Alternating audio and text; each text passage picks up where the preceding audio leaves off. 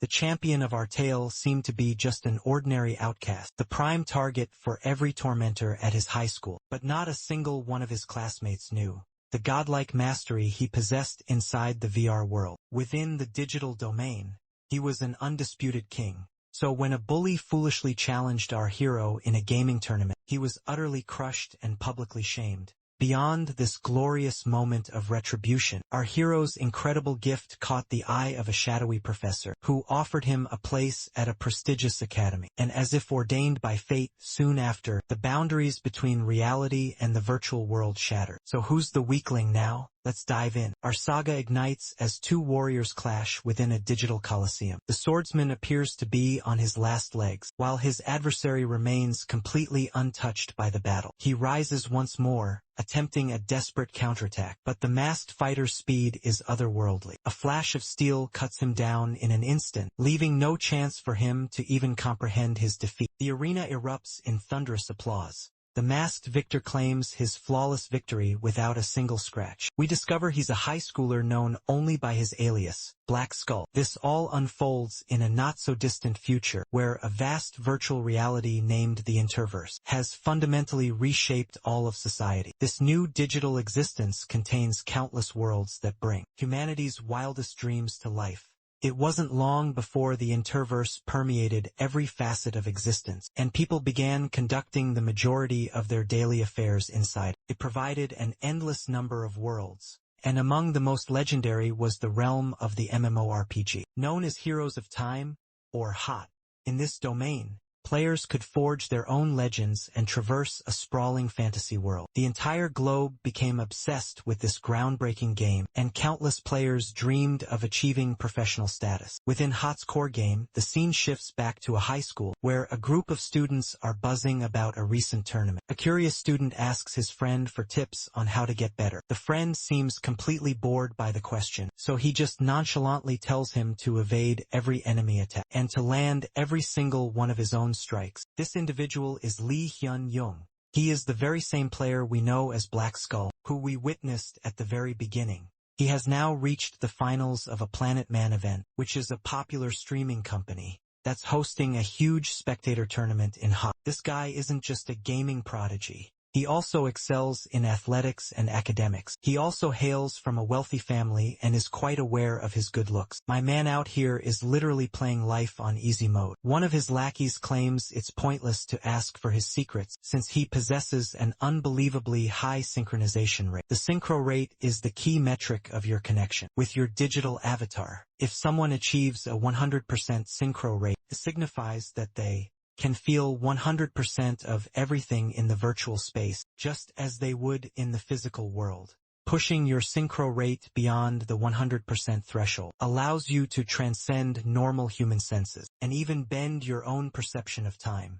Within the VR world, his friend asks him if the world really warped into slow motion. Hyun puts on a humble facade, and claims he just perceives things with greater clarity, compared to how he does in reality. His friend laments that the world is inherently unjust, and some people are simply destined for failure. As he speaks, he glances down at the student he has been using as his personal seat this entire time. This boy, by the way, is our main character. The student grabs his head, ordering him to keep his balance. His mother is the head of the parent council, so even if he gets reported for bullying, he can simply lie that the two of them were just playing around. Hyun delivers a kick to the chairboy, which sends both him and his friend tumbling to the floor. The student becomes enraged, glaring down at the chairboy, and asking him if he moved on purpose. Meanwhile, the rich kid just looks down with contempt, and calls him pathetic for being such a loser. Our protagonist begins to cry as he scrambles for his glasses. The rich boy smirks, thinking that the world is a jungle. He is convinced that the powerful have every right to trample the weak. Even as society evolves with new forms of entertainment, he finds no greater pleasure than looking down upon the defeated. In the championship match, he's set to battle a dealer, a player who adapts his class based on his opponent. He predicts his foe will likely pick the bruiser class, a natural counter to a swift assassin like himself. With this strategy in mind, he logs into his Interverse account. The Planet Man announcer electrifies the crowd for the competition's finale. It's a pure one-on-one duel.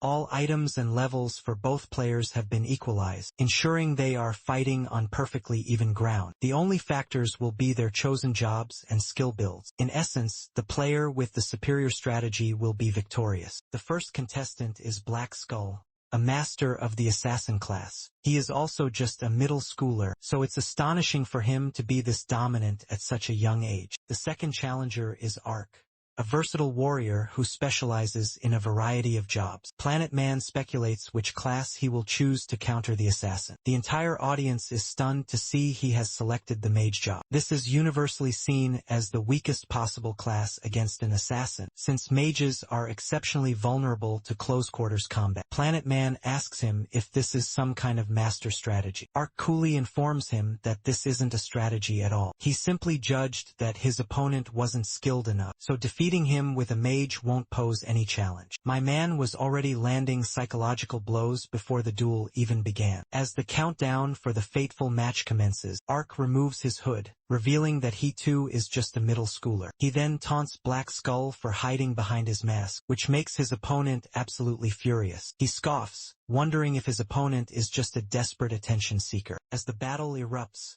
Arc peppers Black Skull with magic spells, carefully maintaining his distance. Black Skull is determined to teach him a painful lesson, so he masterfully evades every projectile and relentlessly closes the gap. Arc appears to be growing concerned, and contemplates shortening the distance even more, so he has a better chance of landing his spells. His opponent believes he must be an absolute fool, since he is willingly moving closer against a deadly assassin. He instantly activates his rear ambush skill to teleport behind Arc and deliver a fatal blow. However, the mage turns to face him with a knowing smile. He reveals it was all a carefully laid trap and blasts him with magic. As Black Skull stumbles to his knees, Arc questions if he truly believed a versatile dealer like himself wouldn't be aware of a basic assassin skill. He openly mocks him for losing to a mage while playing as an assassin. This humiliation drives Black Skull to madness, and he unleashes his ultimate. The skill allows him to vanish completely from sight. His next strike will reveal him and simultaneously stun his foe. Arc grins and says this is a little unfair, since he cannot see or hear him. He then reveals he has a skill prepared for this moment. He unleashes his own ultimate technique, called Energy Blast. Fires a slow,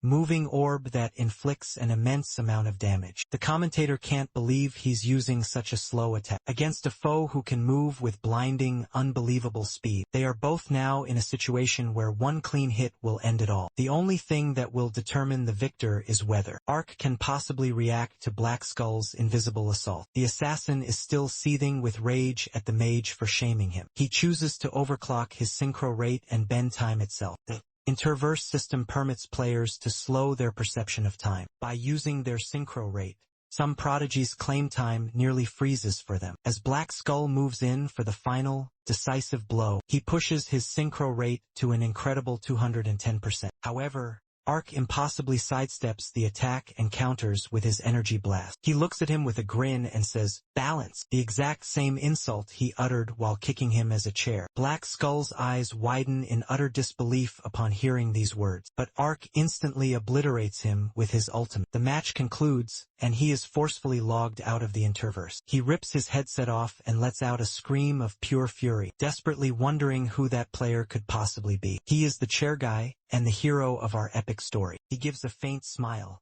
as he imagines the look on Hyun's face when they next meet. In a different location, a certain professor is reviewing a list of players on his tablet. The professor stares at the synchro rate data in astonishment, and demands to know if an illegal program has surfaced in the game. He informs his assistant that he will meet this player in person. He needs to confirm with his own eyes if that level of synchronization is truly achievable. Hyun is relentlessly kicking him, seemingly having lost all reason. His friend explains that he is like this because of his devastating loss in the finals yesterday. He had hoped to gain admission to the prestigious academy by building his fame in the amateur rankings. However, his perfect no-hit record along with his undefeated champion title, were shattered in a single day. He was also defeated by a fellow middle schooler, which implied his opponent was likely the same age as him. As Hyun continues his assault on Noah, he questions if this pathetic boy could really be the one who beat him. Our protagonist offers a weak apology and feigns ignorance about why he is being punished. This only confuses Hyun, who then backs off, thinking he couldn't possibly have been bested by someone so weak. After he is gone, our boy lets out a triumphant laugh. He knows he struck a deep nerve with him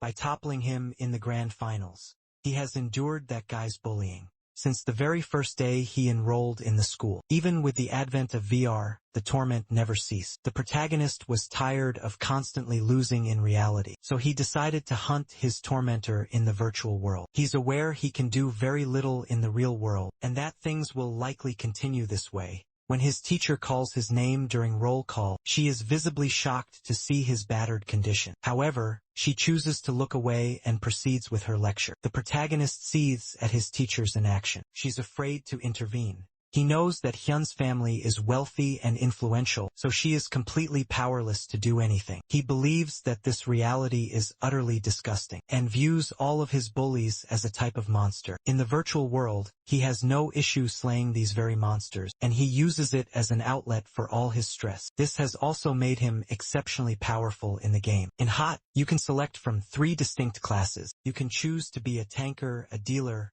or a support. You pick a class, then select a job within. Each individual job level increases on its own, which makes it incredibly difficult to switch classes. Later in the game, Noah plays a dealer. He glances at his inventory and sees that he has amassed a large fortune in gold. He considers using this gold to cover his monthly expenses. As the Interverse became more widely adopted, it essentially became a second version of the world. The main currency in this VR world is gold, which can be exchanged for real-world currency. However, this is only allowed once you reach a certain age, which means our hero cannot access his funds until he is officially an adult. While he is preoccupied with his pile of gold, he is suddenly ambushed from behind. He's quick enough to read the attack, dodging at the last second. Suddenly, several more players emerge, brandishing various weapons. Their leader scoffs at the attacker for missing with his spear. Noah remains confused and demands to know what they want from him. The leader grins like a maniac and says they're here to kill him. Our protagonist looks at them, wondering if they are zombies. In the game, zombies are gangs of players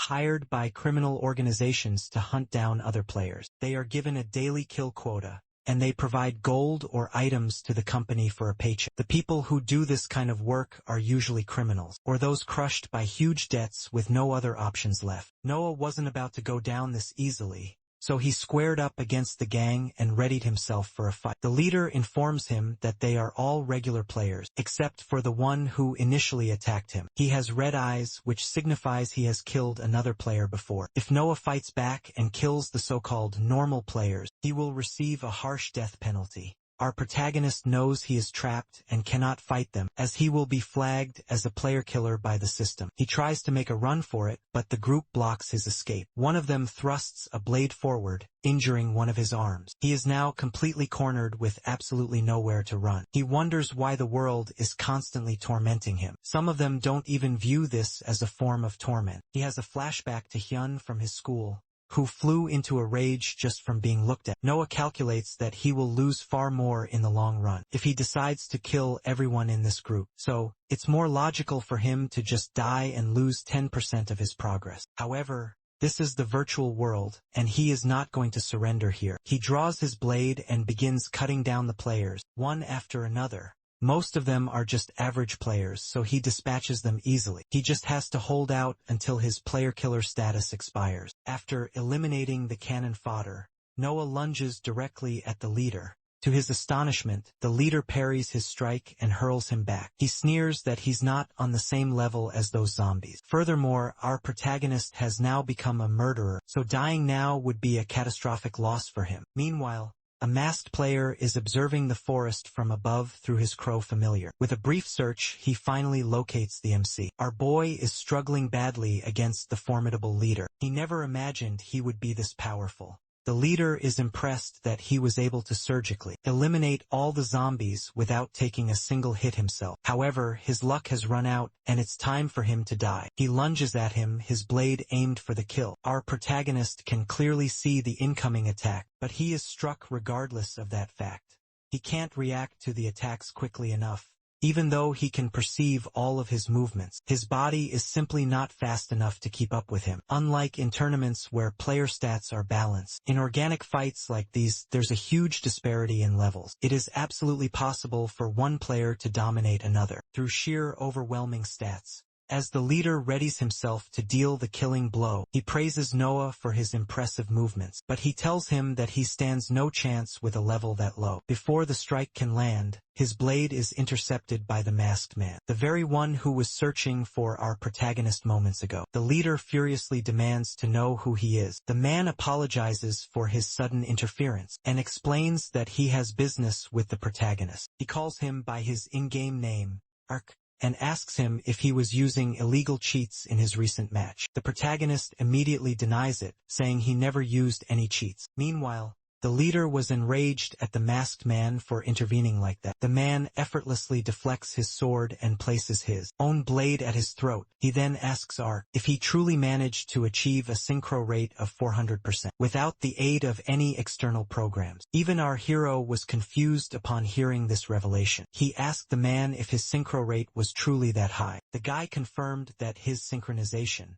during his final strike was over an unheard of 400%. No player in the game's history has ever reached a synchro rate so high. The protagonist explained that you were required to pay to have your synchro rate measured, so that's the reason he never bothered to do it. Suddenly, a talking treasure chest materialized out of thin air. It was a mimic, an agent of the Hot Worlds management team, and it had arrived to investigate a formal cheating report. The NPC informed Ark that he was currently under suspicion of cheating, and he would have to replicate his move one more time. The protagonist shouted at the NPC to go after the actual player killer, who was standing right in front of all of them. However, since that man had yet to kill anyone, the NPC stated that no such violations had been detected. Instead, they were much more suspicious of him using banned software in order to boost his synchro rate, which could result in his account being permanently terminated. The protagonist became furious when he heard this and stressed that he never used any type of banned software. The NPC told him that if he was truly innocent, then this simple test would be easy for him. The masked man hands one of his own blades to the MC and tells him to prove his innocence. Hearing this, the leader asks if he's really using cheats. The masked man steps out of his path and grants him complete permission to attack Ark. The leader charges forward and tries to strike him down, but our protagonist manages to parry his attacks with the blade. He was aware his synchro rate was slightly above average, but he had no idea it was this high since he never had it measured. As he continues to fight the leader, he has a realization. He is the first player in the world with a synchro rate of this magnitude. The leader is confused when he sees him laugh. Meanwhile, our boy has just understood that he is truly special. He decides to channel all of his focus into defense. He can't react after seeing the opponent's movements. That would be far too slow for this to work. Therefore, he must try to react before the attack is even launched by raising his very senses to their highest possible level and reading the flow of his enemy's joint movements. At this level, he can predict an attack before the leader even makes. The NPC and the masked man are stunned by the synchro rate on the screen. The leader tries with all his might to hit the protagonist, but it seems as though he already knows his every move. As the two of them continue their battle, the NPC can find no evidence of external software influencing Ark's incredible synchro rate, which means that he was not cheating after all this. As he delivers the finishing strike to the leader, the screen registers his synchro rate at a staggering 527%. The masked man gazes at him in total shock and wonders if this is the birth of an irregular. Our protagonist looks at him and asks if this is enough evidence of his innocence. The man apologizes and says that he has a proposition. However, the protagonist is feeling a bit too confident now, so he cuts him off mid-sentence. He tells him that he is a special kind of existence in the interverse. He now believes he cannot lose to anyone, and asks the man if he can keep the weapon he lent him. The man lets out a sigh, telling him he must deal with the player killing situation and he will speak with him later. Without warning, he smacks Arc across the face, giving him absolutely no time to react at all. My man didn't even see that one coming. The guy informs him that if he wants his items returned, he should look for a player with the ID hide on bush. That single hit is enough to kill him and he is logged out. With the creation of the virtual world in the interverse, numerous advancements were also made in the real world. The field of robotics experienced a massive boom, and with time, robots with incredibly sophisticated AI were developed. These robots were capable of replacing many human jobs. It reached a point where robots were in nearly every household. One of these such robots was designated T1, and he has been the guardian of our hero since he was 10. The MC arrives home, crying and covered in fresh scratches. The robot's initial reaction is fury, demanding to know what happened. Noah tells him that he has lost every single one of his items. After he recounts the entire ordeal to T1, the robot scolds him for wasting money at the VR cafe. It tells him that it has been conserving their electricity by not even charging its own battery to full capacity. After the robot has calmed itself down, it suggests going to the man named Hide on Bush for his items. Noah is not convinced the guy will simply return his belongings. The robot instructs him to get on his knees and beg the man, if that's what it takes. Our boy has never asked anyone for a favor, so he pleads with the robot for assistance. The robot reassures him it will teach him the art of pleading for assistance by accessing the data passed down to it from prior generations. My man is about to learn the ancient art of groveling. He logs back into the game and requests that the man please return his equipment. His bowing posture is a little weak, but he definitely has the spirit. The man tells him to stand up. He was going to return his items even without the bowing. However, he does have a few conditions. He initiates a formal interverse contract and explains that he wishes to ask him some questions. If our protagonist fails to answer every question with total honesty, he will simply discard all of his items. The contract is a tool to guarantee that all conditions of a deal are met and that both parties involved are fully satisfied. Arc is perfectly fine with this contract, since he also has some questions for the mysterious masked man. Hearing this, the man adds a new condition to the contract, which allows the MC to ask his own questions as well. After formally accepting the contract, he instantly gets his equipment back. The masked man opens with the first question and asks him if he is truly a middle school student. Arc tries to find a loophole in the contract and answers no. The system instantly detects his falsehood, and every single one of his items are taken away again, including his very clothes. The masked man explains that the system can read his brainwaves, which means it can detect any kind of deception. Hearing this, Arc reluctantly confirms that he is in middle school. It is now his turn to ask. He asks the man why he is putting him through all of this. The masked man replies that he wants to learn more about him. He explains that he is recruiting him for a professional game team, and this is all just a part of the interview process. Hearing this, Arc is confused and asks for more details about the team, but his time to ask questions is now over. The man asks him about his future career ambitions. The protagonist says that he just wants to earn a lot of money. He then asks him about this mysterious team. The man reveals he is referring to the league team that will compete at the Fantasy Academy.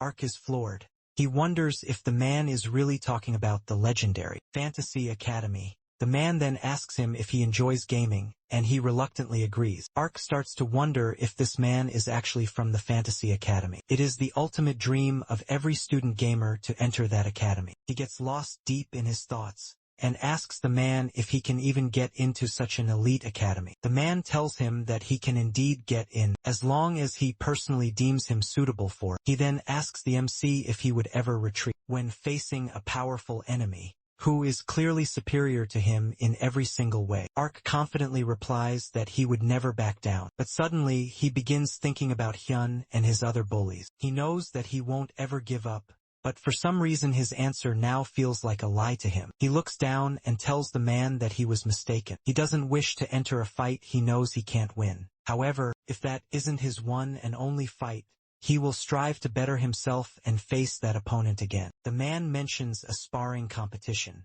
that is held annually among all the students. At the Fantasy Academy, many teams have their sights set on winning that league to become the Academy's official representative team. Among those many students, only a select few remain to see their dreams fulfilled, while others quit. It is a brutal place where there is only one MVP in the winning team. The man points his blade directly at Ark and asks him if he has the will to survive in such a place. Ark despises losing. The only reason he challenged Hyun in the virtual world was because he was absolutely confident in his skills online. However, the situation is much different in the real world. He doesn't want to challenge him in the real world because if he chooses never to fight him, he can never truly be a loser. He wonders what he would do if he faced an opponent stronger than him, one that he could not possibly avoid. His eyes fill with a burning rage as he understands that he already possesses the answer. He grabs the man's blade with his bare hands and declares that it is now his turn to ask a question. Ark smirks and asks the man if he requires someone who can become the ace of his team. The man withdraws his sword and says that he is correct. However, he is still deficient in several areas to be considered a true ace. He is unsure if he can be useful with only his high synchro rate. The man tells him he must first pass the entrance exam using his own skills. It is now his turn to ask a question, so he asks the MC if he's ready to endure brutal training for the entrance exam. That is only 3 months away. Ark doesn't even need to consider his answer. He already knows exactly what he wants. His training regimen begins the very next day. He sees a girl standing before him, who informs him she was told by the masked man to meet him here. The girl refers to the masked man as Professor and asks Ark if he is the other recommendation he mentioned. He is completely bewildered, since he was unaware there was another recommended student besides himself. The girl begins her stretches and says she hasn't heard anything yet. Without any warning, she launches a kick at his head, but he manages to narrowly evade it. While he is attempting to process what is happening, she grabs his head and delivers a punch to his chest. She reveals that she has heard about his high synchro rate, and she challenges him to a fight right now. While struggling just to remain on his feet, our boy asks her what she means by fighting. The girl asks if he has deactivated his sense of pain, since he doesn't seem to be in enough agony. Bro is literally on the verge of passing out. She demands to know the percentage of his pain sensitivity, but he is not about to tell her anything. He is still furious with her for attacking him. She begins advancing toward him with a menacing look, and that is enough to make him talk immediately. He admits that his pain perception is set to only 1%. This seems to frustrate the girl greatly. To the 20% maximum, all to amplify their very own synchro rate. This shocking revelation leaves our protagonist utterly stunned, as he never even knew one could elevate their synchro rate by embracing immense pain. The girl declares that she already despises him and informs him that he'll experience the same level of agony if she strikes him 20 times. As Ark starts to question her, she unleashes another punch, but he manages to evade it this time. He smirks and confidently asks her, "Did you really believe I would fall for that exact same trick twice?" He tries to summon that feeling from his previous battle, where he was able to push all of his senses to their absolute peak. Meanwhile, the professor's assistant reviews Noah's candidate profile. He asks the professor if he actually footed the bill for 3 months at a VR cafe, just because the kid lacked a personal VR simulator at home. He then inquires about the results of the meeting. The professor states that the protagonist possesses a truly phenomenal synchro rate, but he has a very long journey ahead in all other aspects. The assistant chuckles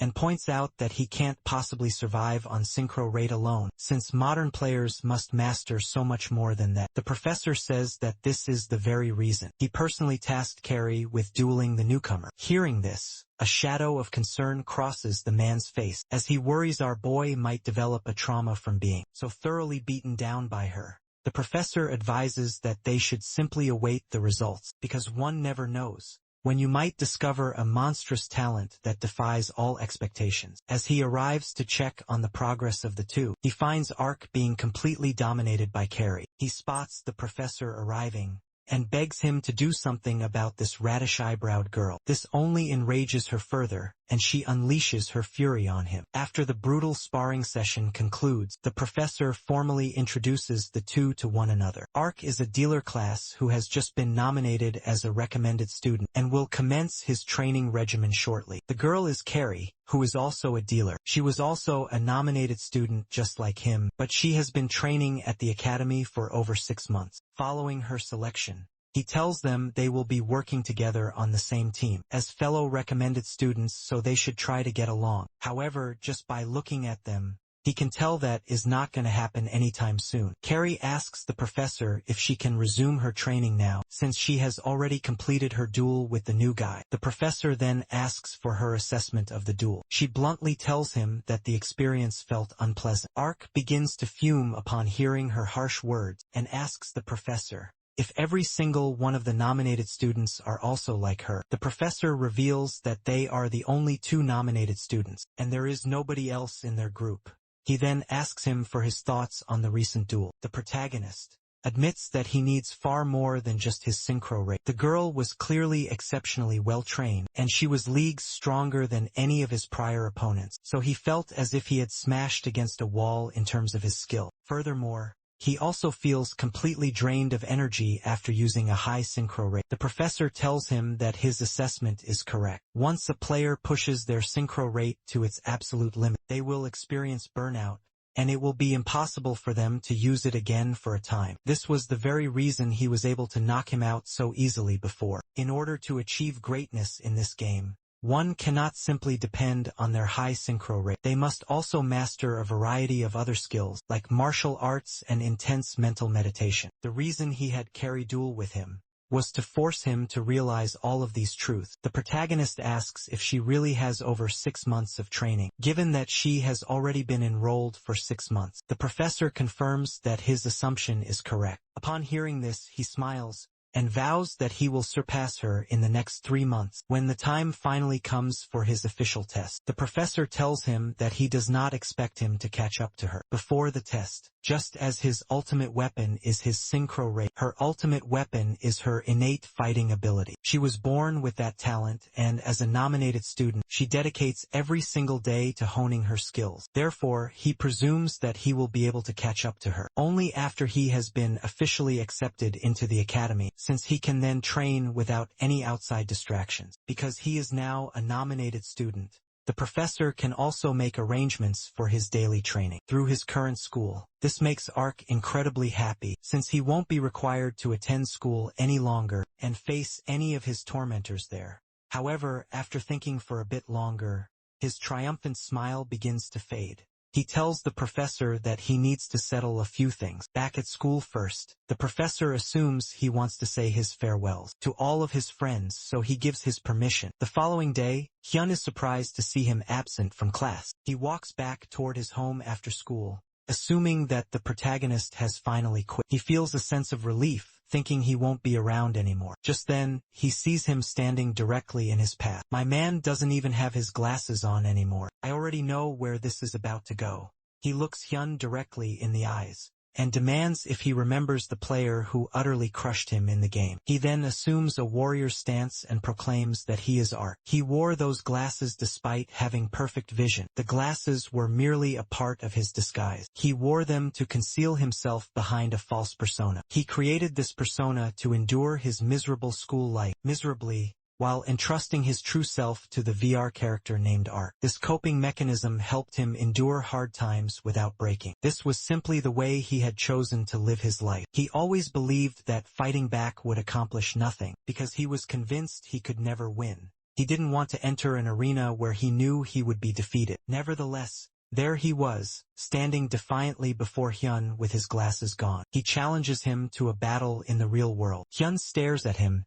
stunned, as he realizes he is truly Arc. He stalks over to him and sneers that he doesn't care. The massive height difference between them becomes more obvious, as he stands towering directly in front of him. He swings a punch at his face but narrowly misses. Our protagonist tells himself that he has nothing to be afraid of. He usually only confronts Hyun when he is with his entire gang, but this time the bully is completely alone. He has fought in countless battles in the virtual world. He just needs to treat this confrontation like another game. He tries to break him down mentally by provoking him. Bro simply tells him that he is just a noob. This single insult is enough to make him snap. He furiously rushes at him, screaming if he wants to die. Noah recalls watching a fighting guide from the player Fight Mo29. He said that when people are at their most furious, they are most likely to attack you with a strong right hook. However, my man got hit with a devastating left kick. Someone needs to report Fight Mo29's channel immediately. Hyun asks the MC if he honestly thought he was going to win, just because he was confronting him all alone. Noah tries to fight back, but his punches are far too weak. He begins to panic as he remembers that this is the real world. It is completely different from fighting in the game. He gets punched hard in the face and collapses to the ground. Hyun gives him no opportunity to recover and begins to pummel him without any mercy. He asks him again if he thought he could defeat him just because he was alone. Even though he is horribly beaten,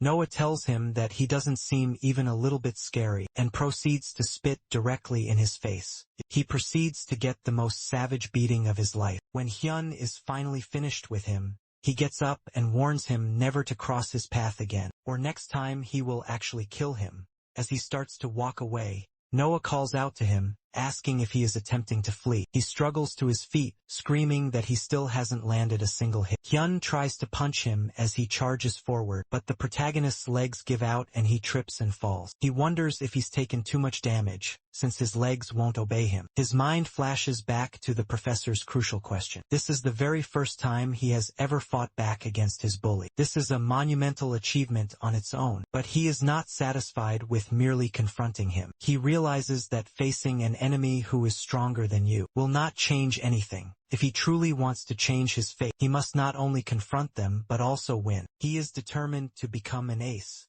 and that desire alone prevents him from giving up, even when he wants to. With this resolve, he regains his footing and punches Hyun square in the face. Bro literally sends him flying several feet back. He prepares himself for a counterattack, but realizes that the bully is not getting up anytime soon. With tears streaming down his face, he screams at the top of his lungs because this is the first time he has truly stood up for himself and won. He returns home to his guardian robot, who asks if he had a good time with his friends. The robot continues chatting away without even turning to look at him. When it finally does turn to face him, it is shocked to see the boy is completely covered in bruises. Noah claims that he just fell down a flight of stairs, with a massive grin on his face. He proudly tells the robot that he demolished those stairs. Later, he meets with the professor at a discreet inn inside the virtual world. The professor is surprised to see him return so quickly, as he had assumed it would take him more than a week. He asks him if he has said goodbye to his friends. Arc throws a punch in the air and tells him he greeted them perfectly. The professor begins by explaining the details of the admission test. The academy employs 10 professors who each serve as coaches for a team. Each team requires a minimum of 5 active players, so they usually recruit many more than that.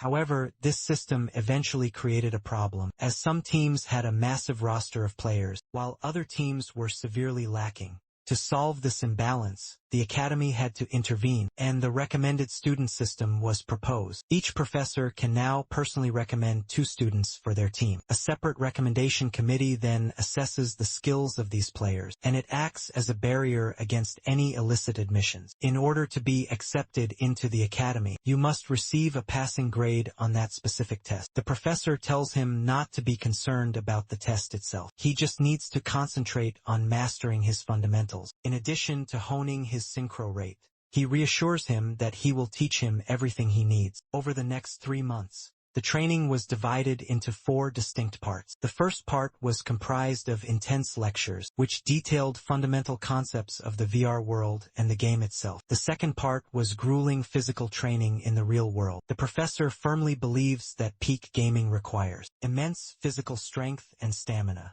The third part is leveling up by hunting monsters in the game. He must adapt to a demanding VR playtime of nearly 10 hours per day. Finally, he has to spar against Carrie every day for 2 hours. He is absolutely forbidden from using his synchro ray. During these intense sparring sessions, our boy usually gets the crap beaten out of him, but he is still learning. He knows he needs a new weapon besides his synchro rate if he ever hopes to defeat Carrie. Even if he is unable to win, he refuses to give up, because he knows that as long as he perseveres, the path to victory will open. 3 months pass. It was finally time for his entrance examination. T1 checks in on him as he gathers all of his belongings. After he departs for the important test, the robot reflects on how much he has matured. It's been 5 long years since the robot began watching over him. It looks at a cherished photograph of his parents and tells them that their beloved son now has a dream. He is the very same boy who used to cry constantly. The robot asks his parents to cheer him on for his test. Meanwhile, Noah barely makes it onto his departing train. It is a special express train that runs non-stop from City E to City A. He starts to feel nervous as he takes his seat, since this is his very first time traveling to City A. It is the most technologically advanced city in the nation. He glances at his very expensive train ticket and wonders what might happen if he fails the test and disappoints the professor. He shakes off all the negative thoughts and resolves to have a bit more faith in himself, since he trained so incredibly hard. Suddenly, he feels a warm ray of sunlight on his face. He gazes out the window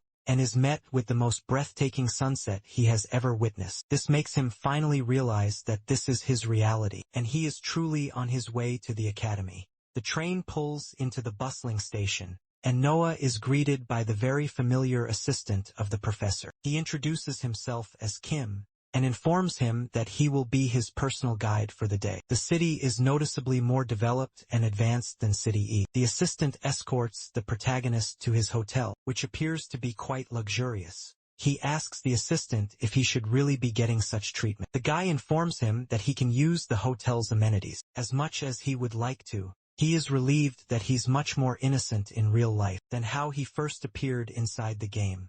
Noah is very surprised to hear this, and asks the man if they have ever met before. Kim immediately strikes a dramatic pose and tells him that he was the one who recommended him to the professor. He reveals that he is the famous streamer Planet Man. However, our boy doesn't show much of an excited reaction because he has never actually watched his streams before. He asks him if there is a place inside the hotel for him to access the interverse. Kim explains that the professor wanted all of them to get some rest, so he has strictly forbidden any use of VR. However, he reveals that he is heading out on a date, so if he tells the professor that he took good care of him, he won't snitch on him for using the hotel's VR. Our protagonist's face lights up upon hearing this, and he promises to subscribe to his channel right away. He is thrilled to finally witness City A in VR. There is a feature called Mirror World in the Interverse, which is a perfect one-to-one replica of a real city. City A possesses a mirror world only accessible from within the city. Since it is an exact digital duplicate, any changes to the city are updated in real time. You can use powerful avatars in the VR world that are much faster than in real life. It essentially allows you to explore the city while having superpowers. Noah logs into the vast mirror world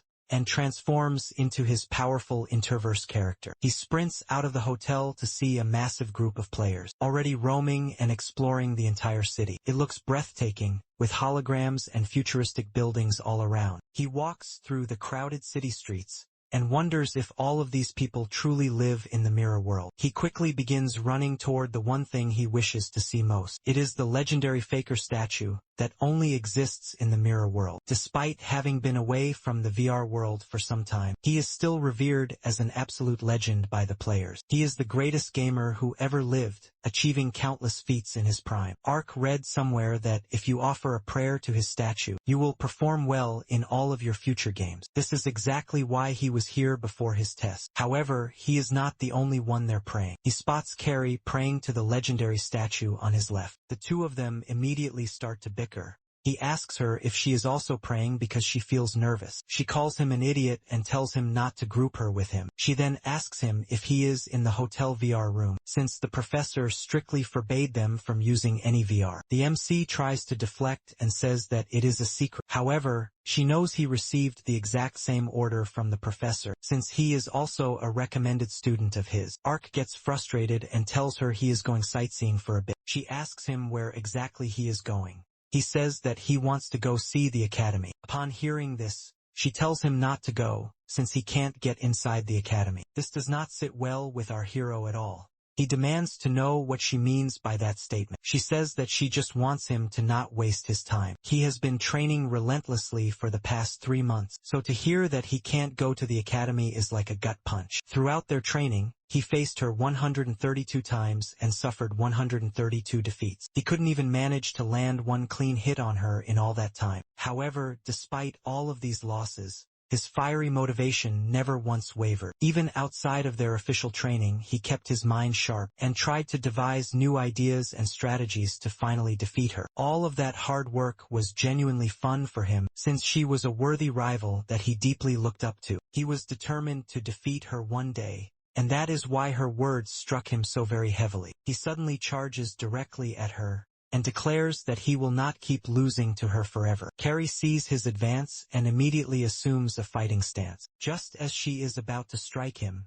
he activates his insane synchro rate and dodges her punch. She is shocked to see him launch a counterattack this quickly. Before striking her, he demands she take back what she said, because he is absolutely going to pass the Academy's test tomorrow. Carrie catches his fist and asks him what he is talking about. She throws him to the ground, saying that she will not take her words back. She told him that he couldn't visit the Academy in the mirror world, because outsiders are not permitted to enter there. Not gonna lie, she had me fooled there as well. Hearing this, Arc emotionally asks her if she wasn't talking about him failing the exam. Carrie just looks at him and tells him she would never say something like that because the two of them are on the same team. She also threatens to personally kill him if he fails his exam tomorrow. Arc gets a little too emotional and tries to hug her while crying, but she snaps him out of it with a solid punch and tells him that she is quite hungry. She suggests that they go grab lunch together, since they are both already in the VR room. Arc quickly realizes that he has never seen her in real life. As he removes his personal VR headset, he is approached by a girl who asks him if he is Arc. My man is about to get completely catfished. He has always been incredibly curious about her real-life appearance. From what he's gathered, she is the same age as him and extremely talented. Moreover, she also has a very high propensity for violence. Based on all of the information he's gathered about her in the past 3 months, he has constructed an image of her in his mind. Why on earth does she look like a JoJo character? However, she looks like the exact opposite in the real world. With a warm smile on her face, she asks him why he seems so surprised. Bro still can't believe that she looks just like a normal girl. She tells him that she is indeed Carrie,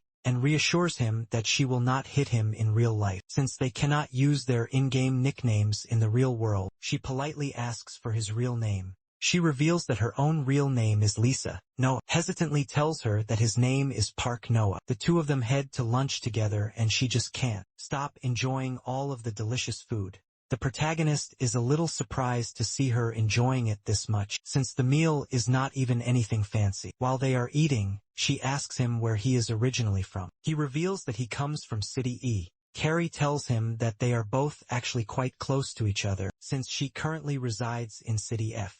Noah is completely shocked to hear this, since that city is infamously known as the demonic realm. It is a city completely overrun with crime and violence. He is astonished to learn that she came from a place like that. Out of nowhere, she asks him about the move he used against her earlier. She asks if it was a result of his intense training, on top of him utilizing his synchro rate. Noah tells her he refuses to lose to her forever. He then asks her how she became a recommended student. Carrie reveals that she once battled the professor, and he recruited her afterward. The two of them met in the hot coliseum. He completely cornered her, and it felt as if he could read her every move. She challenged him several more times, but she was still completely unable to win. The MC realizes that the professor is truly amazing, since he also knocked him out with a single effortless hit. With a very serious expression, Carrie tells him that she tried to research him online, but she could not find a single shred of evidence of him. She has never even seen his face in real life. This comes as a massive shock to the MC,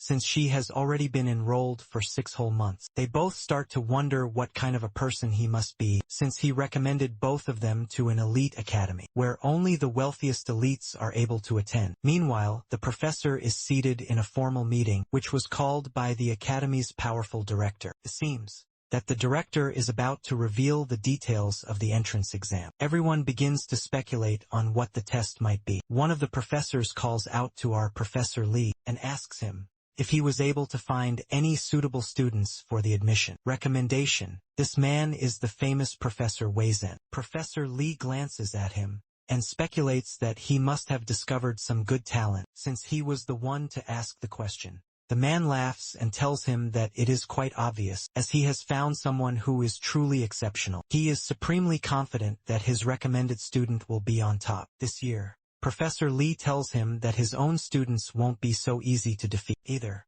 Professor Seiler has been silently observing their conversation, so he scoffs at the professor, saying that his recommended students are probably from the slums, without any decent family background to speak of. He believes that students of that caliber are destined to tarnish the esteemed status of their academy. Professor Lee retorts that only permitting students from one particular social class to attend the academy is what will ultimately bring about its downfall. He believes that incredible talent can be discovered in all sorts of environments. The students he has chosen may very well be the pioneers of a new era. Professor Wei Zhen concurs with him, since the student he selected is also from City F. Seiler is furious at the academy for hiring a professor who does not come from a high-class, wealthy family. He thinks that the very name of their academy will be ruined. Because of this decision, the academy director finally enters the meeting and apologizes for his tardiness.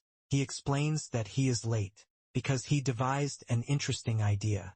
On his way to the meeting, he announces that he will now reveal the contents of the test. The test will be administered via a game known as Battle Royale. Players will begin with only basic equipment and then must advance by collecting items and skills. On the field of battle, the last player left standing will be declared the ultimate victor. One of the professors worriedly asks him if there will be only a single passing applicant. The director reassures her that he has devised a balancing system. For this test, the students will instead be graded based on points. These points are to be calculated based on their KDA, survival ranking, and their overall gameplay performance. Furthermore, all the students will be assigned to different ranks based on their training videos and personal portfolios. The ranks will go from D to S, with S being the highest possible rank. There is only a single student in the S rank, and they will be granted special, exclusive benefits. Professor Lee cannot quite understand the director's thought process, as assigning a predetermined rank to each student may not go over well. The director suggests they begin placing the students into their respective ranks. Immediately, at that same moment, the MC is lying on his bed, wondering how Carrie can be so friendly. This is his first time ever making a real friend, so he is a little bit worried. He thinks about tomorrow's test and realizes that if he fails, everything he has worked for over the past 3 months becomes worthless. Before he drifts off to sleep, he prays that he will pass. Meanwhile, the professors have completed ranking all the students based on their individual training videos. One particular student has been chosen for the S rank. Professor Lee becomes a bit concerned, as he thinks to himself that there is going to be a true monster among the students. Tomorrow, he just hopes that his recommended students can perform well. If you were wondering, they placed our boy in D rank, which is the lowest of them all. Noah is finally at the academy. He sits inside his VR capsule, holding the guidebook in his hands. It has been over an hour since they instructed him to wait here and to study the official rule book. He couldn't sleep at all last night because he was so nervous, and he was also unable to meet with the professor. He had wanted to ask him for some final advice to calm his nerves, but it is far too late for that now. He wonders if this is how he is fated to fail. He punches some sense into himself and resolves to try his absolute best on the test. He is also allowed to use his synchro rate, so he is prepared to give it his all. Suddenly, he hears an announcement that the test is about to begin. He logs into his Interverse account and prepares himself for the exam. Arc is a bit surprised to see all the students assembled in a grand royal palace. He wonders if this is the actual test site. As he looks around, he finally comprehends how many recommended students there truly are, in addition to just him and Carrie. As he is thinking about this, she calls out to him from behind and remarks that he actually showed up. He looks at her and thinks to himself that he has only ever lost to her in the past. However, that is all going to change today, because he is going to turn everything around with this test. He turns his back on her and begins to walk away, but she grabs him and asks if he is trying to ignore her. As the two of them are bickering, the director begins his formal speech. My man is literally dressed up like a king. He introduces himself as Jimmy Full House, the esteemed director of Cyangjiang Academy. He starts by rambling on about them being recommended students and so on. After a moment, he begins to explain the exam. It is going to be an intense battle royale, where 20 students will fight until only one player remains standing. The condition to pass the test is not merely to survive, but to prove to the Academy that they are truly capable. However, there will still be incredible benefits for the student who can survive until the very end. One of the students raises his hand and asks the professor about the new ranking system. He explains that it will be a core component of this test. All of the students will begin with a specific rank, from D to A. If a student eliminates an opponent who has a higher rank than them, they will steal their rank for themselves. However, all ranks will stay hidden until the first player is defeated. The director lets out a laugh as he reveals that they also have an S-ranked student among them. He tells them that they will receive different treatment within the academy. But then, a challenger suddenly raises her voice and proclaims that those with higher ranks hold a decisive edge from the outset. Before the battle begins, the director coolly informs her their ranks were determined based on extensive training footage. The defiant student refuses to back down, lashing out that the evaluation system is far too ambiguous. The director stares her down, questioning if she intends to withdraw, because she cannot accept their infallible evaluation system. He reminds her that the Cyangjiang Academy is the world's most elite educational facility, where the greatest pro gamers of all time are forged. The director lectures that a true pro gamer is able to calmly meet the public's demands and expectations, while under unimaginable amounts of stress. He commands her to look behind her and witness the difference between those born to be stars and those who are not. She must simply prove her own worth as a player. If she is truly dissatisfied with the rankings, having silenced the dissenter, he proclaims the start of the examination. As all the students are warped to the battlefield, Professor Lee observes his students with a confident smile and whispers that he will be cheering for them. Ark is presented with a tactical map and given the choice to deploy to any of the marked locations. He has already studied this in the official guidebook, and he selects the dense forest as his drop zone. He is ecstatic to finally land. This is a true dream come true for him. However, he suppresses his excitement and prepares to gather crucial items. The most effective strategy to dominate a battle royale is to loot items in the earliest moments of the game. This will grant the player a definitive advantage over their rivals. The battlefield contains a total of 10 areas, and each one is systematically destroyed after a set amount of time. This means that it is impossible to farm for equipment later, since sections of the map will be obliterated. Considering all of these critical factors, the MC has already plotted the most efficient route to acquire all the items that he will need. He discovers steel panties from his first treasure chest. In this game mode, it is vital to avoid other players early on, as it prevents you from gathering crucial items, and it will put you at a severe disadvantage in the later stages. The map's total radius is approximately 10 kilometers, so Ark is quite confident he will not encounter any other players. During the initial phase of the test, my man is deep in these thoughts, completely oblivious to the player lurking just feet away. Both of the players nearly have a heart attack as they see each other. It has barely been 5 minutes, and they have already had a fated encounter. Talk about some truly terrible luck. The snowman-looking guy Arkansas just ran into is named Janice. The professors watch intently as the two players meet. During the very beginning phase of the entrance test, Professor Lee looks a bit concerned, since he did not anticipate Noah encountering an opponent. Within the first 5 minutes of the test, neither player has a single decent item, so he expects their fight to drag on for a while, since they lack the power to quickly eliminate one another. However, their wisest course of action would be to simply ignore the other player. Professor Bazin glances at Lee and says that they are both in a rather precarious situation. The Academy director is focused on what will be most entertaining. If both of the players refuse to fight and choose to avoid each other, could negatively impact their final grades. On the other hand, if they actually choose to fight, it will definitely put them at a major disadvantage later on. In this challenging situation, the most logical course of action was to simply not engage. Both Ark and Janice get to their feet and start walking towards each other. The professors wonder if they are actually preparing to fight. To their utter astonishment, the players just walk right past one another as if they are invisible. They both pretend not to see each other to avoid a fight. Professor Bazin laughs upon seeing this and says that they both cleverly escaped the situation because they were too afraid to actually fight.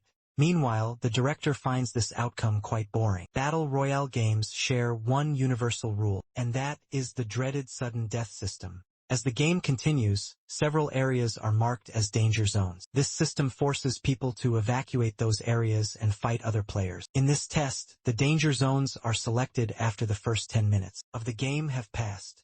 After that, a new area is designated as a danger zone every 5 minutes. By now, 25 minutes have elapsed, and areas 7 through 10 have been erased from the game. The players who cannot escape the danger zone in time are instantly removed from the game. Still, there have been absolutely no battles in the game. All of the students are attempting to play cautiously, since every single move they make will directly impact their grades. While the other students were cowering in fear, Carrie had been actively hunting for another player. She finally discovers the trail of another player when she stumbles upon a recently looted treasure box. She knows that everyone else is still in hiding, since there has been no kill log notification yet. The trail of the box leads her deep into a labyrinth. Here, another player is busy collecting valuable loot. He uncovers a legendary sword, which is the highest item grade in the game according to the rulebook. This player is known as Lucky Puncher, and true to his name, he truly believes that luck is on his side today. It has only been 30 short minutes, and he has already acquired items of unique grade and higher. He is absolutely certain that he can easily win the game. Now, as he is busy admiring his new equipment, Carrie casually calls out his name. She asks if he intentionally hid himself so deep inside, and she challenges him to an immediate fight. The guy becomes even more excited, since he sees this as a perfect test run for his powerful new items. The two of them charge into battle without even exchanging names. Carrie launches herself toward him without a single shred of hesitation, which is a bit of a surprise for the man. He wonders if she fails to grasp the item difference between them, since it is a vital aspect of the Battle Royale game format. He successfully shatters her sword with his powerful blade, which is one of its special abilities. However, he is unable to finish Carrie off, as she manages to evade his follow-up attack. The man is visibly shocked to witness such agile movements from her. She asks him if her weapon broke due to his blade's unique ability. She smiles and informs him that she will be taking his blade now. The man becomes irritated and asks her if she doesn't realize she has already lost. Even without a weapon, Carrie seems confident she will be victorious. She instantly changes her stance and leaps toward him. The man attempts to attack, but she is simply too fast. She grabs him while airborne and slams him into the wall. Before the man even gets a chance to process this, he sees a fist flying directly towards his face. He manages to tilt his head to the side, but the sheer impact of the punch leaves a crater in the concrete wall. The man wonders how her punch can possess so much destructive force. He immediately starts accusing her of cheating and claims that she didn't start with the same base stats. Carrie tells him that this is just how the Interverse avatars function. Their physical capabilities are far greater than a real human body, and thanks to the advanced physics engine, the game can translate the momentum of one's strength quite well. She hits him with the finishing blow, all while explaining how the engine allows a player to land punches like this without any form of cheating. My man just received a brutal lesson and a savage beating. After his defeat, the guy looks at her and asks if she is an S rank. However, even she does not know her own rank, so she kicks him in the head to find out what it is. Before her kick can even connect, A kill notification suddenly flashes across the screen. She stops just short of him and wonders who it could be. Meanwhile, the man silently attempts to make his escape, but he doesn't get far, as he is quickly eliminated. Carrie is a little bit disappointed, since she had wanted to be the one to claim the first kill. As she glances at the kill log notification, she is shocked to see that the player who got the first kill is Ark. 10 minutes earlier, he was grievously injured fighting another player. He finds himself surrounded by volcanic lava, which is radiating an immense amount of heat. Ark worriedly observes the blue-haired player standing before him, since he never expected to fight someone of his caliber. After the first 10 minutes of the exam, Ark had found himself in the treacherous flaming mountain field. He couldn't properly loot since he encountered another opponent. At the start of the test, it takes about 5 minutes to traverse a field, so he is desperately hoping not to run into another player. Just as he is searching the area, he discovers a chest, and inside he finds a sword and a shield. It is not the absolute best weapon, but it is still of a rare grade, so he is quite happy. His shield has a special active ability, which makes it glow for a short amount of time. If any opponent attacks him while the shield is glowing, they will be instantly stunned. After obtaining the shield, Ark decides to start playing a bit more aggressively. The very next moment, he is standing before a player, who appears to be stuck inside of a treasure box. Ark knows that the player is definitely not dead, since he still has not seen a kill log appear on screen. The player's avatar can't possibly be bugged, either, since this is an official test from the prestigious Academy, so any bugs are highly improbable. The most likely reason for this player's strange behavior is that something must have occurred to him. In the real world, Ark wonders if he should alert the Academy. However, as he attempts to call out to the player, he immediately sits up. The player turns his head toward him and says that he must have fallen asleep for a few minutes. This comes as a massive shock to our protagonist, who wonders how anyone could possibly sleep during an exam. The guy tells him that he was busy farming, but the field was so warm and comfortable that he fell asleep. He then draws his sword and tells the MC that they should probably start their fight. Ark also unsheathes his sword and says that he won't be going easy on the sleepy man. He is eager to test the results of his intense training. He has been learning martial arts during his training sessions, and he is sure that it has made him much more powerful. Ark is convinced that he cannot possibly lose to a player who falls asleep during a test. Bro is about to find out the hard way. The blue-haired guy effortlessly parries his attack, using only the handle of his own sword. It appears that this is also one of Professor Weazen's students. He tells Professor Lee that he is unlucky, since his student has met Han. He is the incredible prodigy he discovered in City F. His official rank is only AD, which the professor claims is only because of his own laziness. He refused to film any videos of his practice, so he is more like a carefully hidden secret weapon. As Han draws out his sword, he recalls his professor's words that this test would be fun, but judging from his current opponent, he thinks that his professor must have lied to him. Ark can clearly sense that something within this player has changed. His movements are now incredibly fluid and lightning fast. He remembers the stun ability of his special shield and immediately holds it up in front of him. However, Han halts just before he attacks and says that he can feel a change in his rhythm. He suspects that the protagonist is trying to hide something, so instead of attacking the glowing shield directly, he slashes him viciously on the leg. Immediately after striking him, he sends him flying back with a very powerful kick. Our protagonist has no idea how he knew about his shield skill. Professor Weizen explains that the synchro rate mechanic of the Interverse allows players to perceive certain sensations that they would not normally be able to experience. Typically, players would only experience time slowing down. He explains that he was very curious about this mechanic and always wondered if there was a way to boost one's synchro rate. During his research, he heard a rumor about a boy who was experiencing a truly unusual phenomenon. In order to investigate, he traveled to City F and met with Han. The boy told him that he could even hear the heartbeats of his opponents when he increased his synchro rate. This ability allows him to notice even the most minute changes in their facial expressions and to predict their very next move. Professor Weizen claims that his student will never lose a mental battle because he already knows what his opponent is about to do. It is almost like playing poker while reading your opponent's cards. Hearing this, Professor Lee looks back at him with a knowing smile and says that he is not the only one with a secret weapon. Arc is now on the very verge of total collapse. He knows that his opponent is unbelievably powerful. Han immediately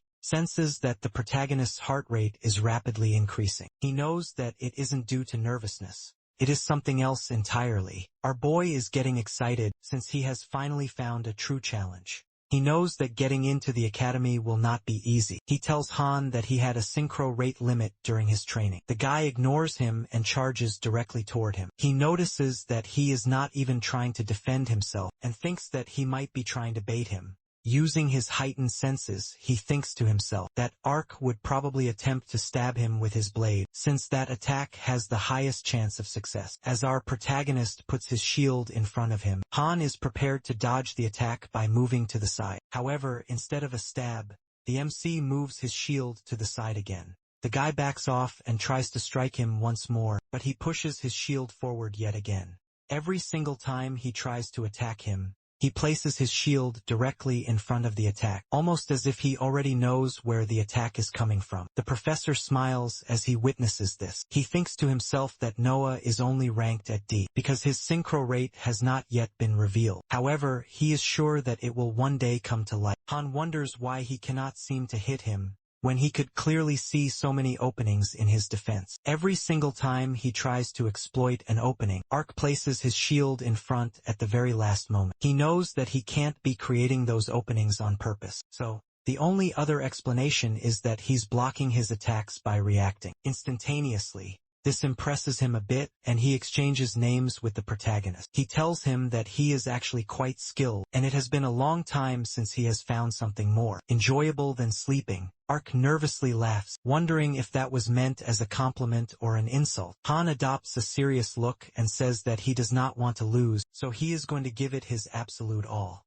The very next moment, he vanishes into a thick cloud of smoke. Now, Arc cannot see him, and he wonders if he has run away. Han suddenly appears behind him and tells him that he did not run. He slashes him from behind and then disappears once again. Arc begins to panic and starts swinging his sword in all directions. Han can find him easily, even in the dense smoke, since his synchro rate allows him to hear all of his movements. Our protagonist realizes that he must get out of the smoke, since remaining inside puts him at a major disadvantage. As he moves, he gets hit by a magma explosion and falls down. He realizes that he cannot move, since he is surrounded by magma craters. However, he cannot stay inside the smoke, since his opponent has the upper hand. He gets to his feet and decides to remain calm. He knows that the smoke will eventually dissipate over time, and his shield's cooldown is also finished. Once the smoke completely clears, he can use his shield to win this fight. In order to react to Han's incredible speed, he will need to increase his synchro rate. During his difficult training, the professor taught him a method to use his synchro rate on command. He explained that he needed to establish a trigger, like a specific action that would activate his synchro rate. Arc realizes that he breathes out every time he uses his synchro rate, which is most likely his personal trigger. The professor suggested that he should stop using his synchro rate when he consciously stops his breathing. This is going to be his trigger for deactivation. He needs to be able to stop in the middle and not hit his maximum synchro rate, or he will experience total burnout like he did before. Professor Lee explains that it is far more efficient to use a synchro rate in a short, controlled burst rather than using it all at once. Since his synchro rate is his primary specialty, if he burns out, he will be unable to survive. As Arc stands within the swirling smoke, he realizes that this is a huge gamble. To increase his synchro rate to its maximum, he needs to finish his opponent off in that one moment. Otherwise, he risks getting completely burned out. Even though this involves an incredible amount of risk, the protagonist is extremely excited. This is the kind of feat that only true ace players can achieve. Han notices that Arc is now standing in front of a magma crater. He guesses that he probably wants to prevent him from attacking him from behind. However, his heartbeat is also becoming quite calm. Han smiles as he realizes the protagonist wants to bet it all. In a very disadvantageous situation, He respects his bet and charges toward him with blinding speed. Arc does not know when or where the attack will come from, but he still must block it with his special shield. The director is attentively observing their intense fight. He is surprised that they are both only D ranks, and says that their skills are at least at an A rank level. He can see Han's synchro rate peaking over 300. As he looks over to check Arc's synchro rate, his eyes widen in absolute shock. He looks back at Professor Lee, and says that he has been hiding such a monster in secret. Back on the battlefield, Han believes that he has already won, since Arc seems completely oblivious to his incoming attack. To his utter surprise, he raises his shield at the last possible moment, which causes Han to become completely stunned. Even our protagonist is surprised. At his own incredible speed, he couldn't even register his opponent, and his body just moved completely on its own. With his opponent now stunned, he finishes him off quickly using his powerful sword. As Han is being eliminated, he hopes that they will be able to meet again. He removes his VR headset with a slight smile and says that the professor was indeed right when he told him that joining the academy might be fun. As he is stretching, he wonders if he will even pass the test, since he got eliminated by his very first opponent. Arc is visibly exhausted after his fight. He also feels something different than his usual synchro rate usage. When the kill log finally appears, he realizes that he is the first one to get a kill. He excitedly looks at the notification, expecting Han to be in S rank. His excitement quickly vanishes when he discovers that Han is of the exact same rank as him. This makes him question just how powerful the S-ranked guy is. The director observes, as the players all react differently to the rankings being revealed. There are some players who are already making plans after checking the official rankings, while others are completely disappointed by their own rank. Moreover, there are also players who are hiding and protecting their ranks, and players who are hunting the S-ranked player to steal their rank. Carrie is furious that there is someone ranked above her. She raises her mighty sword and walks out, planning to completely crush the S-ranked player. The director laughs as he watches all the players focus their attention on the S-rank. He is very excited to see what the highest ranking player will do next. One of the players finally manages to track down the S-rank. He is an A-ranked player who is named Royd.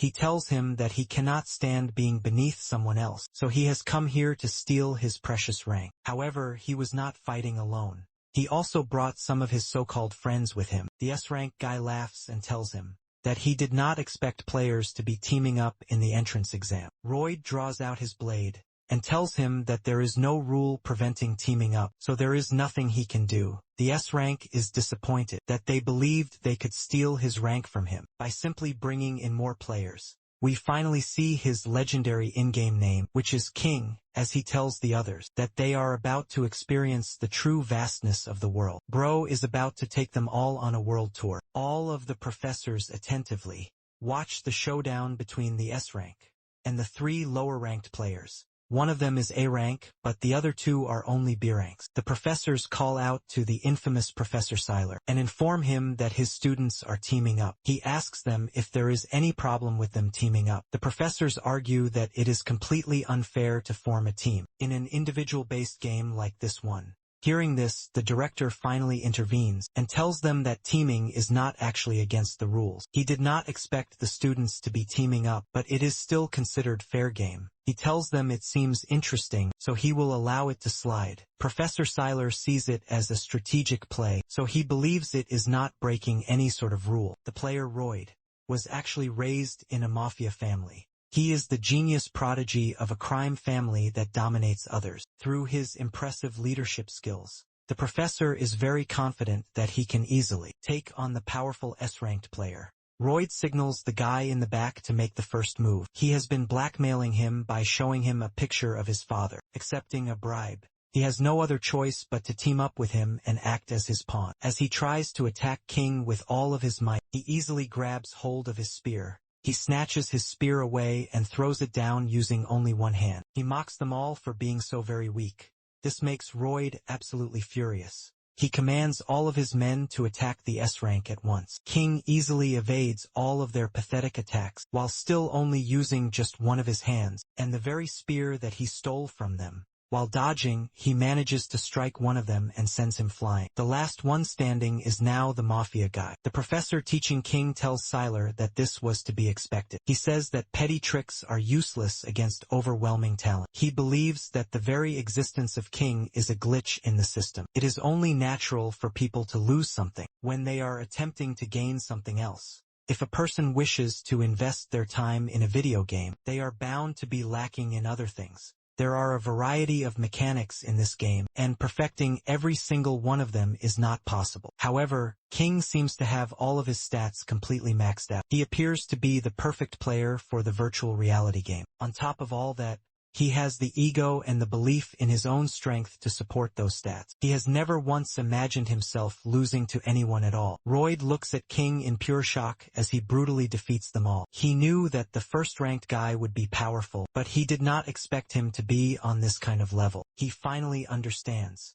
that King was simply using them for his own personal entertainment. The professors are also shocked after witnessing his incredible skills. They wonder if there is a single student who can defeat him. The director is impressed by King, since he truly lives up to his name. He places Ark, Carrie, and another player on the watch list, who he believes might be able to go up against him. He is excitedly awaiting the birth of the super player, who will bring an unexpected twist to the final game. Meanwhile, the snowman is trying to escape the danger zone. He runs toward the other field as the timer ticks down, but it's too late. Before he can leap over to the other area, the entire field is annihilated, and he is eliminated. It has now been 50 minutes since the exam began. The activity zones slowly start shrinking with the passage of time. This has resulted in a large number of eliminations. Among them, the most noteworthy recommended student is the S-ranked King. Thus far, he has the highest kill count among all the players. Only 5 players now remain in the entire game. Carrie and another girl named Mai are in the same field. On the other hand, Ark,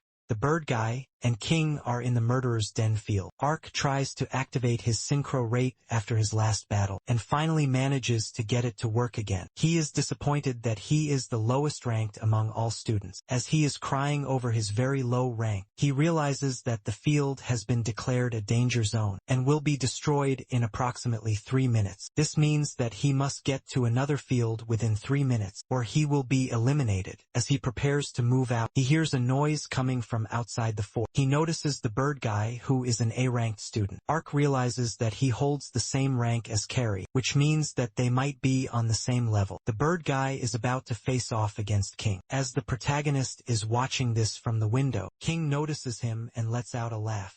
He thinks of him as just another D-rank spectator. He tells him that he will face him later, since he is currently short on time.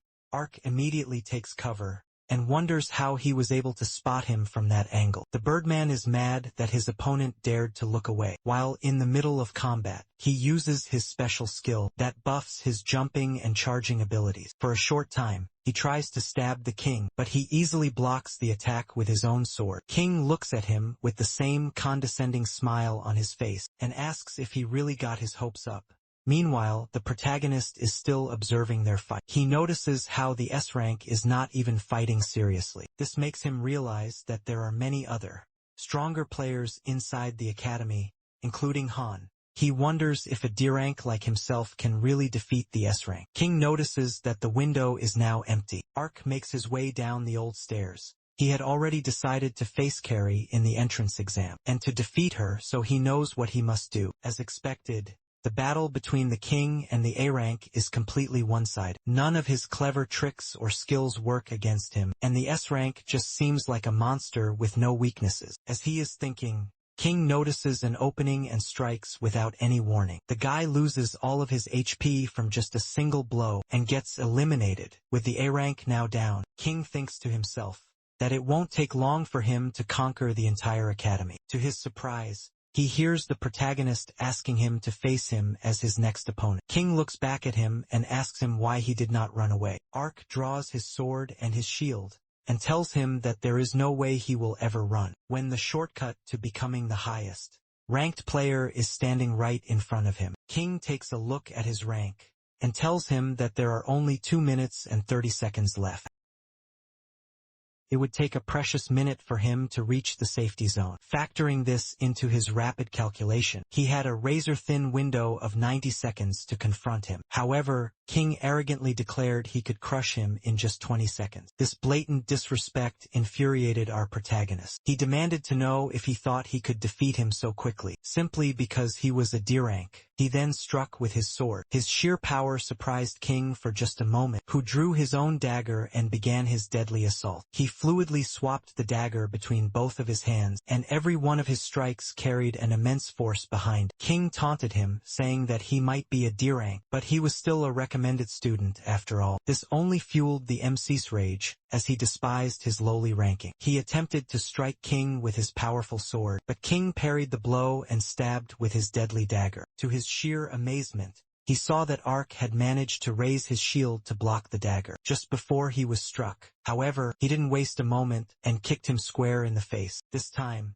the kick landed, and our boy went flying through the air like a cannonball. A mere 10 seconds had passed since their furious clash began, and King already looked to be the clear and obvious victor. Despite taking the brutal kick directly to his face, our hero miraculously managed to get back on his feet. The S-rank speed was simply too much for him to handle. Before he could even so much as blink, King charged in, dagger flashing, and began counting down from 9. He was intent on finishing him off within his 20-second boast. In this desperate moment, the professor's lessons echoed in Ark's mind. He had told him that controlling your synchro rate was much like pouring water into a cup. If you pour in too much, then it will simply overflow. But if you pour in too little, it may not be enough to activate its power. The perfect balance is maintaining it at the very point of spilling. In order to achieve that, the most crucial thing is to remain calm. If a player can manage to stay completely calm, they can boost their synchro rate up to several times its normal limit. As King lunged in to attack him again, he raised his shield in front and stunned him. Due to the shield's ability, he then moved in for the kill, but King used an item to instantly break free of the stun. This gave him just enough time to react and evade the attack. The MC was stunned that he was able to use a recovery item, while he was supposed to be immobilized. King became enraged as he realized his calculations were thrown off. He blamed the Academy for completely miscalculating his opponent's rank. He seemed to be furious that he had not kept his own word. With that, he lunged at Ark with blinding, impossible speed, giving him absolutely no time to even react. Our protagonist noticed this shift. He was now going all out. Even the professors were shocked to see him going this far. Professor Mushy asked Professor Lee for his opinion on the existence of geniuses. He said that he did not believe in them at first, since that would imply that ordinary men could never reach their level, no matter how desperately they tried. However, he had failed to comprehend just how unfair the world was. It happened when he went to visit one of his friends for counseling. His friend's family were from the elites who had produced many famous names. Even the room he sat in was filled with trophies from various events. His friend told him all about his son, who had participated in a major boxing competition just 3 months after picking up the sport. At first, the professor believed that his friend was simply bragging about his talented child. The boy had allegedly reached the finals without taking a single hit. The professor found this hard to believe, since the kid only had 3 months of total experience. The dad explained that when his son entered the finals, he slipped and accidentally took one punch from his opponent. After that, his entire demeanor completely changed. The match devolved into a brutal massacre. His opponent must have felt such humiliation and despair to be facing someone like him, who had only been training for less than 3 months. After he lost, the boxing prospect retired from the sport entirely. The professor's friend continued to tell him more stories after that, and the professor could only continue to listen. When his friend had finally finished his stories, he was left completely beyond words. All the trophies on the wall belonged to his 16-year-old son. This was the proof that the incredible stories he had told him were all real. The friend told him that his son needed to experience defeat in order to develop some much-needed humility. This is precisely why he wanted to enroll him in the academy. The professor explains that King is a narcissist who has even crafted his virtual avatar to look identical to his own real-life form. This is why he becomes so furious when things do not go his way. He hopes that his his student does not shatter the confidence of the protagonist. As Arc and the S-rank continue to fight, he notices his synchro rate flicker and die for a moment. King picks up on this and realizes that he has burned himself out. He grabs him by the neck, snarling that he is full of openings when he cannot use his powerful synchro rate. With the MC near total defeat, King begins to feel his confidence returning and says that he should not underestimate people. He still has more than a minute remaining, so he can reach the safety zone after he kills him. Meanwhile, Arc feels as if he is trapped behind a wall. He trained for 3 months with Carrie, but it seems he can't do anything without his synchro rate. However, losing to the S-rank somehow feels different than losing to her. King's cold eyes remind him of Hyun, when he used to torment him back in his old school. He feels that by looking down on him, the S-rank is denying all of his efforts, and he won't let him do that. He stops caring about his synchro rate and only thinks about winning. He does not care what he has to do. All he wants now is to win this fight. Suddenly, his synchro rate begins to surge and overflow. He reaches toward King's face with his open palm, while his own eyes are beginning to glow. Meanwhile, the poor girl is being utterly demolished by Carrie in the other field. She enjoys hitting people with her own bare hands, since it feels much better to her than using a sword. With the complete elimination of the girl, she now has a total of 3 kills. Now, the only players left in the game are Arc and King. She is impressed with her friend, since he has managed to survive so far. Her current area is locked in as the safe zone, so she does not need to go anywhere else. She decides to just sit back and await the player who can make it out of the treacherous danger zone. At that very same moment, Arc grabs King's head and tries to smash him with his shield. The S-rank can sense that something has dramatically changed. He wonders if this is the effect of some hidden item, but he has memorized all the information in the official rulebook, and there was nothing mentioned that resembled this power. He tries to stab him with his deadly dagger, but it seems as if the protagonist has acquired Ultra Instinct. My man dodges all of his attacks like he is in the Matrix, dodging a hail of bullets. Even the director is completely shocked as he watches his synchro rate shatter all known records. It is increasing at a dramatic rate. King realizes that he doesn't have very much time left. If he remains here and continues to fight him, he might die to the closing danger zone. Arc manages to land a hit on him while he is distracted. He feels as though his soul and body have been separated. My man probably feels like Gojo during his near-death experience. He can literally see his opponent's very next move. He is moving at such a high speed that even King can't keep up. He evades his attack and then strikes him. At the same time, his synchro rate is now at 999%, and he is now bleeding from his nose. In real life, all of the professors become worried as they see a critical warning message on their screen. Professor Lee logs out and rushes to check on his student. King feels completely humiliated, since he was just attacked with the sword's handle. Nothing he has tried thus far seems to be working, so he begins to wonder what he can possibly do to defeat him. This is the very first time he has had to think this hard in his life. To his complete shock, Arc falls down to the ground, without him even doing anything. Professor Lee rushes to his room and finds him unconscious in the VR capsule. Noah then awakens in the hospital. He opens his eyes to be greeted by the worried professor. He explains that he was transferred to the hospital after he went into a state of shock while playing the game inside the Interverse. Our protagonist hasn't seen the professor in person yet, so he wonders if this man is the doctor. He thinks back to the test and says that he has failed. He is annoyed, since he wanted to settle the score with Carrie. Upon hearing this, the professor feels a bit relieved, since his body appears to be fine. He asks him how he is currently feeling. Noah tells him that he feels fine, and asks how much time has passed. Ever since he was first admitted here, without even glancing at the clock, the professor informs him that it has been 2 hours. Noah mentions that he needs to go somewhere, and asks if he can possibly be discharged. The professor asks him if he is referring to the admission test. He then dramatically takes out his pen and says the very same thing he said to him when they first met. For the very first time,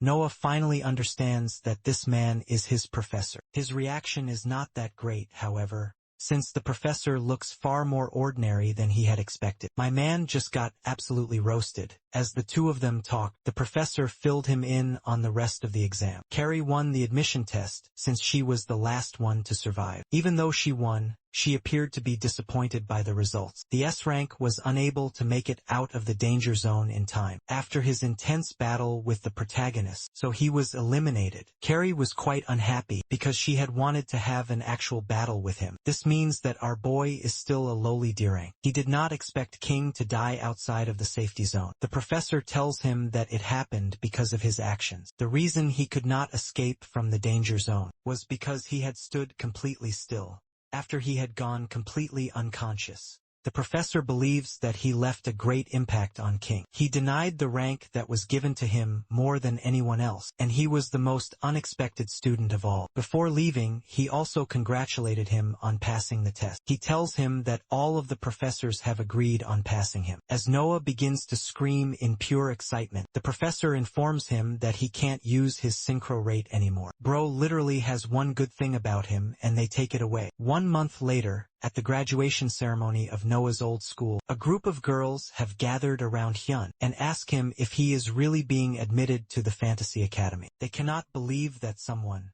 from their own class is being admitted to such a famous academy. He shows them his admission form to flex on them a bit more. As he is attempting to show off, he notices Noah approaching him from behind. He looks at him with a smile and shows them his own admission form. The girls are much more impressed by him since he was admitted as a recommended student. Our protagonist is holding back his laughter upon seeing the bully getting this incredibly mad. The girls ask him if he has a cold, since his face is turning red. All of a sudden, to our hero, this is the start of a brand new life.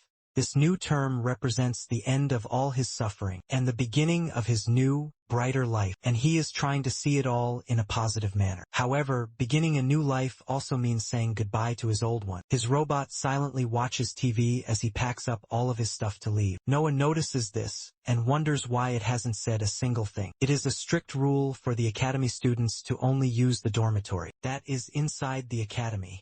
They are restricted from bringing their own robots to the school, so he will have to leave T1 behind. The robot was so incredibly happy when it heard that he got admitted, but he might be sad now that he has to leave him. While he is packing his things, he tells the robot that he will do his best on his own, and he will come back home safe.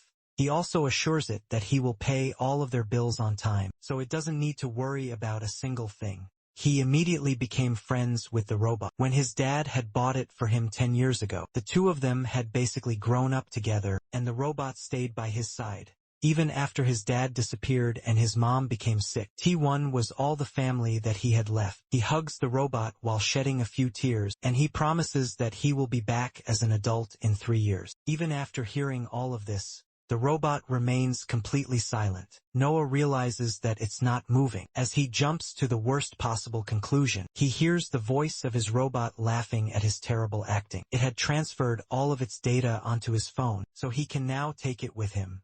Noah is still mad at the robot since it played such a prank on him. The day finally arrives, and all the students line up outside the dormitory building of the gamer department in Fantasy Academy. The superintendent informs them that it is now time to go inside, since it is already 5 in the evening.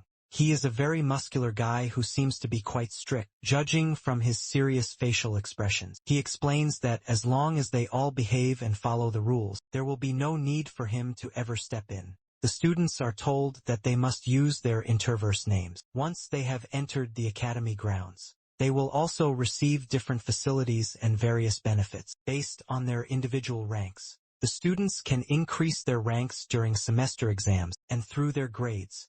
Meanwhile, the general students are assigned rooms through their own contacts. Hyun does not like that the recommended students are getting any kind of special treatment, especially since his nemesis, Noah, is one of those students. James calls out to all the recommended students and tells them to arrange themselves according to their ranks. He then calls out to Carrie and tells her that they will increase her rank by 1, since she was the official winner of the entrance exam. She is now officially an S rank. All the other students are surprised to see her in the S rank. She stands there alongside King and tells him that she is quite curious about his skills. However, he just completely ignores her and walks away. Noah observes this and wonders why he is making such a serious face. He has decided that he will not become a pushover this time. The students standing near him feel a bit better, that there is someone among the recommended students who has a lower rank than them. To everyone's complete surprise, King walks directly over to our protagonist and stands before him. All of the students wonder what he is doing with a D-rank player. He gets closer to Ark and tells him that he will win next time. Meanwhile, our boy cannot believe that the S-rank thinks he lost. King is considered to be the greatest prospect among all of the Academy's recommended students. He had killed a total of 8 players during the exam and showed an utterly overwhelming performance by finishing off 2/5 of the students all by himself. Even his words were enough to capture the attention of all the players. In the academy, everyone stared at Ark when King confronted him. King looks him in the eye and admits that he felt a true sense of loss from their battle. All the other players are shocked that the protagonist was the one who actually beat King. Han is also standing there among all the other players, but he is just excited to finally see Ark in real life. King becomes even more intimidating when the protagonist doesn't reply. He asks him if he is attempting to ignore him. The MC realizes that King is incredibly mad, so he tries to placate him for the time being. He smiles and then tells him that he must have been in a bad condition during their fight. This makes King even more furious, since he was at his best that day. As the heated argument begins to escalate, the muscular superintendent finally steps in. He orders King to go back and not cause any more trouble, or else he will be severely punished. Upon hearing this, King finally leaves, and our protagonist is just left there, thinking that his new school life already seems like a huge mess. It is now time for them all to move to their new dorm rooms. Ark is joyful when he sees his brand new room, even though it looks pretty ordinary. He was a D-rank, so it was to be expected for them to give him such a room. In his room, he is greeted by a blue-haired guy who turns out to be Han. He asks him if he remembers him, since they both met during the test. Ark knows him as the guy who is good at the game, even when he is fast asleep. Han takes this as a compliment and reveals that he was quite frustrated when he lost to him. He yawns and tells him that he will definitely win if they fight again. After the very brief introduction, he reveals that he wants to be friends with him. Noah excitedly accepts the offer, since this is the first time anyone has ever asked to be his friend. Later, he and Carrie are walking along with assistant Kim. He asks them about their assigned rooms. Ark tells him that his room just seems like a normal dorm room, since the bed was quite hard and the room was very small. On the other hand, Carrie thinks that her bed was way too wide and she couldn't get used to such a luxurious room. She felt much better sleeping on the floor, since her bed was too soft. Noah is shocked to learn of the difference in treatment between the various ranks. He asks the assistant where exactly they are going. Kim explains that they are going to meet their other new team members. The team name is the Unkillable Demon Kings, or UDK for short. Kim finally leads them to the Academy's vast training center, which is completely filled with interverse capsules. It is here that they finally meet their new teammates. Professor Lee explains that these people will be their seniors, and they will all be playing together. The brown-haired guy is named Gaeum Kang-hyun, and his in-game nickname is Force. He is also the official captain of the team. The girl is named Seelha, and her in-game nickname is Jenny. Finally, there is the emo guy whose nickname is Needless. The professor suggests that they all play a game together, since it will allow the group to get to know each other better. They will participate in a 2v2 friendly match to welcome the new students. As they all log into the game together, Ark notices that they are on a massive football field. Kim tells them that he did not want them to get along by fighting on their very first day, so they are going to compete in a friendly game of soccer. The senior team is comprised of Force and Needless, while the junior team has Ark and Carrie. Jenny will just be observing the game to keep the numbers even. Before the game begins, the professor tells them that this simple soccer game may be a good chance for them to test out each other's avatars, proficiencies, and their overall game sense. It will help them to develop a better understanding of each other, since they will all be fighting together in the near future. The game has the same exact rules as a normal soccer match, but if they happen to hit an opponent with the ball somewhere other than on their legs, they will be stunned for a full 5 seconds. Moreover, they each have 2 item slots, which can be used to pick up various items during the match. These items will randomly appear around the entire field. The very first team to get to 5 points will be the winner. As soon as the game has started, Carrie instantly enters into combat mode. She tells Arc that ever since she enrolled in the academy, she has not once thought about losing to anyone, and that includes him and their new seniors as well. She looks at him and tells him to go for the win. Arc smiles back and says that he has no plans to lose, either. Meanwhile, the seniors can clearly hear all of this. Needless tells his captain that Carrie was ranked first in her own entrance exam. He makes a very serious expression and says that they need to bring her down a few levels. Jenny asks the professor who he thinks is going to win. Professor Lee tells her that in their current state, the senior team has a much higher chance of winning. But if it were not for one specific condition, the junior team might have actually had a chance. The game finally kicks off, and Force wants to show off a little bit in front of his juniors. To his utter surprise, Carrie is already rushing for the ball. She launches herself into the air and kicks the ball toward the goal. The ball is now moving faster than a speeding bullet, and its trajectory also seems to be perfectly on target. Carrie is completely confident that she will score the first goal. Surprisingly, a robot blocks the ball before it can go inside the goalpost. Both Carrie and Arc are completely surprised, since they have no idea what is happening. Meanwhile, Needless is sweating profusely on the ground, since he just barely managed to save their goal. When she had first hit the ball, he went for the item and used a goalie to defend their goal. Needless is also an S or diamond rank, just like Carrie. He looks at them and says that it was far too early for them to score a goal. Force can't help but be impressed by his amazing teammate. He picks him up and starts shaking him in pure excitement. The professor also watches him with a proud smile, as he realizes that instead of being startled by Carrie's actions, he remained completely calm and went for the item instead. He knew that she was going to get the ball, so he looked around and found the quickest way to reach the item. On top of that, he even sped himself up, using the 2x speed item, and slid to make it to the goalie. He made all of these decisions in an instant. The junior team is now beginning to get worried. They both decide to choose their individual targets. Carrie goes for Needless, while Arc tries to take on Force. As the round resumes, Force tells them it's his time to show off. He skillfully dribbles the soccer ball and manages to get it past Arc without a single problem. He looks back at him and tells him that he regularly plays soccer. Carrie is getting mad at Arc and tells him to chase after him. He tries to chase, but it's completely futile since Force can read all of his moves. He finally kicks the ball off and it goes straight into the goal post. The senior team is now up by a score of 1-0. It is revealed that Force is in the prestigious platinum rank. Carrie gets mad, since their opponents have just scored their first goal. She yells at Arc to get back up, and assures him that they will make the game even very soon. He knows that he could have blocked the goal if he had been allowed to use his powerful synchro ray. He glances at the professor, looking for his approval, but the professor just signals him to remind him that he is not allowed to use it. He knew that he couldn't get into the academy with just his synchro rate alone. This is why he has been working hard to forge a new weapon. With that, he tries to steal the ball, but Needless immediately snatches it and runs toward their goal. The game is now 2-0. The rest of the rounds also play out in a very similar fashion, where the seniors manage to completely outplay Arc, and Carrie is just constantly yelling at him.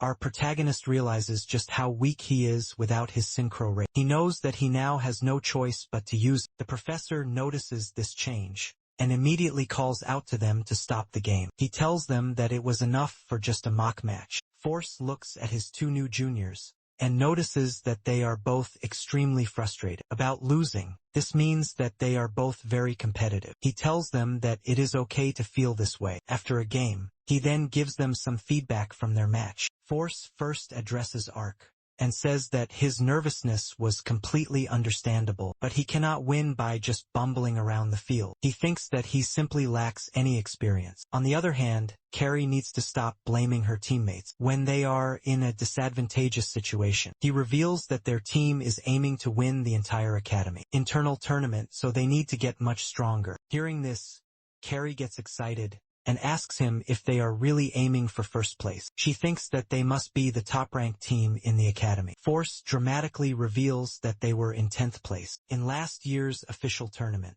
Carrie knows that there were only 10 teams competing in that tournament, which means that their team was ranked dead last. Through all of this, The professor can see that Arc still looks visibly upset. Later, the protagonist is lying in his bed, thinking. The robot asks him what is worrying him so much. He sighs and says that he is just wondering if things are going to be okay, as he is not allowed to use his powerful synchro rate. The professor had explained that his synchro rate fluctuations were simply too drastic. The very first time he met him, his synchro rate was a mere 300%, but now, it has reached over 999%. The only reason the screen showed it as 999% was because it went well over the maximum display limit. This is also the reason he was so overloaded. The professor thought that it was far too dangerous for him to use his synchro rate since it was so incredibly unstable. Hearing this, Arc asked him how he was supposed to compete without his specialty. The professor revealed that Carrie's synchro rate was only at 103%, which meant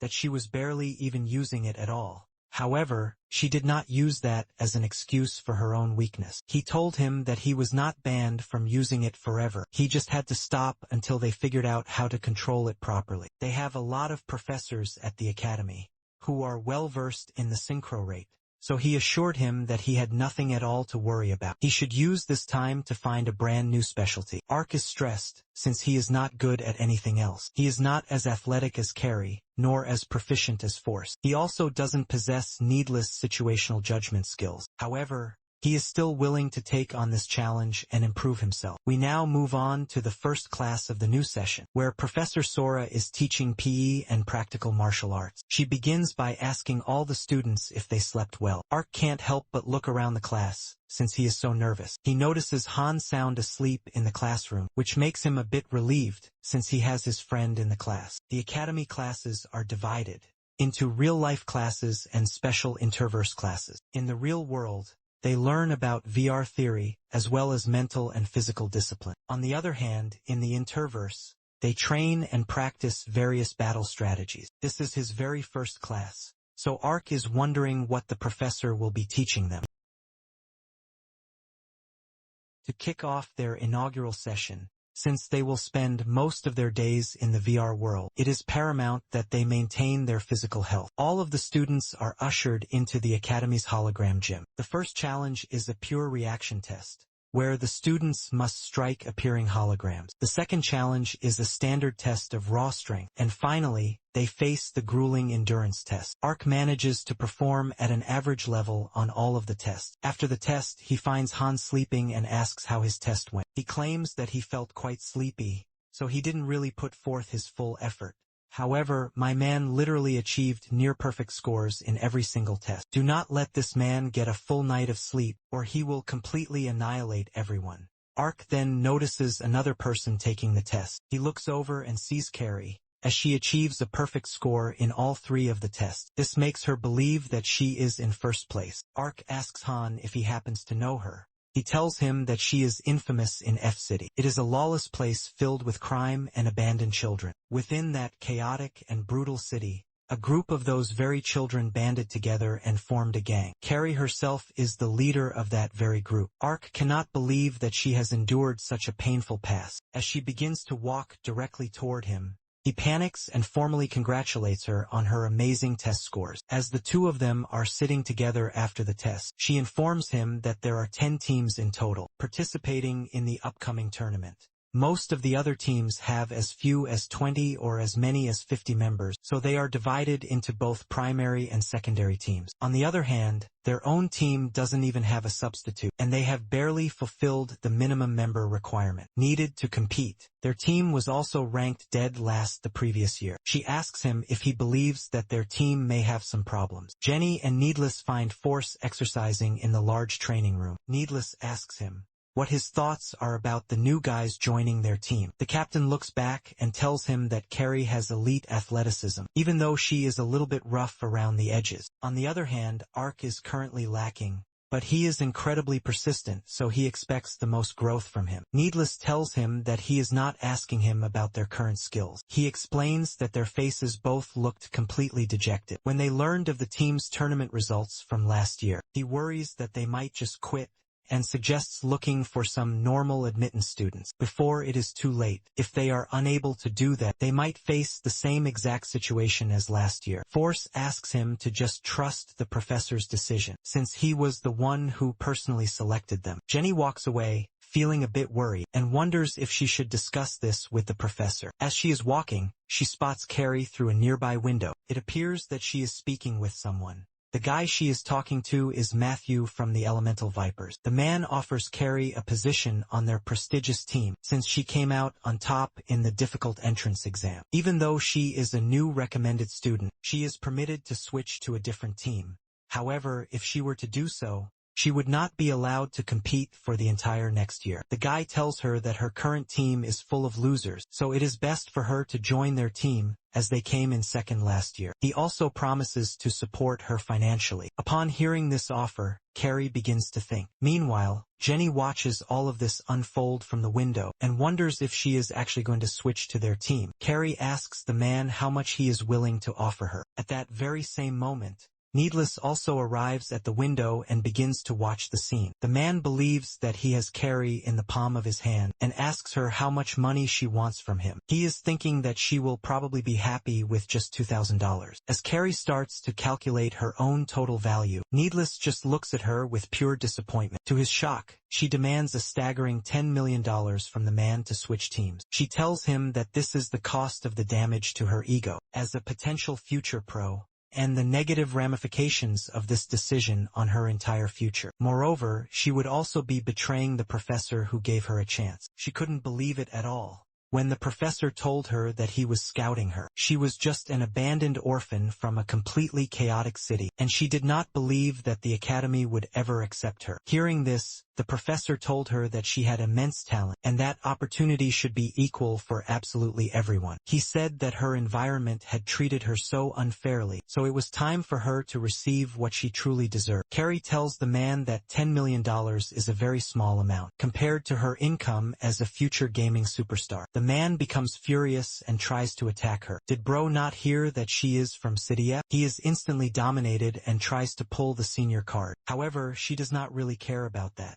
She tells him that she has met countless people just like him in her city who think that poor people will do anything for money. As she is busy destroying him, Ark arrives at the scene in a hurry. He tells her that all violence is bad, but as he is running toward him, he trips and hits the man with a devastating elbow to the head. This causes the guy to be sent into the Shadow Realm. Carrie starts to laugh at him and asks him how he could elbow drop his own senior like that. The two of them watch as his soul literally leaves his body. They decide to just push him off to the side and walk away. As they are busy taking care of the body, they notice their seniors watching them. From the window, Needless asks them to please come inside, since he wants to discuss something important with them. He takes them to the fitness room where Force is still exercising. He asks them if they really just took out Matthew. Needless to say, there is no need to worry, since they properly threw him in a bush. Moreover, his memories probably won't be that clear, since he was elbow-dropped directly on the head. Force tells them that they should go and apologize to him later. He then asks Needless why he required his permission. He asks him if he can tell the newbies what really happened last year. Force smiles, as he did not expect him to be the one to bring it up. He tells them that the reason they were in last place last year was completely unrelated to their own skills. Originally, the Academy was only for the elite and high-class people. That all changed once the Academy introduced its student recommendation policy and hired the famous Professor Lee. The students he recommended were all from cities D, F, and Z. City D may not be that bad, but living in cities F and Z is a complete and total nightmare. Compared to City A, it is a completely different world. As students were enrolled from these very cities, the elites within the Academy began to protest. They made claims that Professor Lee was ruining the very reputation of their great academy. Despite all of their harsh criticism, the professor and his team performed exceptionally well every year. It was the same last year, despite having a team of only 5 players. They had a third-year student on their team, and a newbie who ranked first and second in the recommendation exam. Their team quickly rose to become the best team in the tournament and was completely undefeated in all the mock matches. They were the clear favorites to win until a tragic incident occurred. The other newbie who had joined their team with Needless suddenly resigned from their team without any warning. Everyone tried their best to convince him, but he left them without saying a single word.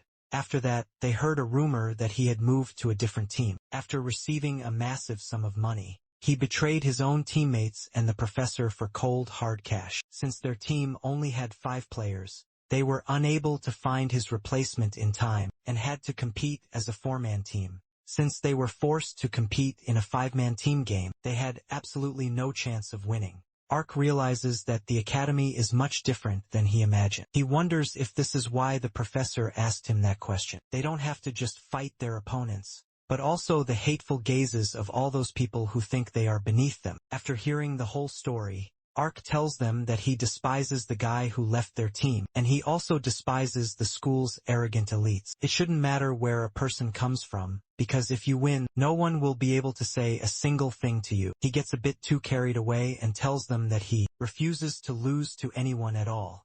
He may be currently lacking in skills, but he is determined to improve and become the ace that will lead his team to victory. Upon hearing this, Needless and Carrie both become completely furious and ask him how he can think of himself as the ace when they are also standing right in front of him. The 3 of them begin fighting over who will become the ace. Meanwhile, the professor hears all of this and laughs while sipping his coffee. Matthew finally starts to wake up, but the elbow drop has effectively erased his short-term memories. Ark is shocked to see a huge sign for the opening party of the tournament. The ICS tournament is in just 1 week, and they are going to kick it off with a massive virtual party. On the Interverse, the last season of this tournament took place in a PvP in the game hub. Ever since his enrollment, the protagonist has been playing a lot of other games. He decides to focus more on PvP, since the official tournament date is fast approaching. Their next class is about the Interverse world. Professor Seiler is lecturing the class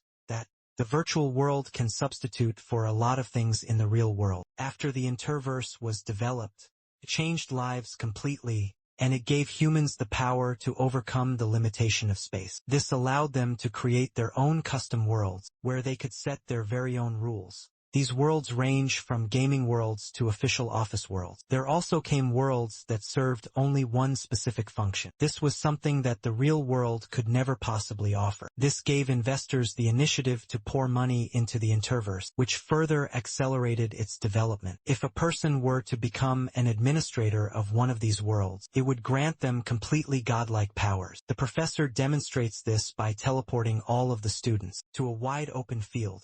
He tells them that they will now try to design their own worlds. All the students immediately begin to design their own worlds. Ark carefully observes the custom world and wonders what might be a good overall design. Han asks him how his own design is progressing. He tells him that he has not even started yet. His world is just a humidifier with a large number of beds. Ark then glances at Carrie and wonders what she is doing. As he walks over to her, he accidentally bumps into another student. Even though it was completely accidental, the student appears to be quite furious. He almost feels as if the student is looking down on him for simply touching him. He has still not realized it, but no one was approaching the students from cities D, F and Z. They just stared at them with cold contempt, almost as if telling them that they do not belong here. Ark finally realizes that this is the prejudice that his seniors were talking about. They all dressed to attend the opening party of the tournament. A few days later, the party is hosted by the Academy, and each team gets their own table. Ark tells his teammates that they only have a few people compared to all the other teams. However, when he glances back, he notices that they are more fixated on all the food, rather than the other teams present. The other students look at them with pure disgust and say that they are so unrefined for eating, like complete savages. Some of them wish that they would disappear from the Academy. The group, on the other hand, couldn't care less about their harsh comments. Ark notices that they are paying no attention to the other students and thinks that he should learn something from them. Later, Needless shows them a list of the teams participating in the tournament. He says that they don't need to worry about remembering the details. Of all 10 teams, they had no issue winning against most of the teams if they hadn't had one less player last year. They only have to remember 3 main teams who pose a real threat to them in the upcoming tournament. The first team is the White Owls, who got first place in the tournament. They are a powerful team with an insanely strong first-year student. Ark realizes that he must be talking about King's team. The second team is the Elemental Vipers. This is the same team that Matthew is from. These people will do anything in their power to win, and they are pretty skilled as well, so they may cause some serious trouble for them. The final team is the most important one. It's the Metal Sharks, who placed 9th last year. It is the very team to which their former teammate transferred. He was unable to compete last year because of the penalty, but he will surely be competing in the tournament this year. Hearing this, Ark makes a truly terrifying expression, and says that they will at least crush the Metal Sharks, to teach a painful lesson to the traitor. The Metal Sharks table is very close to theirs, so Ark can see their entire team. To his shock, he notices a guy in a mask who appears to be Hyun. He cannot believe that he is on the same team as the traitor. This gives him even more of a reason to destroy them. Meanwhile, Needless has his eyes on another player from that team that he wants to defeat. Stardust is the official host of the party. He starts by asking all the students if they are enjoying the party. Before the grand opening ceremony, the host informs the students that he has an important announcement. There have been some major changes in the rules of the tournament. The game will still be played in the vast hot world, but instead of the classic 5v5 PvP mode, the players will now compete in the MOBA mode.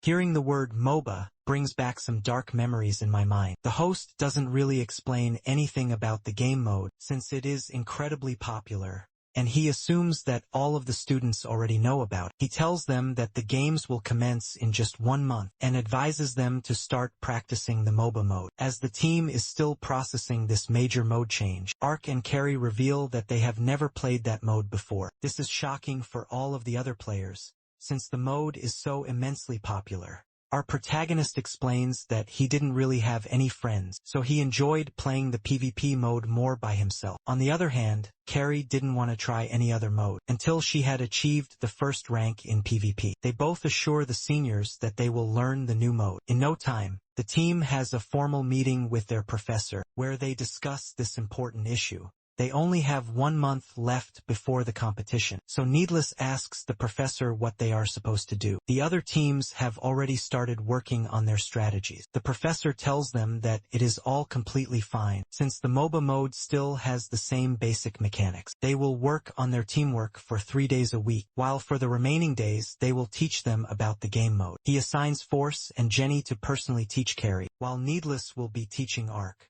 The 5 of them finally get into a massive MOBA map. For those of you who actually have a life and do not play LOL, I will now explain what the MOBA mode is. So basically, it is played between 2 teams of 5 players. The ultimate goal is to destroy the enemy's main base, which is defended by powerful towers. There are 3 lanes in total, and each of the lanes has 3 towers. NPC units will spawn in these lanes at fixed intervals. You can use these units to push and hit the towers, since they will prioritize hitting these NPC units first. Killing the enemy's units also grants you gold and experience, which allows the players to scale up during the game. Ark raises his hand and then asks Needless why they can't just stack up in 1 lane and push. It is not efficient at all to do that, since the experience from the units is distributed equally among all of the players present there. This makes it much harder to level up.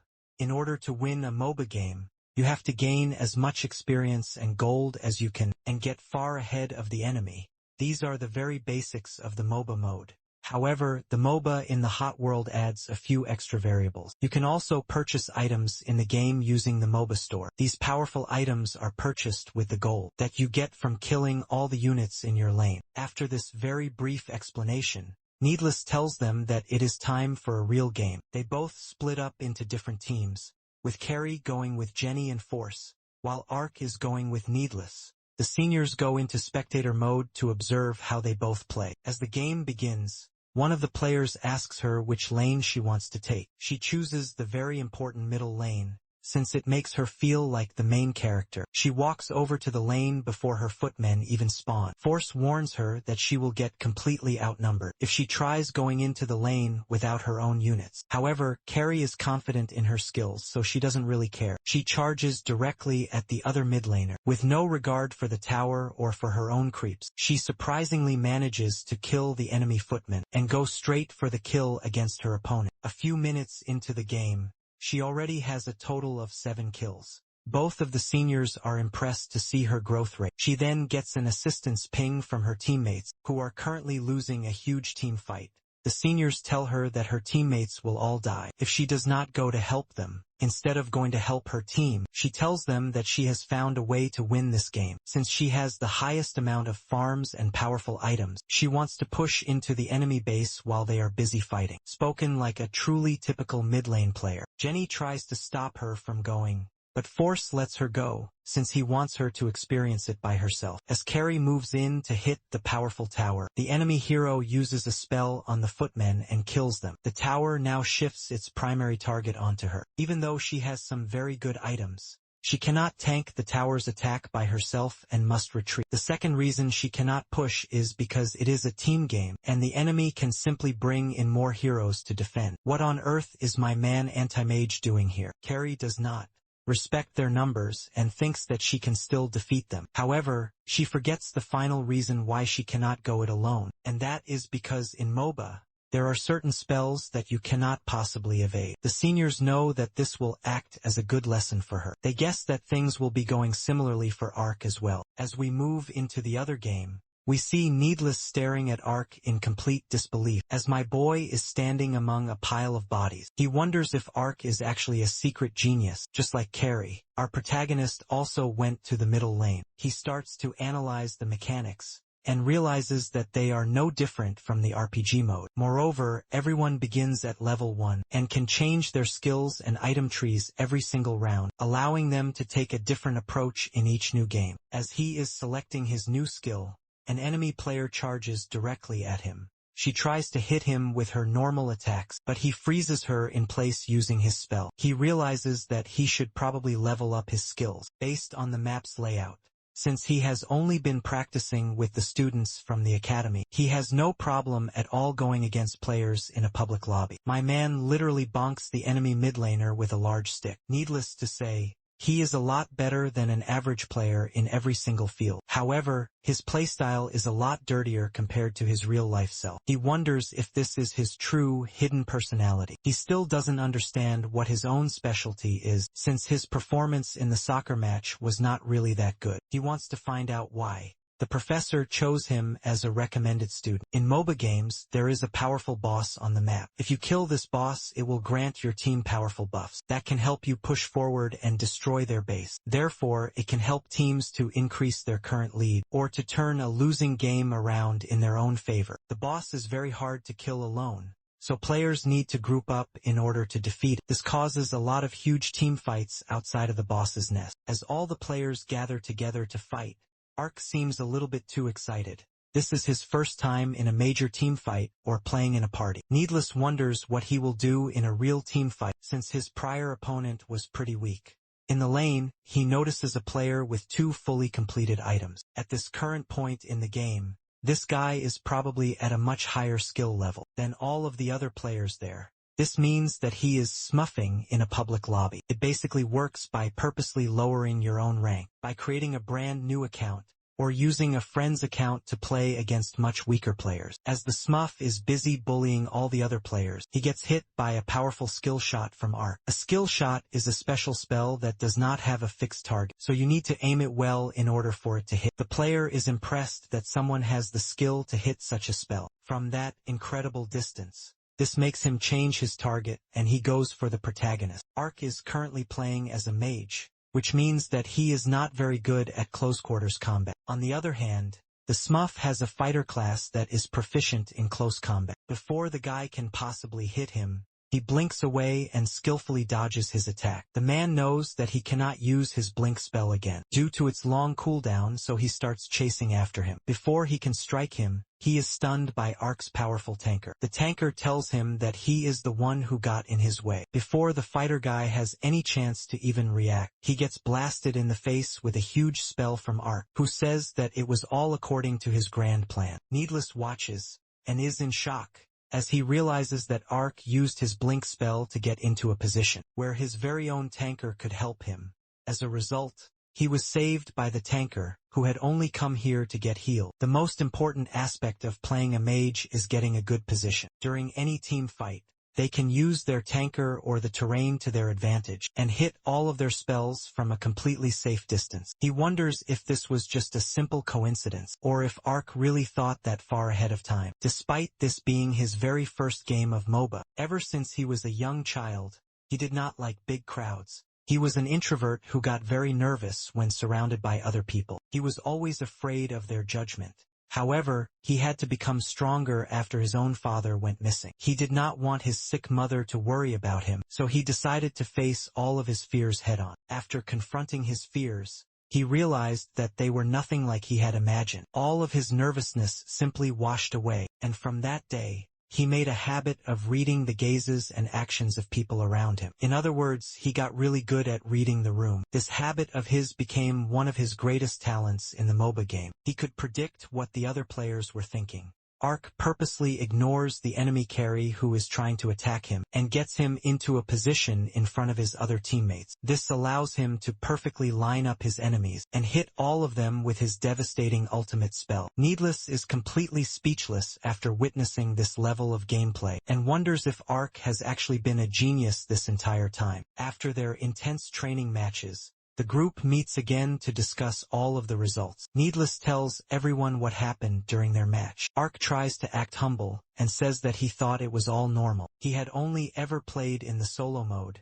so he never realized that he had a talent for team-based games. This makes him incredibly happy, as he realizes he has finally found something that he is good at, other than just his powerful synchro rate. His new specialty seems to be finding the best position to hit all of his powerful spells in a massive team fight. He starts thinking of a cool name for his new technique, but before he can say it out loud, Force tells them that it is simply called reading the room. Ark is definitely not satisfied with this name as it sounds too lame. He had taken so very long to finally find this talent, and they just called it people reading.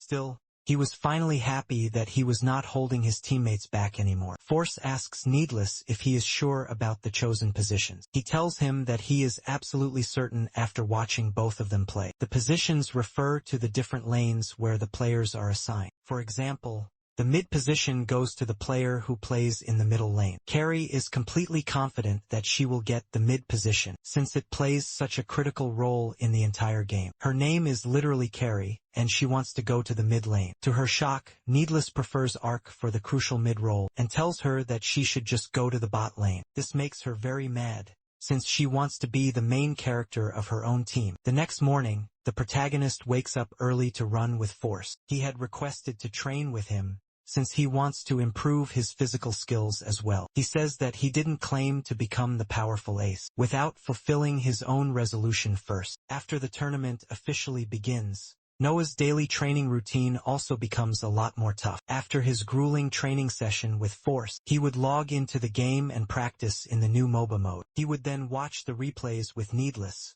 and get crucial feedback on improving his overall gameplay. The rest of his time was spent dueling with Carrie, who left absolutely no chance to beat the crap out of him. There was absolutely no time to rest in his new schedule, but with his newly discovered talent, he enjoyed every single second of becoming much stronger. The professor finally calls for them and informs them that it is time for their first 5v5 game. Unlike their previous games in the public lobby, it is crucial to communicate with your own teammates. In a tournament game, players can communicate using signals in the game. As the professor is discussing the positions, Carrie loses it and demands why she is not the mid laner. She argues that she is better than Ark in terms of her physical, combat skills and other important qualities, so she should be the one playing in the important middle lane. Needless explains to her that Her role is a carry, who plays in the bottom lane. Unlike the mid laner who needs to be strong from the very start, a carry becomes much stronger as the game progresses.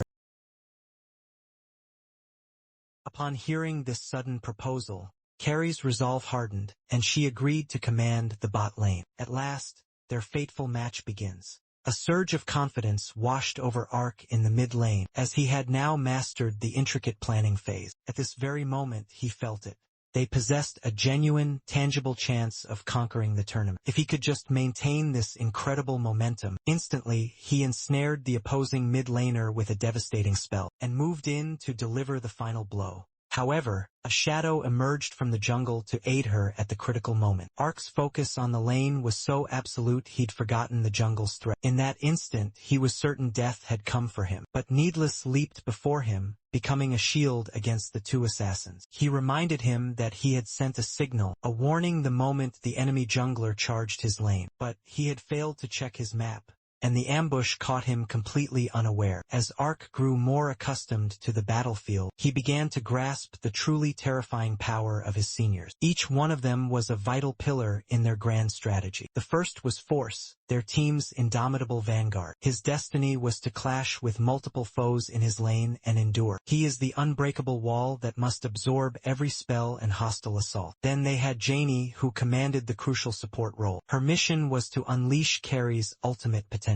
By empowering her throughout the lane, she restores her vitality when she's weakened, and rescues her from ambushes by other ruthless laners. Finally, there was Needless, the shadow of their jungle. He harvested gold and power by hunting the ferocious monsters within the wilds. His duty is to prowl the entire map, reinforcing the other lanes. He operates as the shot caller, the very heart of the team, and masterfully guides them through every stage of the battle. He intercepts the enemy jungler's assault and signals Arc to unleash his spell. He follows the command without hesitation and secures a kill. After fortifying the mid lane, Needless vanishes to pressure another lane. Before departing, he informs our protagonist that he'll receive more detailed feedback. After the match, Arc genuinely felt that they could seize the tournament. With the squadron they currently had, as they were analyzing their game, watching the replay back, assistant Kim suddenly strode into the room. He delivered the news that the match brackets had been revealed. Their first clash is against the notorious Elemental Vipers, the very team that claimed second place in the last tournament. Kim declared that they are an ideal chance for them to announce their arrival to the world. Their entire battle will be broadcast for the whole world to witness. Upon hearing the name of that cursed team, Carrie's demeanor instantly became hostile. She proclaimed they should march over and teach those punks a lesson. Kim urged her to regain her composure, as circumstances were bound to be different this year. He disclosed that the team had played dirty because of their captain, but that captain graduated last year, so they would almost certainly have a new team leader. Matthew was considered the most probable candidate for captain, but to everyone's astonishment, the new captain is a first-year named Roy. Wasn't this the same individual who tried to conspire and dethrone King? Every member of the Elemental Vipers team seethed at this decision, most of all Matthew. He couldn't fathom that they'd allow a mere first year to be their captain. Royd sat upon his chair with the air of a monarch, and studied the profile of the team they were destined to face. In the tournament match, he is thrilled to discover it's the team with the one who managed to defeat the legendary King. Kim summons Carrie and Arc to his quarters, to bestow upon them their new team uniforms. They were taken aback by the sheer volume of items strewn about his room. As Arc's eyes scanned the area,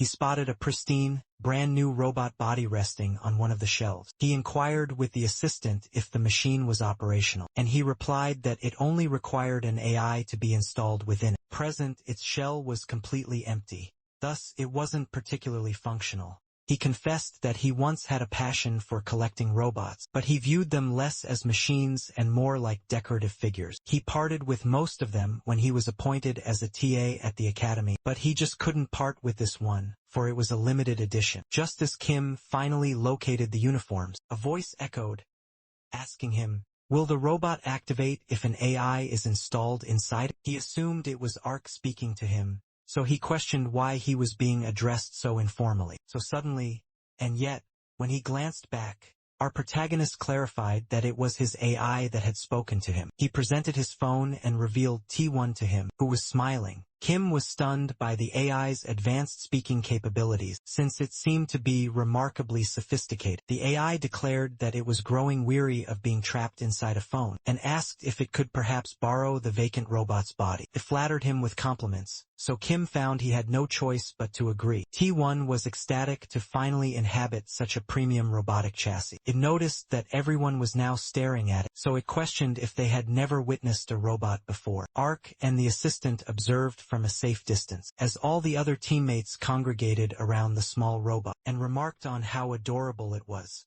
Our hero asked the assistant if it was permissible for his AI companion to reside in the robot. Kim assured him it was perfectly alright, seeing as the robot's body was just collecting dust in the corner anyway. He knows that this is the robot that has been with him since he was just a child, so perhaps it desires to witness his battles with its own eyes. Our protagonist still can't process that the matches are set to begin tomorrow. He is filled with a resolve to win no matter the cost. The grand tournament officially commences, with Stardust and the Goldfish Guy serving as the commentators. They proclaim that the very first match of the tournament will be held within the magnificent floating Fantasium. Before the battle ignites, there will be a rousing speech from the Academy's own director. The director approaches the microphone and confesses to everyone that he is an immense fan of the tournament. It grants him a chance to witness the incredible talents of the students within his esteemed academy. All the students have poured their blood, sweat, and tears into training for this grand event, but there can only be one true victor. He implores the warriors to fight their best and leave no regrets behind. The first two squads are summoned onto the grand main stage for their official showdown. Team 1 is the Elemental Vipers, while their opponents are the legendary Unkillable Demon Kings. The stadium erupts with excitement, welcoming both teams into the arena. Every single one of the combatants wears a pair of special eyeglasses. It allows them to perceive each other's interverse avatar, despite their presence in the physical world. He contemplates,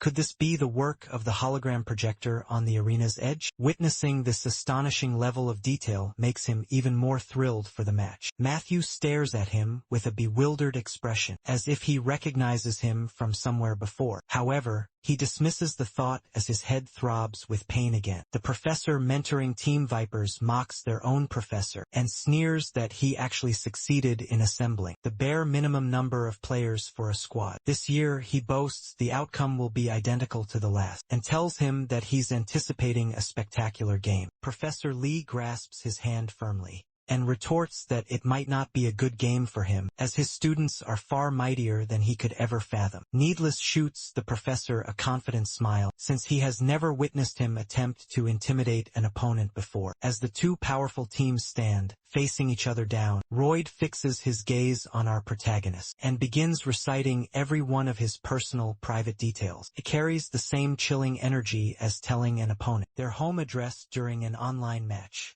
The fiend even possesses knowledge about his parents. This leaves Ark utterly bewildered, and he demands how he knows all this. Royd offers no answer and simply wishes him good luck in the battle. Carrie casually steps in between the two of them and glares directly into his soul with a terrifying expression. She commands him to be silent, or he will lose a few of his teeth. A member of his own team quickly intervenes and keeps her at a safe distance from Royd.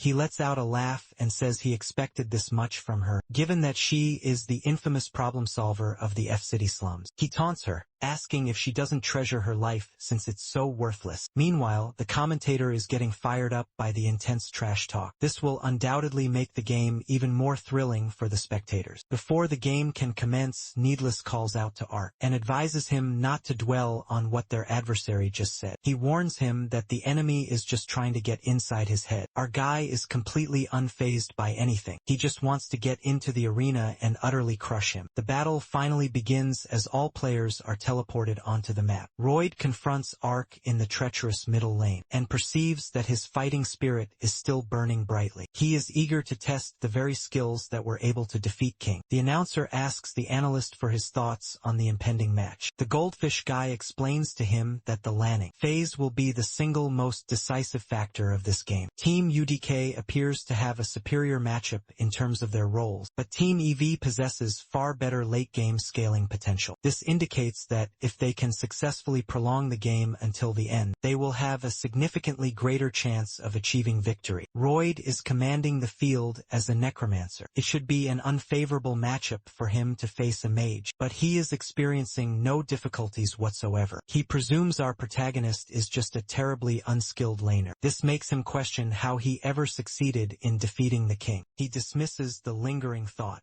and signals one of his comrades to initiate the assault. The player he just signaled is positioned in the bot lane. He immediately charges in to strike down Janie, who expertly manages to parry his attack. Since the raptor-like player attacked her while her minions were still active, they shifted their aggro to focus fire upon him. This mistake causes the raptor to sustain a large amount of damage. He is now critically low on energy and must retreat to base to recover. One of Ark's loyal teammates alerts him that they have located the enemy jungler on the upper portion of the vast map, so he must remain vigilant for a potential ambush. There exists a core mechanic in MOBAs, where you cannot perceive your opponent beyond a certain range. This makes it dangerously easy for them to sneak up on players from within their various blind spots. It is wise practice to draw a theoretical danger line for the enemy jungler during the landing phase and to never, ever cross that line. Since Arc is aware that the enemy jungler is on the top side, he keeps his eyes fixed on that area, anticipating a potential gank. Seeing him cautiously avoid that area makes Royd laugh, and he taunts him, asking if he is worried the jungle will ambush him from that specific spot. But to his utter shock, the enemy support emerges from the opposite side and incapacitates him. Using one of his spells, Royd mocks him, stating that junglers are not the only ones who can execute ganks on other lanes, and finishes him off. The first kill goes to the mid laner of Team EV. The analyst breaks down the play. When the enemy support attempted to attack at the bottom, it was a deliberate bait. He did it to create an excuse to return to base. Team UDK wrongfully assumed that he was going to return to his lane, but instead he prowled over to gank the mid lane. While he awaits his resurrection, Arc wonders if the rival team was plotting that gank from the very start. This marks his very first death in the entire tournament, and it was broadcast live for the whole world to see. Force commands everyone to refocus on the ongoing battle, since a single death is of little consequence. Arc is seething as he plots his revenge against Royd for killing him. After he returns to the battlefield,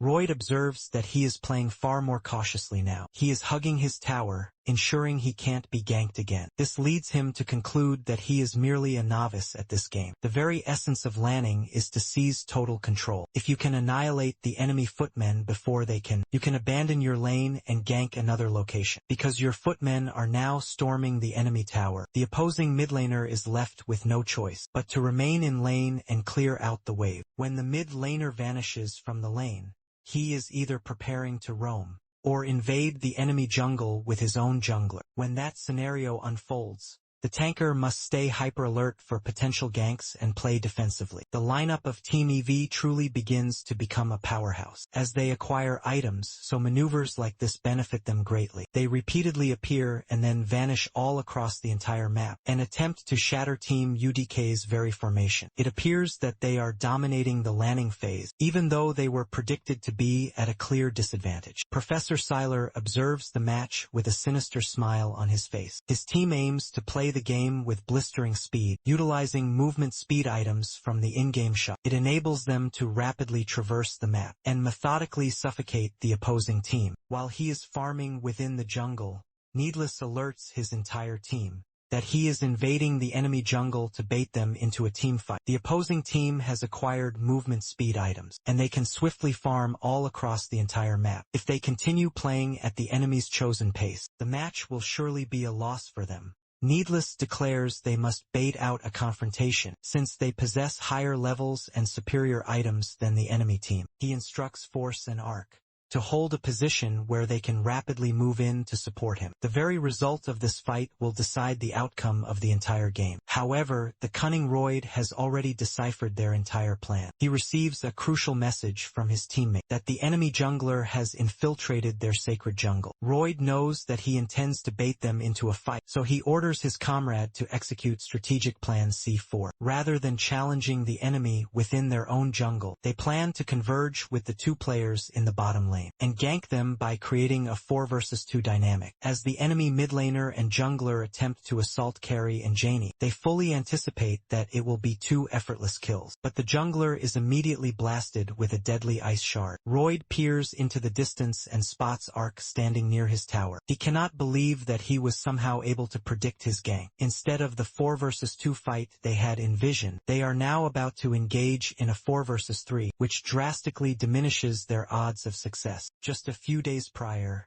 Needless had questioned Arc if he could truly read someone's intent. By using his special people reading skill, our protagonist reminded him that it is hardly a superpower, and he can't perform anything as crazy as that. He clarifies that he can somewhat perceive the direction of a person's gaze. To prove his incredible point, he glanced back at Janey and Carrie playing a tense game of chess. Even though they were engaged in a strategic game, Janey was completely and utterly fixated on the snacks before her. This most likely indicates that she desires to eat them. Even I could have deduced that much just from the way she was intently staring at those snacks. Needless remained skeptical of his deduction, so he moved in to verify it for himself. The very moment he took away the delicious snacks, Janey shot to her feet and demanded to know what he was doing. This simple act validated Arc's incredible point. Needless to say, even though he was speaking directly to him, he was simultaneously reading every single person in the room. He proposed conducting more tests to further hone his ability. Following that, they conducted dozens of experiments, and as a result, his predictive guess was proven to be 80% accurate. While in the mid lane, he kept his sharp eyes fixated on Roy, who had glanced in both directions before vanishing from the lane. As soon as Needless breached their jungle, his eyes darted towards the bottom lane the most frequently, which allowed Arc to deduce that he was heading to bot lane. He is thrilled to realize that he correctly predicted their gank attempt. Although it is still a 4 vs 3 fight, Team UDK is positioned safely under their own tower, which grants them a significant tactical advantage. Royd orders his teammates to disregard the tower and eliminate their carry. With extreme prejudice, one of his players unleashes a root spell on Carrie, which renders her completely unable to move. Another player looses a deadly arrow straight towards her, while the raptor charges at her with his massive hammer. Before any of these fatal spells can strike her, Janey heroically steps forward and absorbs them all. She loses most of her health but successfully saves her damage dealer. With their abilities now wasted, Carrie lunges toward the enemy players. Despite her status as a ranged fighter, she begins kicking them relentlessly in close-quarters combat. Even her adversaries are completely baffled, since she is supposed to engage while maintaining her distance. However, she feels that brutal close combat is her true specialty. Just as Royd finally eliminates Janey, Carrie takes out the opposing girl. Simultaneously, Arc eradicates Max from the fight. Team UDK masterfully turns the tide of the gank and secures 2 crucial kills while only sacrificing 1. Since Team EV had committed all of their forces to the bottom lane, Needless carves his way to the top lane from the enemy jungle and eliminates the top laner after collaborating with Force. That one small play from Arc snowballs into a massive lead for Team UDK. T1 watches the intense match with excitement and asks the assistant if Noah is performing well. Kim explains to him that he is performing exceptionally well. He just orchestrated a play that could shift the entire course of the game. In the meantime, the professor understands that it was due to the combined efforts of the whole team. Force had been relentlessly pressuring the top lane since the game began. If he hadn't held his ground on his own, the game could have easily swayed in a different direction. Janey has also been making unbelievable saves at the most critical moments. It was also Needless who had masterminded this entire situation. By bravely marching into the enemy's jungle, he is the one strategically planning all of their moves and calculating the intricate movements of their enemy. The professor cannot help but be thoroughly impressed by his strategic skills. Team UDK begins to snowball uncontrollably. With the commanding lead they established in the bottom lane, they have successfully demolished the second tower and are now charging towards the enemy's main barracks. Needless shouts out to Force and reminds him of their devastating loss against EV the previous year. The entire stadium was chillingly cold and utterly silent. It felt as if they had grievously disappointed the entire crowd. He wants to orchestrate a scenario where the crowd cannot help but erupt in cheers for them, He proclaims that they should conclude the game with a massive 5-on-5 team fight. The tournament organizers interviewed players from the other teams to ask them which team they believed would be victorious in the very first round of the grand tournament. Nearly every single one of them predicted that EV was destined to win, since UDK had placed last the year before. However, the actual game is telling a completely different, epic story. Team UDK continues their relentless push with no indication of stopping. They are now laying siege to the tower directly in front of the enemy barracks. The tower is quickly obliterated, and they surge ever forward. Royd begins to panic as he realizes that they might actually lose the game. He refuses to surrender just yet, and still believes that they can make an incredible comeback. He calls out to Wands, who is patiently awaiting his signals deep within the enemy backlands. Royd wants him to initiate the fight by taking down their primary damage dealer, who is none other than Arkansas. Wands believes they can easily eliminate him, since they had already killed him once during the early stages of the game. However, before he can even get close to them, he is spotted by the ever-watchful Arkansas. He informs Carrie about the enemy player, and she immediately begins to unleash her attacks on him. He finishes him off with a powerful fire blast. Royd cannot believe that our protagonist actually read their attack plan. He was essentially just dead weight for most of the landing phase. But now that his entire team was fighting in perfect unison, he had completely and utterly transformed. Noah maintains his sharp focus even after securing the kill, because he understands that the game is not yet over. He begins reading all of his allies and opponents with intense scrutiny, and moves into a new position, where he can inflict the absolute maximum amount of damage. He strikes Matthew with a deadly ice shard, securing his second kill. Royd is beginning to lose all hope at this point. It is not as if he had underestimated his opponents. He conducted extensive research on them, and according to that, the most formidable player they had amongst the seniors was Needless. The true unknown variables were the two new first-year students, but their landing phase had been rather unimpressive. It should not have been too difficult for them to defeat a team like this. However, Team UDK proved to be vastly stronger than he had ever anticipated. Ark positions himself behind the mighty force, and unleashes his ultimate skill on two heroes at the very same time. Both of them are caught in the devastating blast and are instantly killed. This brings his kill streak to 4 in a row, which means that he is tantalizingly close to achieving a pentakill, or annihilating every single enemy hero on the opponent's team. Needless calls out to Ark, and urges him that he can go for the legendary pentakill. His teammates deal with the summoned skeleton dogs and restrain him, while our protagonist literally bludgeons him with his own staff. With this final blow, he achieves the very first pentakill of the tournament in his debut game. The crowd erupts into a complete frenzy. T1 doesn't understand what a pentakill is, so Assistant Kim clarifies to him that Ark just did something incredible. After the stunning pentakill, it doesn't take them long to end the game. Team UDK emerges victorious with an absolutely stellar performance in their first match. As Ark removes his specialized VR headset, he prays that people will forget his embarrassing first death. Because of his glorious pentakill, every member of the team is basking in the cheers coming from the crowd. Hearing them cheer their names makes Needless a little emotional. Meanwhile, Team EV is absolutely furious that they lost to the team that was in last place in the previous year's tournament. After the game, it is time for the official interview. The female reporter named Xiao calls out to Ark, as he has been named the MVP of the match. Our hero has never done an interview in his entire life, so he is absolutely panicking inside. She asks him if he was confident their team would defeat the runner-ups from the previous year. Noah begins to stutter and barely musters that he believed they could win, because he has such excellent teammates. She then asks how he feels since he got both the first death and also the very first pentakill of the tournament. He starts stammering even more and tells her that he feels good. Bro is clearly not feeling good. Finally, she inquires about his resolve for the remainder of the tournament. This particular question makes him pause, and he realizes that whatever he says now will represent his entire team. He is about to tell the Academy and the entire world never to underestimate them again. However, instead of delivering some incredible words of encouragement, all he can manage to do is awkwardly bite his own tongue. With this, the interview abruptly concludes with the entire world watching. Carrie teases him about the interview as he collapses on the couch. Professor Lee praises them all for their outstanding performance, and tells them it was a great game to put their name on the map. The team members are hyped up for their next big match, since they crave having the crowd cheer for them once again. They still have some time before their next scheduled match, so the professor instructs them all to take care of themselves. As he is departing, Arc calls out to him and says he needs to talk. The two of them log back into the Interverse world, where he confesses that he feels incredibly weak during the landing phase. The professor is actually pleased to hear this,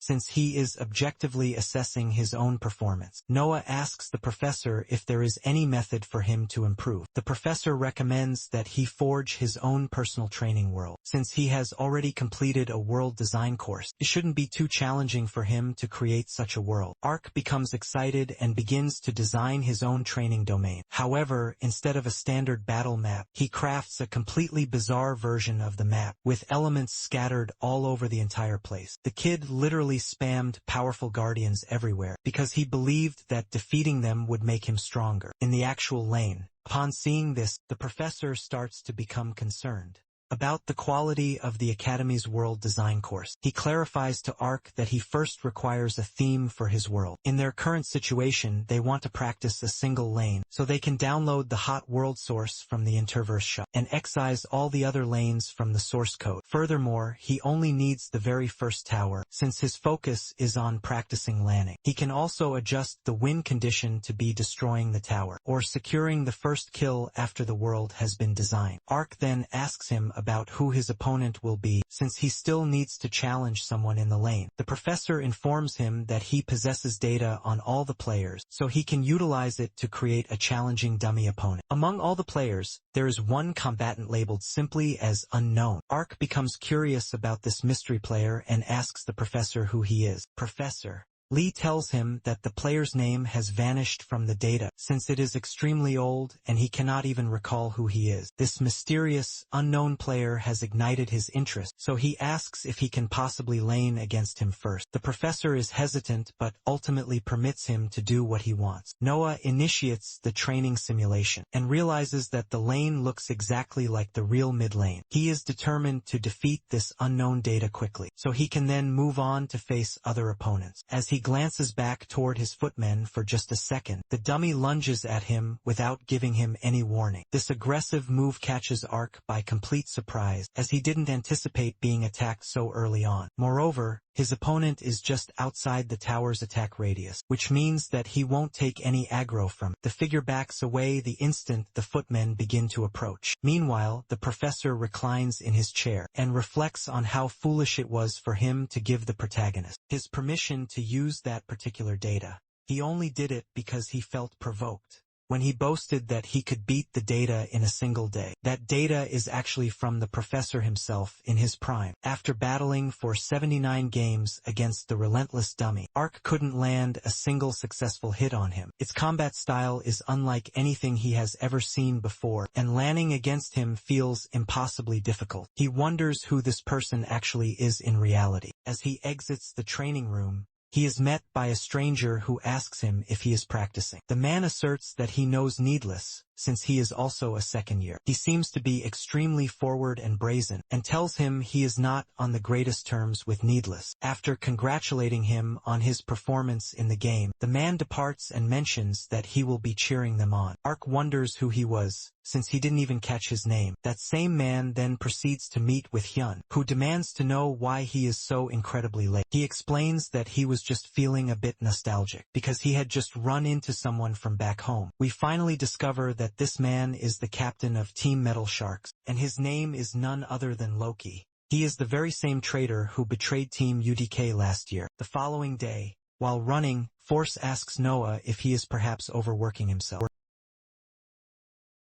and then endures the professor's grueling training regimen. Following that session, Our protagonist insists it's no trouble at all, for the challenge is exhilarating. As they run, he presses him for the secret to becoming better in lane. Force imparts a single piece of wisdom, to fight with sheer tenacity. Taking this to heart, he resolves to become a tenacious force in the lane. However, even that newfound grit proves useless against the professor's data. Later, he attends another team's game with his entire squad. A new thrill hits him. This is his first time experiencing a match purely as a spectator. Force commands him to pay absolute attention to every single play, and his focus immediately sharpens. It is the climactic final match of the first week. Following this, they will earn a 2-day respite from battle. The two factions competing are the formidable team Unchained Wolves, a squad composed of season 2nd and 3rd-year upperclassmen. This team secured 3rd place in the previous year. Thus, they are heavily favored to win this confrontation easily. Their opposition is the mysterious team Metal Sharks, the very same team harboring the traitor and Ark's former bully. Only their captain is a 2nd-year student, while the remainder of the team is made up of unproven first years, with almost no competitive experience. Arc spots Loki within the team and asks Needless if that is his old friend. He absolutely seethes upon hearing this and snarls at him never to associate him with that scum again. He clarifies that this is the very backstabber he spoke of. Loki addresses his squad before the coming battle, reassuring them that there is no reason whatsoever to be nervous. They will simply execute as they have trained and commit no errors. Hyun, however, is behaving strangely just before the match. It seems as if something is deeply and terribly wrong. As the clash begins, Arc is shocked to see that Hyun is their mid laner. Needless asks him if he recognizes that particular guy. He explains that he's a known delinquent who attended his school. Hearing this, Carrie grins and asks Arc if Hyun bullied him, because she would love to teach that punk a lesson. Noah reveals that he already thrashed him before he even began training, so it is nothing particularly special. Needless observes his opponent and feels a pang of pity for him, since he must face off against the legendary Nell, who is one of the top 3 mid laners in the entire academy. Nell wasn't anticipating much from a team that placed 9th last year, but he was shocked to find a total rookie opposing him. In the mid lane, Noah starts to break into a cold sweat as he witnesses the immense skill of the top 3 mid player. He desperately tries to calm his nerves and tells himself he just needs to execute what Loki told him. In the very next instant, he sees Nell charging at him with his blade drawn, as he's clearly aiming for a decisive solo kill. At that exact same time, Loki cracks a sinister smile and vows that he will prove to Needless that they were all wrong. Hyun instantly receives a power-up and starts moving like a seasoned pro. He expertly counters Nell and manages to land a devastating blow on him. None of his advanced techniques seem to work as Hyun dodges them all. Needless cannot believe his eyes. The top mid laner is being pushed back in a 1v1. Even Arc is in complete disbelief, as he has fought Hyun before, and he knows it is not possible for someone to improve so drastically in such a short period of time. Hyun finally slashes through the enemy mid laner's defenses and claims the first kill. Everyone expected him to be the one to die, but he flipped the script and killed the top mid laner instead. However, this is not the only lane where they are dominating. It seems as though every other lane is following the exact same pattern, as Team MS carves their unstoppable path to certain victory. We get a glimpse of Hyun wearing a suspicious-looking chip in his neck. The crowd goes absolutely insane as the underdog team manages to win in an overwhelming fashion. The week concludes, and it is time for UDK's second round match. Carrie is going completely berserk, this time as she is literally kicking her enemies in the face. Needless screams at her and commands her to play the game seriously. After witnessing Team Metal Shark's shocking victory last week, Team UDK has been overcome by an unseen wave of anxiety. Needless, in particular, was being affected the most by this. He refused to lose against the man who had betrayed their former team. They effortlessly claimed victory in their match against Team Dire Buffaloes. The next clash was the White Owls versus the infamous Team EV. Royd is thrilled for this match, since he will finally get to face King. However, he is stunned to see him completely absent from his team. The opposing team captain asks him, "Are you searching for our team's newest, powerful member?" Even without King's presence, they crush Team EV mercilessly and boast that he is merely a substitute player on their team. The next match is Team Unchained Wolves versus Team Victory Unicorn, which Team UW wins with ease. After that, Team HB falls to Team Colorful Mermaids, which is the very same team Han is on. Metal Sharks also dominate their next game in an overwhelming manner. During this second week, the top 3 teams are Team White Albials, Team Metal Sharks, and our very own Team UDK. All of these powerful teams possess the exact same score, and they are now tied for the coveted first-place position. It is now time for UDK's fateful showdown against the Metal Sharks. Needless informs the team about their next opponent, and Arc realizes that he is destined to face Hyun once more. Carrie jokingly points out to Needless that he seems lost in his thoughts. While contemplating the showdown with the traitor, she declares that she doesn't really care much about him, since she has never even met the guy. All that matters to her is winning this next game. If they can achieve victory in the end, they each will attain what they desire. Needless looks away and claims that he wasn't thinking about him at all. Arc later meets up with his good friend Han at the dormitory. The two of them discuss their upcoming pivotal matches. As they are in conversation, Hyun walks in and tells Arc to move away from the vending machine if he is finished. Noah feels a flash of fear upon seeing him, but then he remembers that he has already defeated him once before, so he really shouldn't be concerned. He remarks that Hyun appears to have improved, but he still won't be able to surpass his legendary pentakill. After that, he extends his hand for a handshake, but Hyun completely ignores him and walks away without a word. He goes to speak with his captain, Loki, and pleads with him not to use it in their match against UDK. The captain asks him if he is afraid of using the helper. I knew that suspicious chip was doing something. He claims there is nothing at all to be afraid of, since there is absolutely no chance of them ever being caught. It will guarantee victory in all of their upcoming games. The chip that is implanted in his body will not be detected, so long as he maintains his silence about it. Hyun thinks back to Arc and says that he just wants to beat someone in a fair and honorable fight. Hearing this, Loki stands up and challenges him, asking if he truly believes he can defeat Team UDK without relying on the helper, since their team is incredibly strong. He reminds him that he came this far thanks only to the helper, and not because of his own skills. The entire reason he chose freshmen for his team was so they would not talk back and do everything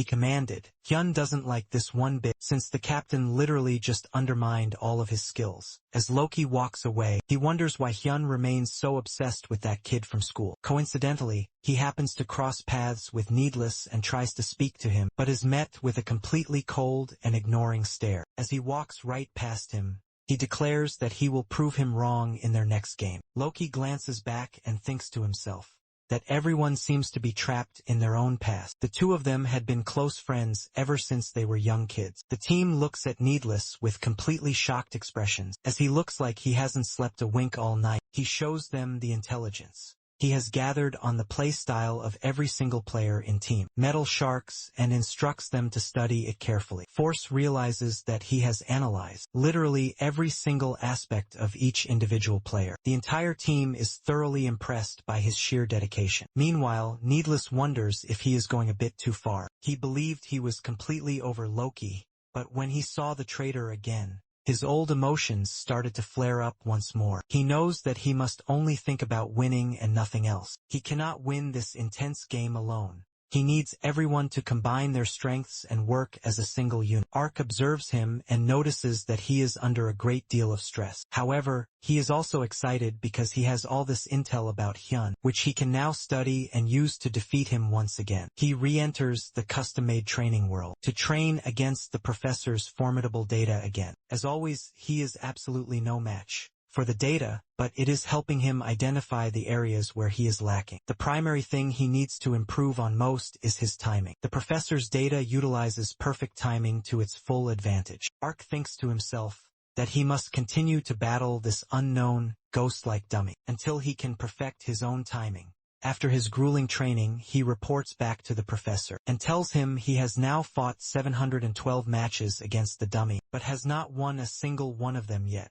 The professor is amazed by the amount of effort he is pouring into his training. Noah attempts to ask him about the mysterious data, but he claims he doesn't know, since it's quite old. He is also somewhat relieved that his old data has won, since his fierce competitive spirit is still very much alive. As the professor is lost in thought, Arc excitedly tells him he gained something from all that rigorous training. He successfully managed to land a one-sided attack on the dummy. He now believes that he might finally be able to win, if he can just train a little bit more. Hearing this, the professor begins to let out a laugh. He had finally discovered Ark's true, hidden weapon. It is now the pivotal third week of the tournament, and the fateful match between UDK and Team MS is about to commence. The crowd is electric with anticipation for this match, since both of these teams were in last place the previous year. However, this year they are both dominating the leaderboard. Everyone in the stadium is wondering which one of these two teams will record their first loss of the tournament. Loki gazes at Needless with a confident smirk, but our man is completely and utterly locked in. The head coach of Team MS, Professor Lilia, arrives to greet Professor Lee and wishes him good luck for the match. Before the match begins, Loki calls out to Hyun, or Nightmare, and asks him if he fully understood what he told him the day before. He thinks for a brief second and says that he understood. As soon as the match officially begins,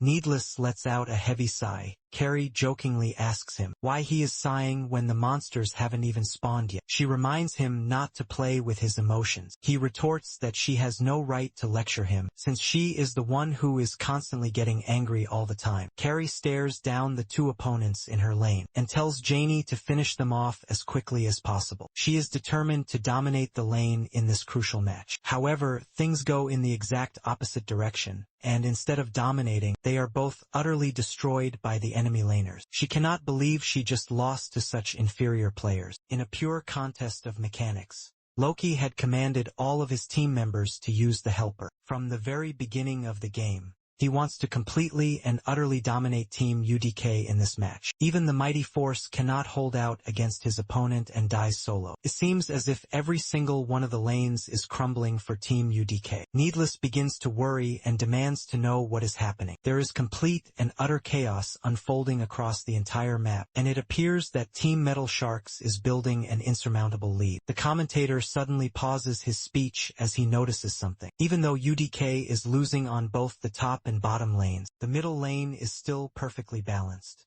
Both Arc and Nightmare appear to be fighting on equal footing. Loki becomes absolutely furious as he realizes that Hyun is most likely not using the helper. The mid lane is still a single ray of hope for the struggling Team UDK. Hyun could never bring himself to accept the words of his team captain. He believes that he can defeat Arc without using the helper. He has thoroughly analyzed his rival's playstyle and knows that he is weak. During the difficult landing phase, he plans on using that weakness to his own advantage and defeating him. All he needs to be careful of is Ark's terrifying synchro rate. His grand plan to become a professional gamer was shattered. After he lost to him, Nightmare is determined to defeat him here and take his revenge for the shame he was given. Upon noticing that his mid laner is fighting on his own terms, Loki starts sprinting towards the mid lane. He is going to take care of this matter by himself. As he is running, he gets spotted by Needless, who immediately ambushes him from the shadows. He had guessed that he was likely heading to the mid lane, since all of the other lanes were already winning for them. Needless stands in his way and declares he won't let him go anywhere. Assistant Kim shoots up from his seat as he witnesses this unfold. The two of them were once ranked number 1 and 2, respectively, and they knew each other long before they even entered the academy. Hearing this, T1 asks him who had claimed the rank of number 1, and the assistant reveals that it was, in fact, Needless. As the two former friends continue their fierce battle, he manages to disarm Loki and send his weapon flying away. Loki smiles and says that he is still as merciless as he always was, since he would always lose to him when they played their video games. He realizes that this must be how Nightmare feels now. Towards our protagonist, Loki decides to toy with him for a little bit. He puts his hand forward and summons his blade back to him. The blade slashes Needless across the face. As it returns to its master,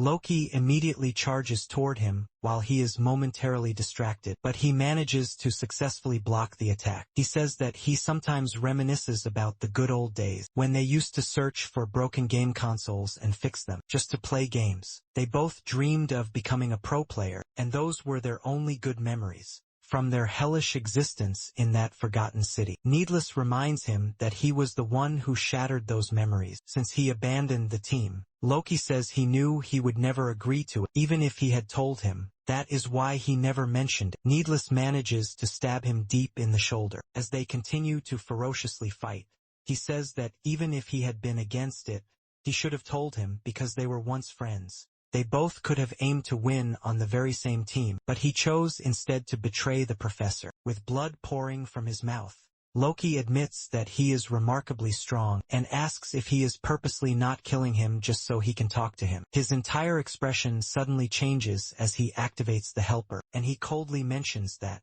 you must actively seize all opportunities in your life. With this, he instantly slashes one of his arms clean off. Needless did not even have a moment to react. With one of his powerful arms now gone, he tries to kick him, but the helper allows him to block his every move. He continuously switches between various combat stances and showcases a display of elite martial arts skills. Needless has absolutely no chance to fight against him while he uses the helper. Loki brutally and systematically dismantles him. This game is merely a stepping stone for him to accomplish his true goal. He is willing to sacrifice everything for that ambition to come true. Before delivering the final, killing blow, he says that they can never go back to the good old days, when they simply enjoyed playing video games together. We cut to a flashback where Loki is speaking with Professor Lilia. During the initial testing of the helper chip, he had asked her if he could get caught while using it. She explains that he will never be caught, since the chip does not interfere with the VR's actual program. It is specifically designed to be impactful, even before the player's brainwaves can reach the interverse through the VR capsule. It appears exactly like regular brainwaves. They also possess the input data of thousands of high-ranking players and elite fighters. It also contains an AI that is capable of making decisions based on the current situation. All of these factors combined make it the ultimate gaming assistance tool. Loki asks her if she doesn't have a more creative name for the chip. Hearing this, she says they should simply call it the helper. Using this assistance tool, Loki manages to finally kill Needless. It is now time for him to clean up after his underperforming teammates. While he was locked in combat with Needless, a separate, intense brawl was unfolding in the middle lane. Nightmare notices that Arc is moving into the range of one of his spells. He thinks his opponent is making a critical mistake due to being pressured, and uses a spell to quickly move behind him. As soon as he strikes him, Arc instantly blinks away. He realizes that it was all just a trap, since he barely grazed him with his attack. The aggro from the footmen has now shifted directly onto him. He also gets hit square in the face with an energy ball from Arc. He tells him that he fell for the exact same trap the last time, so it appears that he hasn't learned a single thing. This was one of the many traps that the Unknown had used on him. After battling against him so many times, he has started to perfectly replicate his habits. He now always thinks about what the Unknown would do in any given situation, allowing him to play exactly like the data. Even the professor has noticed this dramatic change in his playstyle, and realizes that he has improved immensely in the past 2 weeks. After battling the professor's data for so very long, landing against the likes of Hyun feels incredibly easy to him. Nightmare becomes furious when he sees him smiling after he lost to him. He had trained and studied like a maniac in order to become stronger, and he hated the thought that he might not actually be talented. He had to defeat him using only his own skills, in order to prove to himself that he was not a loser. As he charges at him, Arc notices that he can kill him, simply by utilizing his devastating long-range attacks. Nightmare finally has the horrifying realization that he may lose to him again. He recalls the words of his captain, Loki, and tries to convince himself that he truly wants to win. Despite believing it, he cannot seem to picture his team with the trophy. At this point, he has figured out that Arc is just much stronger than him. He is a single hit away from being eliminated, and he does not want that to happen. So, he activates the helper at the very last second. This allows him to miraculously evade the fatal attack. Loki strolls into the lane at that exact same time, and laughs as he watches him finally using the helper. After this turning point, Team UDK has no chance of a comeback, since their mid lane has also fallen. They lose the game by an absolutely huge margin. Loki walks over to Hyun after the game has concluded, and says that he will let his act of defiance slide, since he used the helper in the end anyway. He gazes over to Needless and the rest of his dejected team, all of whom look utterly disappointed by their own performance. Professor Lee, who has been watching the entire match with sharp eyes, realizes that something is not right with this situation. The entire team sits together in complete and utter silence, as they agonize over their very first loss. Force cannot believe that he was defeated so easily in his lane, despite having only a minor difference in their physical strength. Carrie is by far the most disappointed, since she lost to her opponents in a battle of pure physical might. Arc seemed to be playing quite well at the beginning of the match, but after a certain specific point, his opponent became unbelievably strong. The professor tells them that there is no reason for them to feel so disheartened, as they did not make any strategically bad plays. He begins to give them some words of motivation, instead of taking this loss to heart. But deep down, he still suspects that there is something suspicious about the game, which needs to be thoroughly investigated.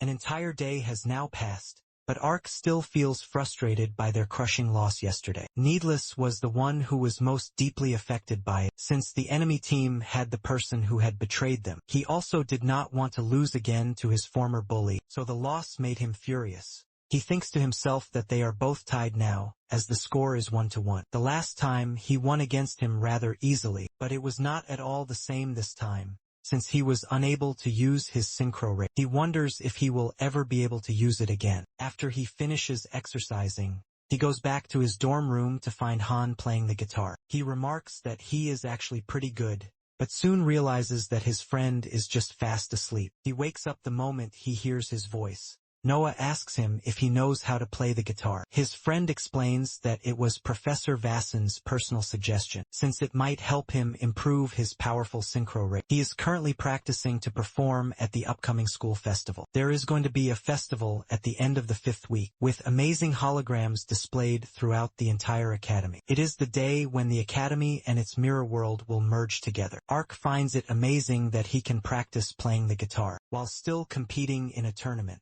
Han tells him that their main vocalist will not be able to make it, so he needs to find a suitable replacement.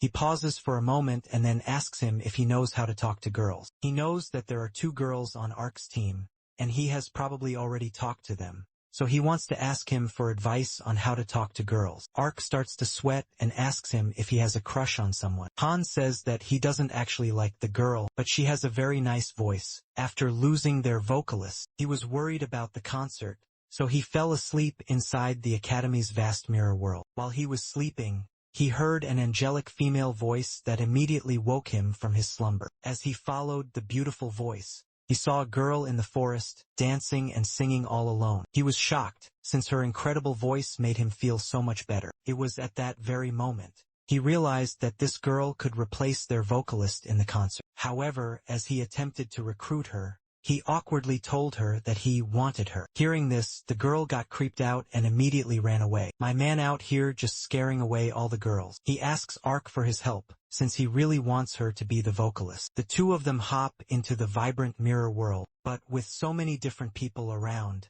it is not easy at all to find her. Han uses his incredible sense of hearing to track down her voice, and starts sprinting directly towards her. The 2 of them finally locate that girl as she is singing in the forest. Once again, Arc immediately understands why Han is so interested in the girl. Her voice feels as if it has the power to heal someone. She suddenly glances back at them, and notices the 2 of them standing awkwardly right in front of her. She looks directly at Han and demands why he keeps following and harassing her. Noah steps forward bravely, and explains to her that it is all just a big misunderstanding. The girl recognizes him since he is famous for his pentakill, and also for being the first death of the entire tournament. She lights up and tells him that she is a huge fan of Carrie. Hearing this, Arc doesn't want to speak to her any longer, so he asks Han to take care of the rest of it. He apologizes for his awkwardness the last time, and tells her that he is not very good at talking to people. He explains that he heard her beautiful singing, and was deeply and truly moved by her voice. He asks if she would like to join his band as the lead vocalist, and perform with them in the festival. She asks him if she will be singing in front of the people of the entire academy. This thought makes her even more excited, and she immediately agrees. However, she has one very strange condition. She does not want them to find her in her real life. It's probably just a Discord mod hiding behind that cute avatar. Han tells her that it will not be a problem, as long as she can be there with them on the main stage. The girl asks him to meet her at the same place tomorrow at 1 p.m. and leaves. As she is walking away from them, she turns back and reveals that her name is Haruru. Back in the real world, Ark and Han discuss the mysterious girl, who appears to have a much brighter personality than they expected. They still cannot understand her strange request to not meet in the real world. Noah wonders if she could actually be a ghost or an NPC. That doesn't even exist at all in real life. My man is reading far too many comics. The very next day, Haruru practices for the big concert with the rest of the band members. Just as Han had expected, her incredible voice fits perfectly with the rest of the band. She seems truly joyful to be able to sing. In the interverse after their training, one of Han's friends comes over to him and tells him that she has a truly amazing voice. His other friend goes directly over to her and tries to ask her for her personal phone number, but she immediately declines. After seeing him defeated, the second friend tries his luck and invites her to an after-party, but she turns him down as well. Han tells them that he also will not be coming to the party. Hearing this, both of his friends walk away in utter disappointment. After they are both gone, Haruru calls out to him and asks him if he wants to go for a walk. While walking together, she talks to him about their recent practice and thanks him for giving her the opportunity to sing so freely. She then asks him if he truly meant what he said to her yesterday. Han says that he really and truly meant it. Hearing this, her eyes light up and she quickly looks away. She tells him that his kind words really hit her hard. She knows that he can read other people's emotions, so she asks him if he can read what emotion she is feeling right now. Instead of giving her an answer, he says that he is feeling sleepy and wants to head back. Before he leaves her, he asks her why she doesn't want them to look for her in the real world. The question makes her stop and think for a second. She smiles and tells him that she is actually a ghost who wanders around in the interverse and doesn't have a real body. He can sense her strange, erratic heartbeat. Every single time this topic is brought up, all of her powerful emotions become tangled together, and he cannot truly sense what she is really feeling. He responds to her by saying that she reads way too many comics. Meanwhile, our protagonist is facing a much bigger problem with his team. Needless and Carrie are currently arguing with each other, and he doesn't really know what to do about this situation. The next match for Team UDK is against Team Sun Deathside. The analyst predicts that Team SD will struggle quite a bit during this upcoming game. Since most of their main players have already graduated, the team has been on a terrible losing streak since the remaining players lack the necessary experience. On the other hand, Team UDK looks solid, despite their last loss to Team MS. Unless something completely unexpected happens, the game should be an easy victory for Team UDK. After hearing the pre-game analysis, the commentator is shocked to notice that the goal lead is actually in favor of Team SD. Despite them being far less skilled, the team is somehow starting to pick up a lead. Needless appears to be very upset, as he keeps giving more and more orders to his own mid laner. Because of all this, Ark feels overwhelmed, and he cannot properly play his own game. On the other hand, Carrie also seems to be struggling in her lane. It appears that she is not playing like her usual aggressive self. She wants to make certain that she was just having a bad day. During their disastrous previous match, the entire team is unstable, and their communication looks like a complete and utter mess. The professor is deeply worried as he looks at his team in this state. The top laner of the enemy team starts to get more confident, as he realizes that Team UDK is playing very poorly. As Force seizes the opening to claim his life in the lane. Returning to the present moment, the bitter clash between Carrie and Needless rages on over the game. To silence their bickering, Force's voice thunders, declaring that pointing fingers will solve absolutely nothing. His sharp gaze then falls upon Needless, stating that Ark was unable to perform at his peak because he was being choked by an endless barrage of commands. He questions if he is truly playing a team game or just testing the absolute limits of his teammates. Force erupts at them both for their pointless squabbling, when they themselves are the most problematic members. Meanwhile, Janie and Ark can only watch him in stunned silence, having never witnessed him speak with such authority. Force commands them both to reflect upon their own failings, and with that, the tense meeting concludes. Noah lays on his bed later, wondering if their fractured team is ever going to be okay. He confesses this to Han, who hadn't realized his team was so broken. On the inside, since they had been winning so much, he tells him that agonizing over it won't do him any good. A team is like the 5 individual fingers of a hand. If you wish to accomplish anything with that hand, all 5 of the fingers must move in perfect coordination. If a single finger on the hand begins to act on its own, the hand, while still usable, is greatly weakened. He advises him to simply give it some more time, and assures him that these things will resolve themselves. Han then questions him if it is truly wise for him to divulge secrets about his own team, considering they are on 2 completely different squads. Arc immediately recognizes his grave mistake, and declares that his team will surely recover by the time their 2 teams inevitably clash. As they continue talking, he notices that Han looks somewhat troubled. He asks his friend if this is related to the mysterious Haruru. Han admits that everything else has been progressing well, but he believes that he himself might be the problem. They had made a solemn promise not to seek her out in real life, but he was beginning to grow far too curious about her. In this very moment, Arc realizes that his friend has actually fallen for her. During this time, Carrie is busy training against droves of monsters. She eradicates them with a devastating tornado kick and recalls her humiliating defeat to some side characters in their match against the formidable metal sharks. She refuses to accept that they possess superior control than her, because if she is not the absolute best when it comes to control, then there is no reason for her to be a part of Team UDK. She is visibly tormented as she exits the training grounds. While walking out, she happens to notice an ID card on the ground. A young girl is walking just ahead of her, so she naturally assumes that it must belong to her. The girl turns around and is absolutely shocked to see her. She immediately starts typing away rapidly on her phone, and asks her if she is the famous Carrie from Team UDK. After she gives her confirmation, the girl becomes ecstatic and confesses that she is a huge fan. She even goes so far as to ask for her autograph. The 2 of them take a seat together on a nearby bench, while the girl kindly offers her a refreshing drink. She tells her that it is a small token for returning her student ID. It becomes apparent that the young girl cannot speak, so she must rely on her phone to communicate with others. Carrie feels a bit awkward, since this is the very first time she has been approached by a fan. She asks the girl for her name, as she is also in her first year. The girl smiles warmly and reveals that her name is Haruru. After learning her name, Carrie hesitates for a moment and asks if she watched her last game. She is referring to the devastating match that they lost, but the girl encourages her to cheer up,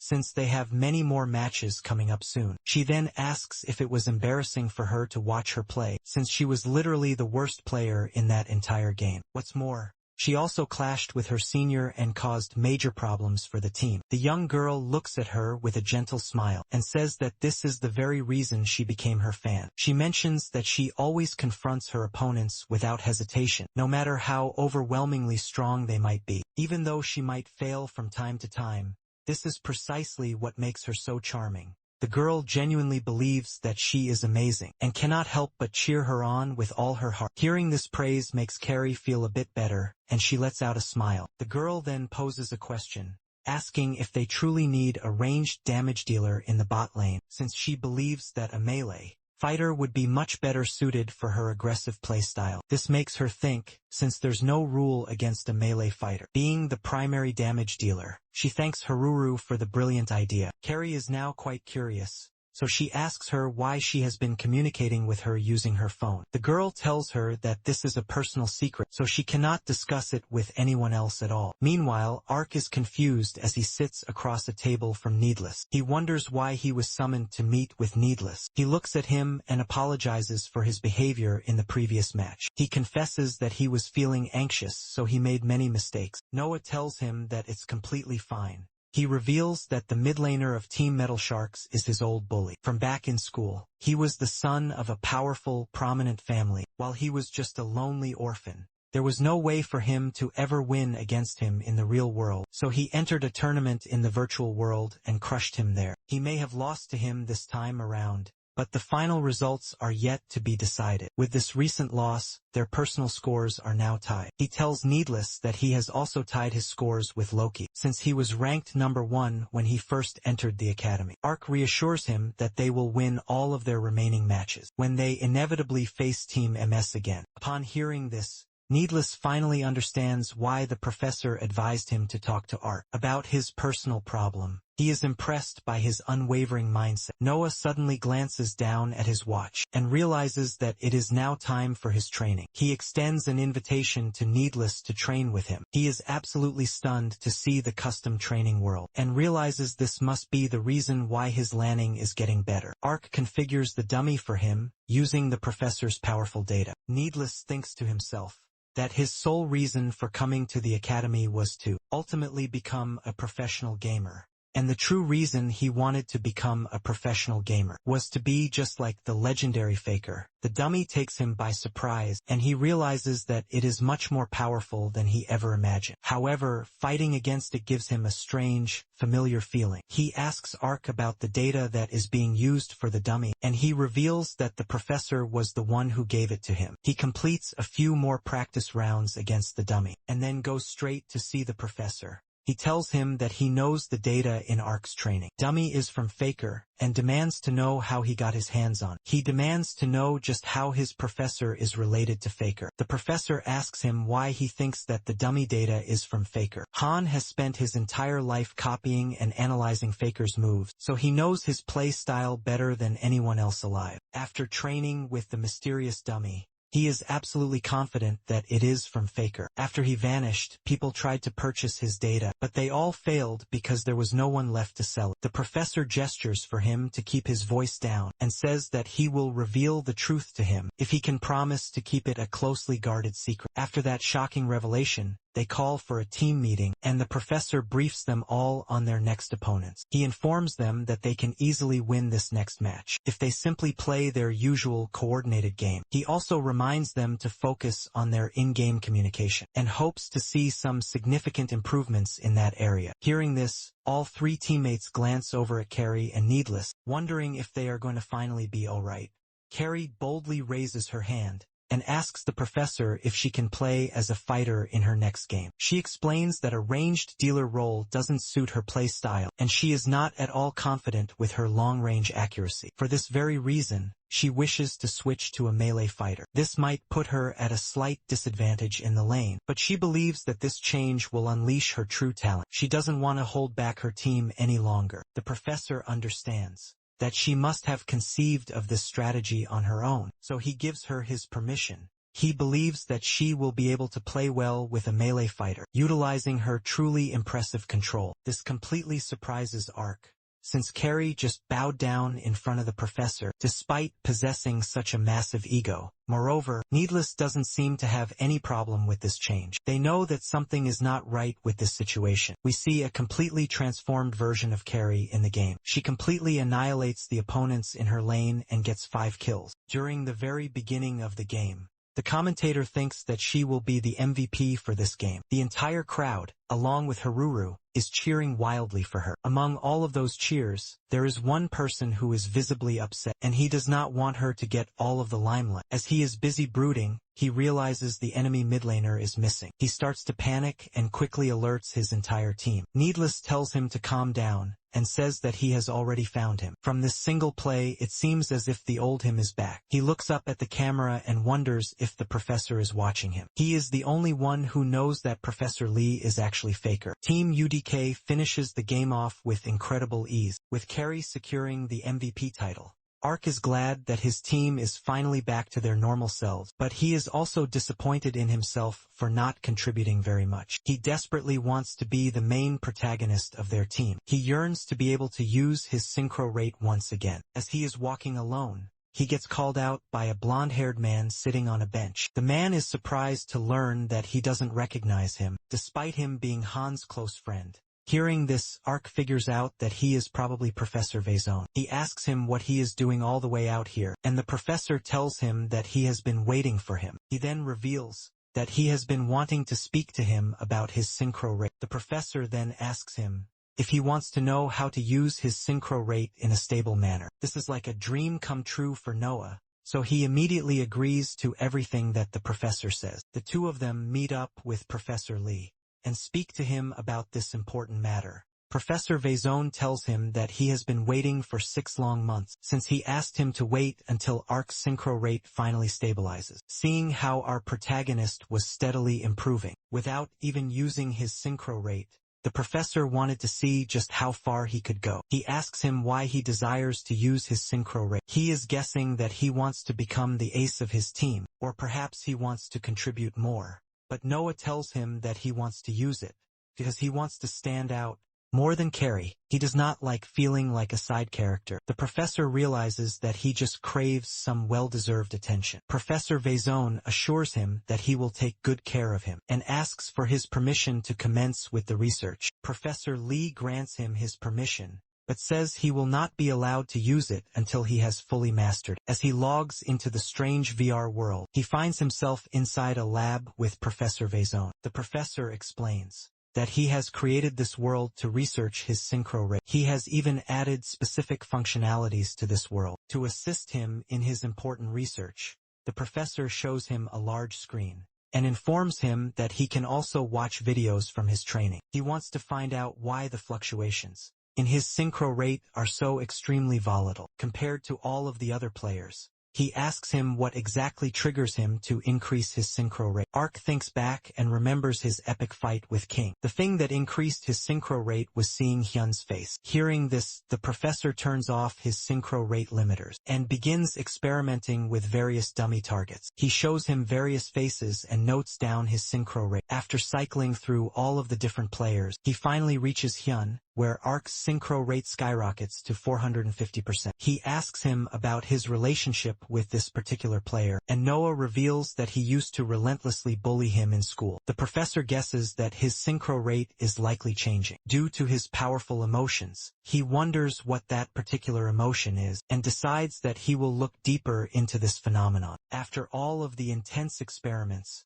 Arc looks like a zombie, passed out in his bed. He explains that he was held hostage by the professor for 5 whole days, during which he performed all sorts of experiments on him. His entire perception of Professor Vaison changed after these 5 days. He asks Han if he is okay with his professor now training him.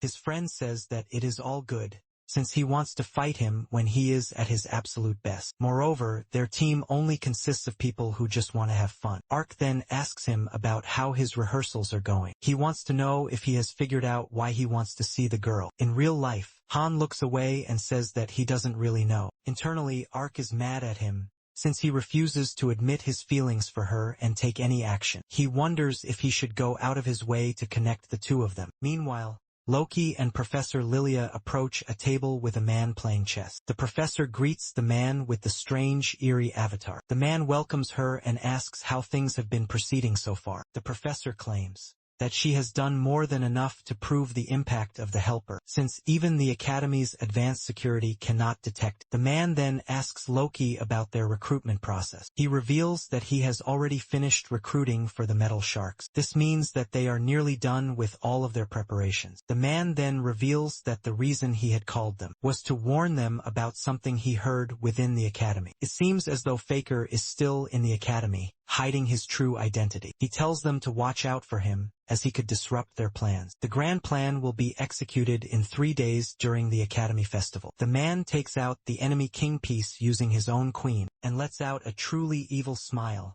claiming that they are going to destroy the Academy very soon. It is finally the day of the much-anticipated festival. Arc is excited to see all of the colorful and vibrant decorations, and the many people who are now visiting the festival. In the real world, he asks Han if he is going to perform today. He tells him that he still has some time left, until their big performance finally begins. He then points off into a distance where Force is currently standing. Arc is surprised to see him working a stall and asks what he's doing. He tells him that he is covering for one of his friends, who had something important suddenly come up.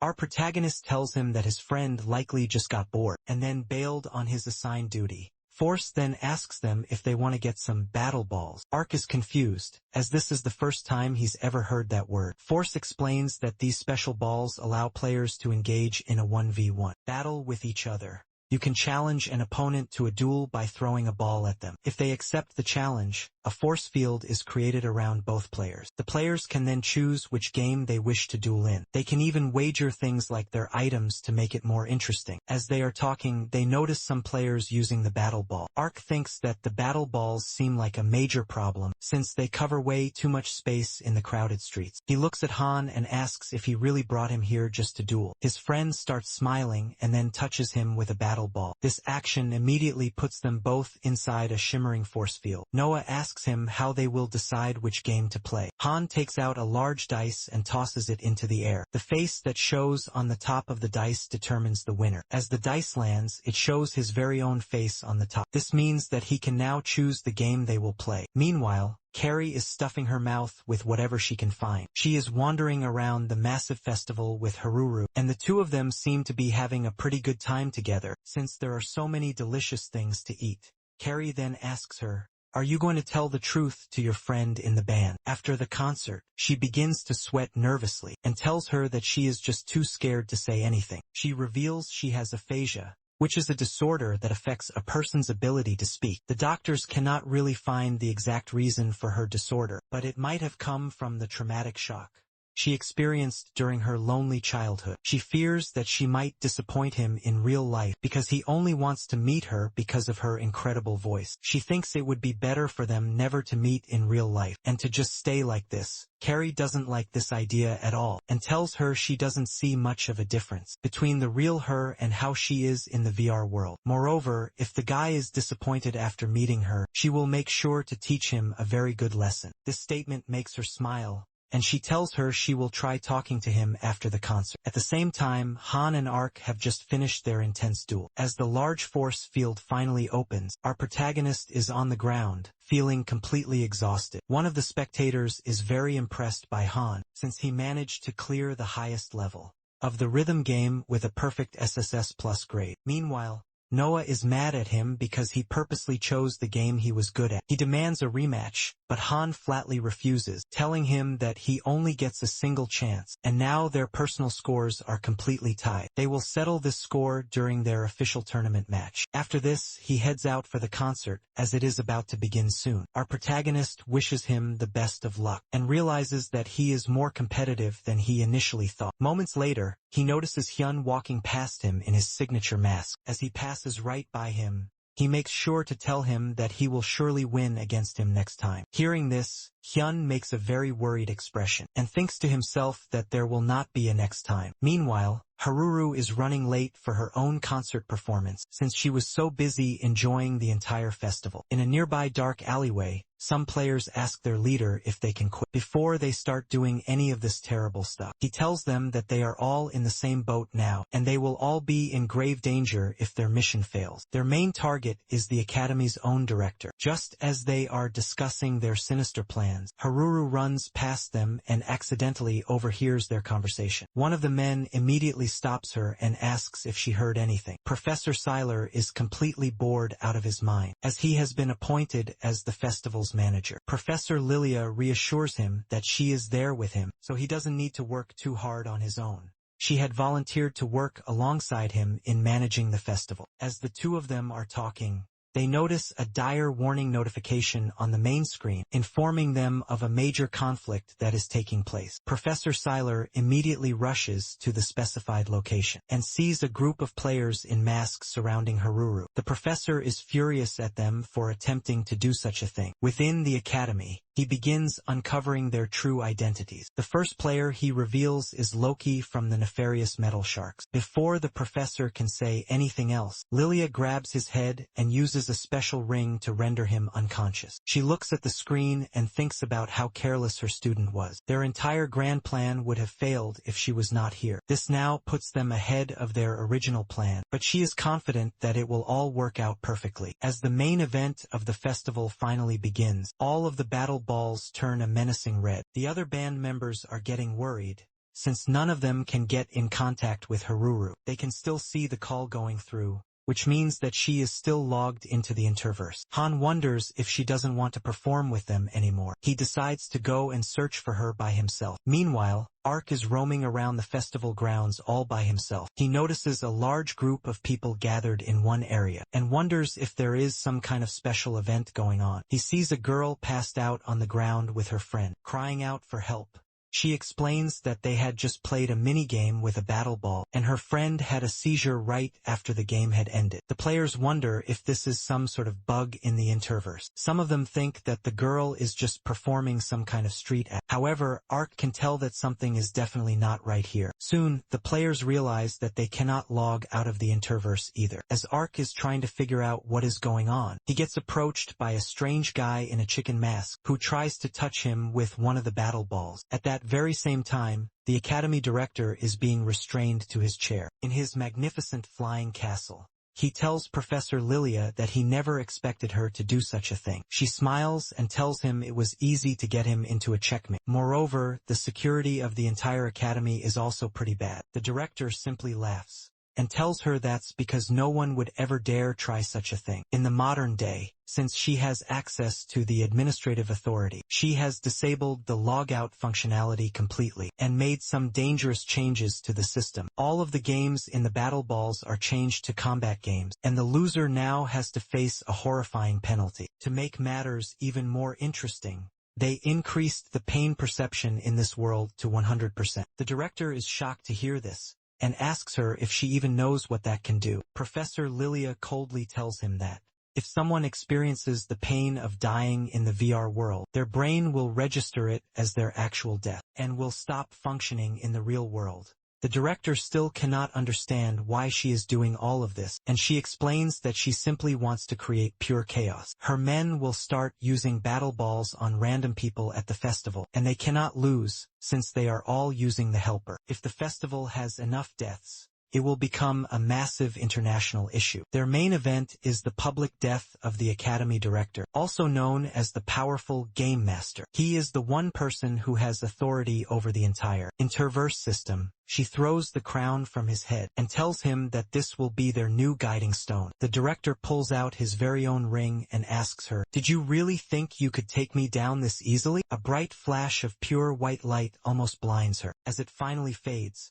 she notices the director is free from his restraints and wearing a suit. He tells her that he didn't manage the entire professor's world and its administrative authorities without a backup plan. He then turns his ring towards her and tries to restrain her. Professor Lilia starts smiling as they both get a new notification, informing them that the administrative authority is being disabled until the system can stabilize. It seems like the professor has made a copy of the master key, which has granted her access to the administrative authority. She walks over to the director with a sinister battle ball and asks him if he enjoys playing these sorts of games. The director then asks her, "Do you know that you will also experience as much pain as me?" Professor Lilia activates her own helper and tells him to get ready for a game of pure life and death. There was once a person famous by the nickname God of Deduction. Even before VR technology had gained widespread use, he was famous for never losing at strategic games like chess, Go, and shogi. This man was also known by many as the Game Master. He went on to become the director of the renowned Songyong Academy. He knew exactly what was happening at this moment. Seeing the supreme confidence of Professor Lilia, he knew she must have something else up her sleeve. It was still unclear what she was planning,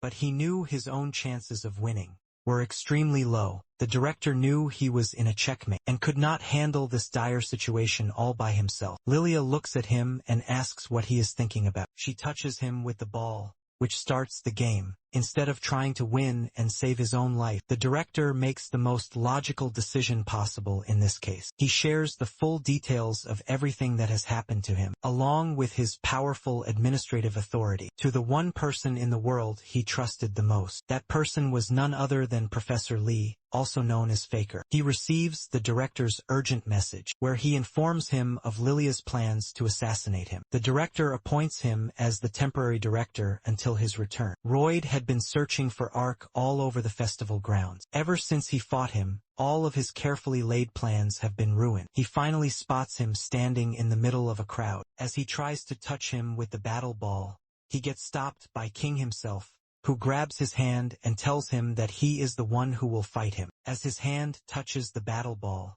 the two of them become trapped within the force field. Arc receives a group call from his entire team and realizes that it must be something extremely important. Assistant Kim informs them that they are on high alert and advises them all to avoid getting hurt. In the VR world, he received a call from the professor telling him that the mirror world was being targeted by a terror attack. The terrorists have maliciously changed the in-game settings and increased the pain perception to 100%. The main culprit behind this entire plan is Professor Lilia from Team Metal Sharks. According to his various sources, the terrorists will begin attacking normal people with the battle balls very soon. Upon hearing this, Needless wonders if Loki is also involved in all of this. He asks Kim about the professor, who tells him that he is taking care of something very important. The professor checks all of the emergency exit gates, only to realize that they have all been completely blocked. The only way to fix this is to reach the director's Sky Palace. Kim orders them to evacuate all people to the main plaza, and to hide for now. While he is still on the call, Carrie tells him that she is already facing one of the terrorists. Hearing this news,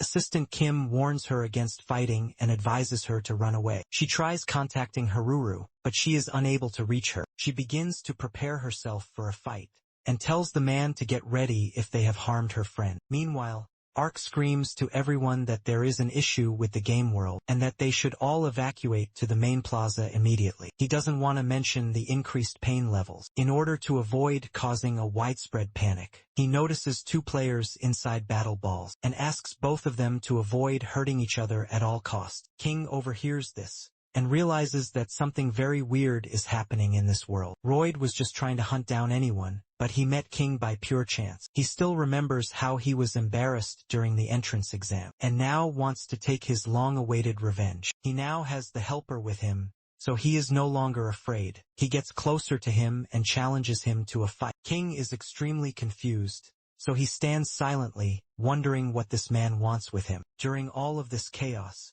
Han is running around the city, desperately trying to find Haruru. He cannot hear her voice, since there is so much noise coming from all the other people, and focuses on amplifying his auditory senses. This immense level of synchro rate pushes his body to its limit, causing blood to stream from his nose. But through the agonizing pain, he finally pinpoints her location. Her breathing is dangerously erratic, her pulse faint and weak. Instantly, he dashes with all his might toward the source of the sound. He discovers her lying unconscious on the cold, hard ground. Far removed from this unfolding chaos, T1 is casually relaxing in Kim's room. He peers out the window, observing the bustling crowds of the VR world. But then, without warning, they all mysteriously vanish. The small robot ponders if there might be a problem with the connection. However, he quickly concludes that this matter doesn't really concern him, so he promptly returns his attention to watching his captivating drama. Meanwhile, the traitor Loki sits enthroned in the Mirror World's administration hub, surveying his chaotic masterpiece.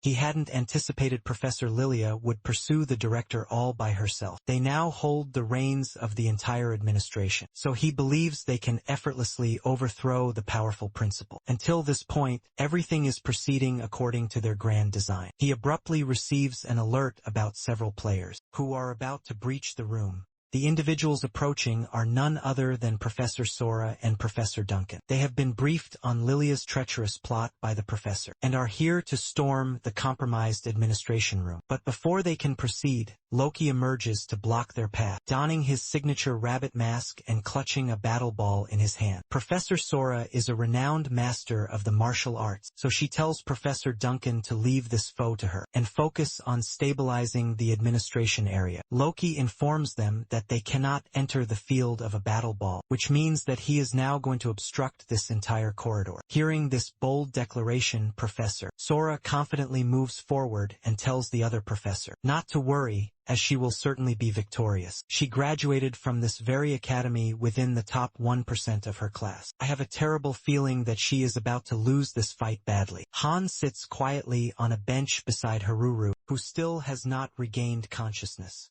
The snowman guy comes running over to him, and explains that he just arrived after encountering a strange man. He is a crazed gaming fanatic, who started throwing battle balls at people just to take them down. A whole squad of Academy seniors gathered together to stop him, but even their combined might was not enough to stop him. He used his battle ball on all of them and utterly destroyed them alone. All the seniors who lost to him have fallen unconscious and are not waking up. Han now realizes that Haruru is in a very similar condition, which means that she must have experienced something just like that. As the snowman finishes his explanation, Needless approaches him and asks if the man was wearing a mask. The guy quickly confirms it, which leads him to believe he is likely working for Professor Lilia. All of the other players begin to panic as they learn that the masked man is forcing people into combat using the battle ball in order for them to use the battle ball. When the pain perception is set to 100%, they must be absolutely confident in their own victory. He wonders if the professor is simply going to ignore all of this. Most importantly, he needs to know if Loki has anything to do with this. He calls him on his device and demands to know his location. Loki mockingly asks him if he wants to have some fun with him at the festival. Needless is not playing any of his games, so he questions him if he has anything to do with the current crisis. Loki pauses for a moment and then admits that he is right. He proclaims that things can never return to the way they once were, and coldly wishes him good luck with the rest of his life. Needless becomes furious and demands his location once again. Meanwhile, the professor is visiting the rental aerial transportation station and acquires a flying dragon for himself. He must reach the director's flying palace, but he cannot use the portal since it has been completely blocked. As he soars there upon the mighty dragon, he encounters a barrier, but since he now has administrative authority, he shatters through it with incredible ease. By the time he arrives, he is already too late, since the director is already lying there unconscious. Lilia notices that the powerful ring from the director's finger is gone. She realizes that he must have transferred his vast authority over to the professor. She tells him that it no longer matters, since even he cannot possibly stop her anymore. Seeing her with this much confidence,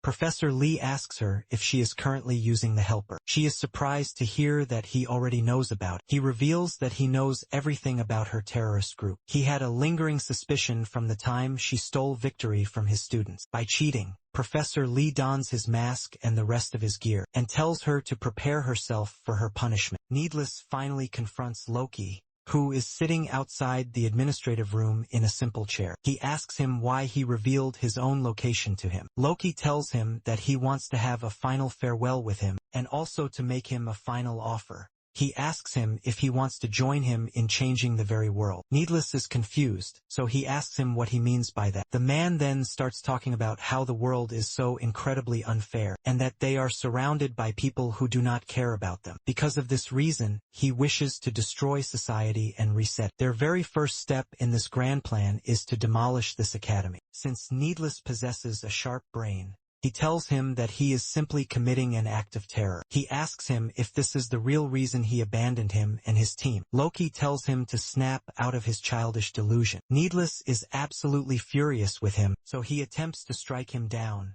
but the man effortlessly stops him, since he is now using the helper. He claims that it is impossible for him to defeat him, as long as he is utilizing the all-powerful helper. The pain settings in this world have also been changed, so the more that he struggles, the more he will surely suffer. His only viable option is to accept his tempting offer. Needless looks back at him and asks if he ever considered him a friend. This question hits Loki hard and makes him think for a moment. Using this brief opportunity, Needless tries to hit him with a battle ball. The man immediately backs away from him and asks him if he even knows what will happen if they enter a duel. He knows that he will surely die if they fight, but he just cannot stand by and watch him do any more bad things. Somewhere else, King is getting brutally beaten up by the chicken guy. The man explains that his pain perception has been increased to 100%. He mockingly asks him if he is scared, and says that he will not let him go so easily. The game that they are now playing only concludes if you touch your opponent on the same spot twice. Touching them a single time makes a spot,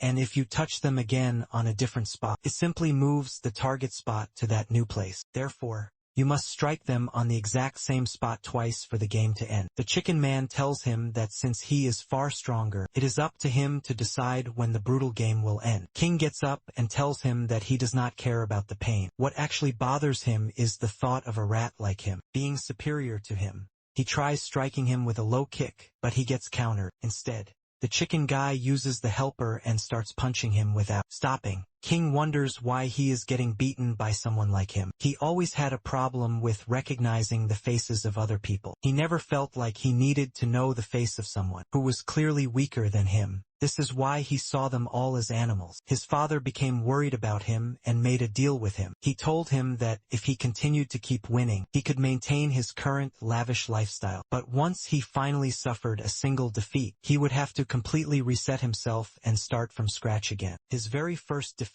came from Ark, and he finally experienced what it truly felt like. It destroyed his trust, and he began to see Ark's face with perfect clarity. He wonders if he will be able to take his revenge if he resets himself. If that is the case, he is willing to reset himself no matter how many times it takes. He is willing to accept his opponent as his absolute equal, if that is what it will take for him to finally beat Ark. As he changes his entire mindset, he starts seeing the guy's face with perfect clarity, and finds out that he is wearing a simple chicken mask. He admits that his opponent's martial arts is on a world-class level. This is the very first time he is taking an interest in his opponent. He starts walking towards the chicken man and kicks him in the face, replicating the exact same kick he had used on him just moments earlier. The chicken guy realizes that he is now copying his own skills. He tries to end the game by hitting him on the same spot again, but King purposely gets hit on the other side of his own face. He wants him to keep going so he can continue to learn more from him. It seems like the tables have completely turned, and it is now the chicken man who is truly scared. On a nearby street, Carrie is running away from another masked player, who is trying to strike her with a battle ball.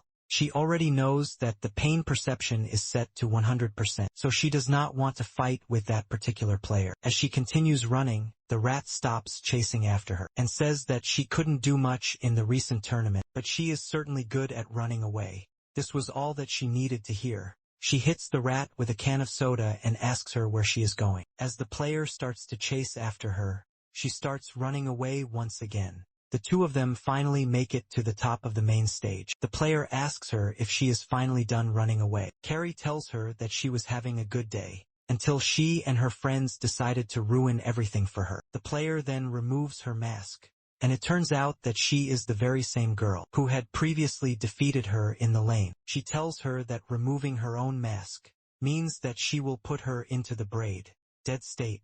Carrie is somewhat happy to discover that she is a terrorist because she wants to take her revenge on her anyway. She goes in for a powerful kick without a moment's hesitation, and immediately backs up before the girl can even counter. The girl realizes that her erratic movement is annoying, and tries to scare her by revealing everything about the helper chick. Yeah, revealing all the secrets about your weapon to your opponent must be the best possible move here. After she has finished her explanation, she is surprised to see Carrie relieved instead of being scared. She has finally discovered that she lost because of the illegal chip, and not because her own control was simply bad. Since the girl told her everything about the helper, Carrie also begins to tell her about the place where she grew up. She says that it was a truly terrible place, where they had to fight against adults just in order to survive. Coming from a brutal place like that, experiencing a little bit of pain is the least of her worries. As she charges directly at her, the girl starts to panic and leaves everything up to the helper. However, even the helper cannot save her now, as she gets pushed down from the platform by Carrie. At the same time, the snowman guy spots the masked man, who was attacking people a little bit earlier. The man is then confronted by a tall, muscular guy who wants to defeat him and become a famous hero. Unfortunately for this guy, he did not have the dog in him, so he gets knocked out. The masked guy starts moving onward toward his next chosen target. He tells everyone to run away if they want to save their own lives. Hearing this, everyone around him quickly runs away. The man takes off his mask, and it is revealed that he is Stad, who is also another member of Team Metal Sharks. As he is walking around with the battle ball still in his hand, Hans stops him in his tracks and asks if he is the one who is responsible for putting Haruru in this condition. The man knows her, since he was with the group when they surrounded her. He touches him with the battle ball and asks what he can possibly do, even if he was the one who was responsible for it. Han wins the toss and chooses the rhythm game for their duel. The man tells him that if he should lose this particular game, the pain from the shock will surely put him into a deep coma. Without answering him, Han chooses the toughest song in the entire game. It is a song that no one has ever been able to successfully finish, so the helper has absolutely no data on it. The masked guy is having a lot of trouble keeping up with the song's pace. He thinks that he can win by just barely holding on, since his opponent must surely lose at any given moment. However, he is completely shocked to see that Han has a perfect score on the song so far. This means that he hasn't missed even a single beat yet. As he plays the game, he is thinking only about Haruru, and how he couldn't muster up enough courage to ask her out. He wishes he could get just one more chance, so that he would not leave any regrets behind this time. He pushes himself a bit too hard on this difficult level, since he is now using his synchro rate, and ends up completely overheating it.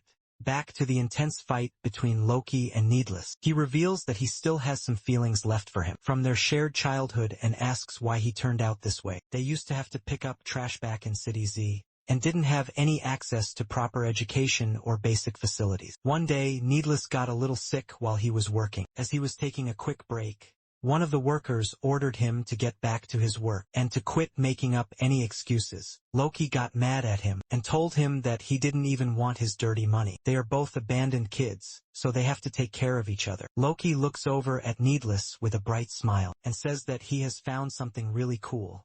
He shows him a gaming console and the two of them take it home. This is where they both started their gaming journey. Needless was always incredible at video games, but he thought that it couldn't put any food on the table, so it was completely worthless. Loki asked him if he knew about Faker. He explains that his incredible achievements are so high that even people who don't play games know about him. Playing games has earned him a lot of money, and he has also influenced countless other people. Loki is confident that someone from their city can also become just like him. He asks him if he would like to become a professional gamer, and says that he will fully support him in becoming the next Faker. Needless was able to dream of becoming a professional gamer, all thanks to him. And this is how he met the professor who brought him to the academy. He asks him again why he chose to betray his own team. Loki finally speaks and reveals to him that he figured out that the academy was not a place filled with dreams. It is being funded by the powerful families of the elites, who now attend the prestigious academy. The first order these people have about the academy is that people from cities F and Z are ruining its reputation and its quality. Those people will exclude them until they are back out in society, so they won't be able to use the name of the academy in their favor. The dreams they both had were impossible to fulfill in this academy, and he knew it from the very beginning. This is the reason he joined Prism, to destroy this corrupt system and change the entire world. Needless finally understands the reason why they both became so emotional when they thought about each other. He knows it is a little bit cruel, but he is going to use that shared emotion against Loki. With this, he rolls the dice and starts up the new game. Loki doesn't want to go forward with all of this, since he knows that one of them must die here. Needless tells him not to worry, since he is not going to play the game he is thinking about. He wins the toss and chooses to play the game Hackman. In this particular game, players have to avoid the Hackman and collect all the gems in the maze. He wants to gamble his own life away in the game. If he gets eaten by the deadly Hackman, he will have a 20% chance of just surviving. If he cannot survive, then it means that Loki has won. However, if he manages to somehow survive, he has to apologize to everyone and receive his just punishments. After that, they will play games together just like before. Loki desperately tries to stop him, but it is too late. He gets completely demolished by the Hackman. Meanwhile, the professor manages to defeat Lilia, even though she is using the powerful helper. She doesn't understand how he is able to win against her, since the helper takes its data from the rank 1 player in each game. The only way to beat it is by possessing skills that exceed far beyond the rank 1 player. Hearing this, she realizes that he was actually Faker all along. She was warned to be careful of Professor Lee, and now she knows why. However, she still has one more plan. As Arc finally reaches the designated main plaza, he is surprised to see that it is completely empty. He hears the snowman guy screaming and sees 2 bodies on the ground. The man explains that Han had defeated the guy and collapsed afterward. At the same time, he hears a voice coming from his back. It is another man wearing a mask, but he can already tell who it is just from the sound of his voice. The masked man is none other than our beloved school bully. He didn't expect to meet Noah all the way out here. He stares at one of his own teammates lying on the ground and wonders if he was the one who defeated him. Noah immediately tells him to take out his own battle ball and then challenges him to a battle to the death. Hyun scratches his head and says that he will kill him this time. The 2 of them finally go into battle and then roll the dice. Arc wants to confirm his growing suspicion, so he asks the masked guy if he is actually Hyun. Instead of answering him in a direct manner, Hyun orders the system to set the game based on Hot World's arena. It is the very same arena where they fought for the very first time. Hyun immediately charges at Noah.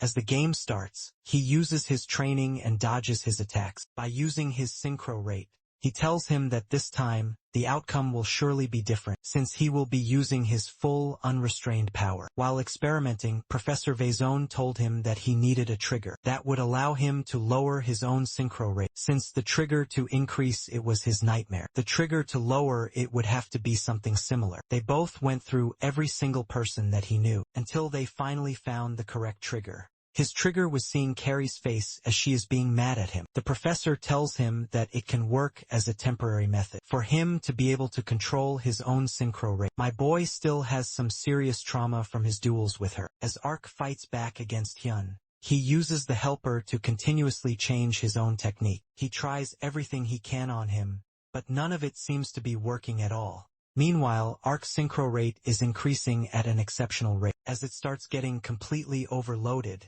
he thinks of Carrie's mad face, and it suddenly lowers down. Hyun realizes that Arc's reaction speed is beyond human capabilities. He starts getting flashbacks of his very first fight with him. In order to beat him, he had to use the helper, and he even ruined his life by joining a terrorist organization. He doesn't want to be held back by someone just like him. At the same time, Professor Lee has finally finished off Lilia. He tells her that her helper still has some major faults, and that it is not yet complete. She says that it is not normal for people to be able to see the faults in that specific device. However, thanks to him, it is finally complete now. The only thing it was lacking was the game data of the best player in the entire world.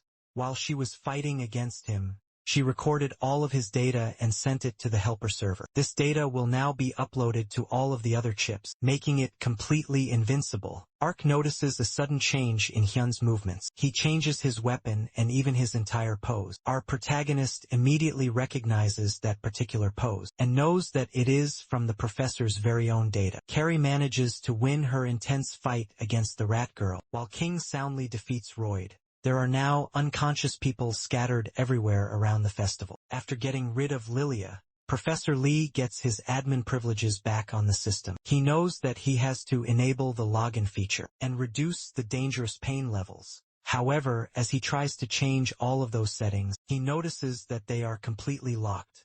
He cannot change those settings, since there is currently a game still in progress. This means that someone is still using the battle balls. The 2 players are, of course, Hyun and Arc. He is starting to feel the intense pain from all of the scratches he got from the sword. Hyun raises his powerful sword upwards, making him think that he is going to attack from high above. However, he suddenly lowers it and then attacks from below, causing him to completely break his guard. He almost feels like he is fighting the unknown dummy again. Hyun goes in for another brutal attack and breaks his blades in half. Arc wonders if he will die in real life if he dies here in the game. During all of this, the professor is on his mighty dragon, flying towards the signal from the active battle ball. As he finally approaches the ball, he is surprised to see Arc and Hyun fighting inside. He is worried, since he knows that Arc is fighting against the helper. Just as he is about to get hit, Arc increases his synchro rate to the max and dodges the attack. While grazing Hyun's menacing mask,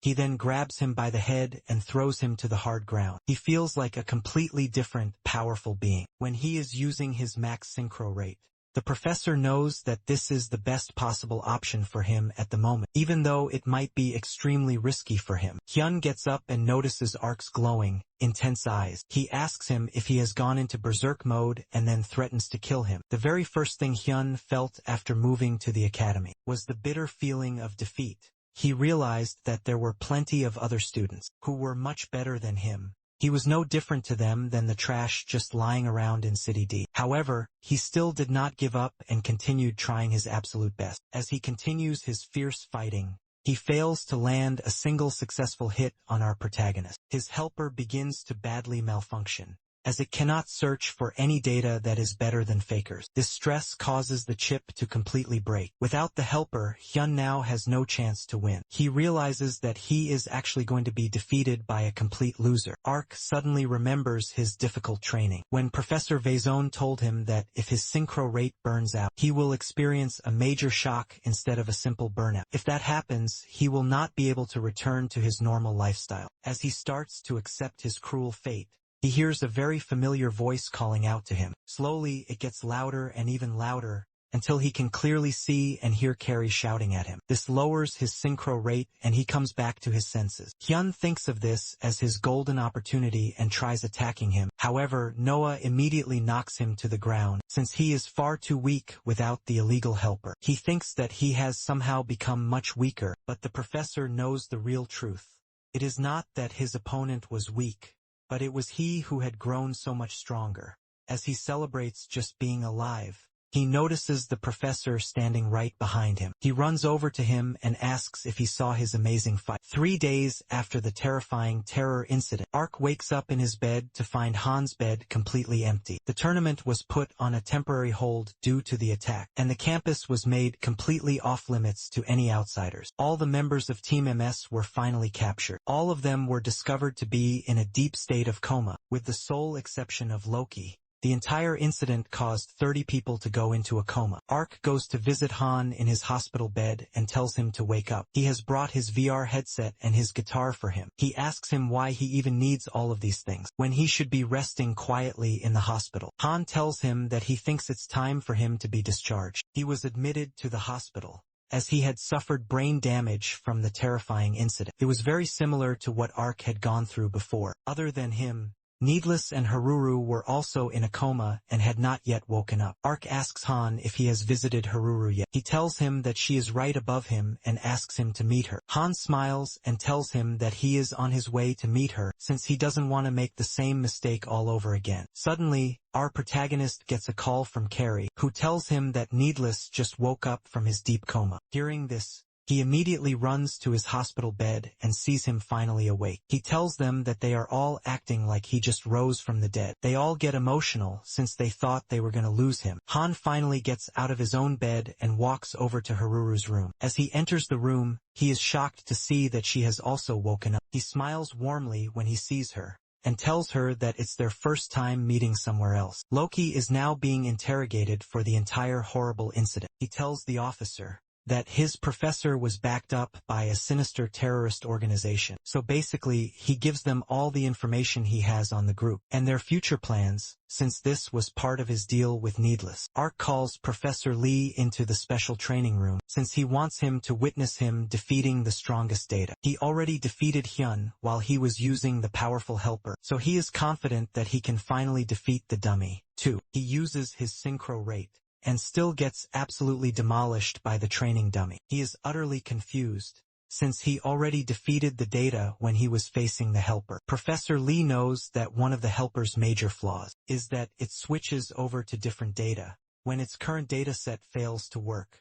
When Ark dodged an attack from his own data, the data then switched, and after that he was fighting someone else. He still has a very long way to go before he can defeat his data. Professor Lee tells him to hurry up now, since he is going to be late for the upcoming school event. He is attending the event as one of the main honored characters. All 5 of the students who helped to minimize damage during the incident are called up on stage and given a special reward. After the big reward ceremony, The host then informs the entire audience that they have an important announcement from the Academy. He is going to show them a video from their own director, which he had specifically requested them to reveal in case of an emergency. The director tells them that if they are now seeing this video, probably means that he is already gone.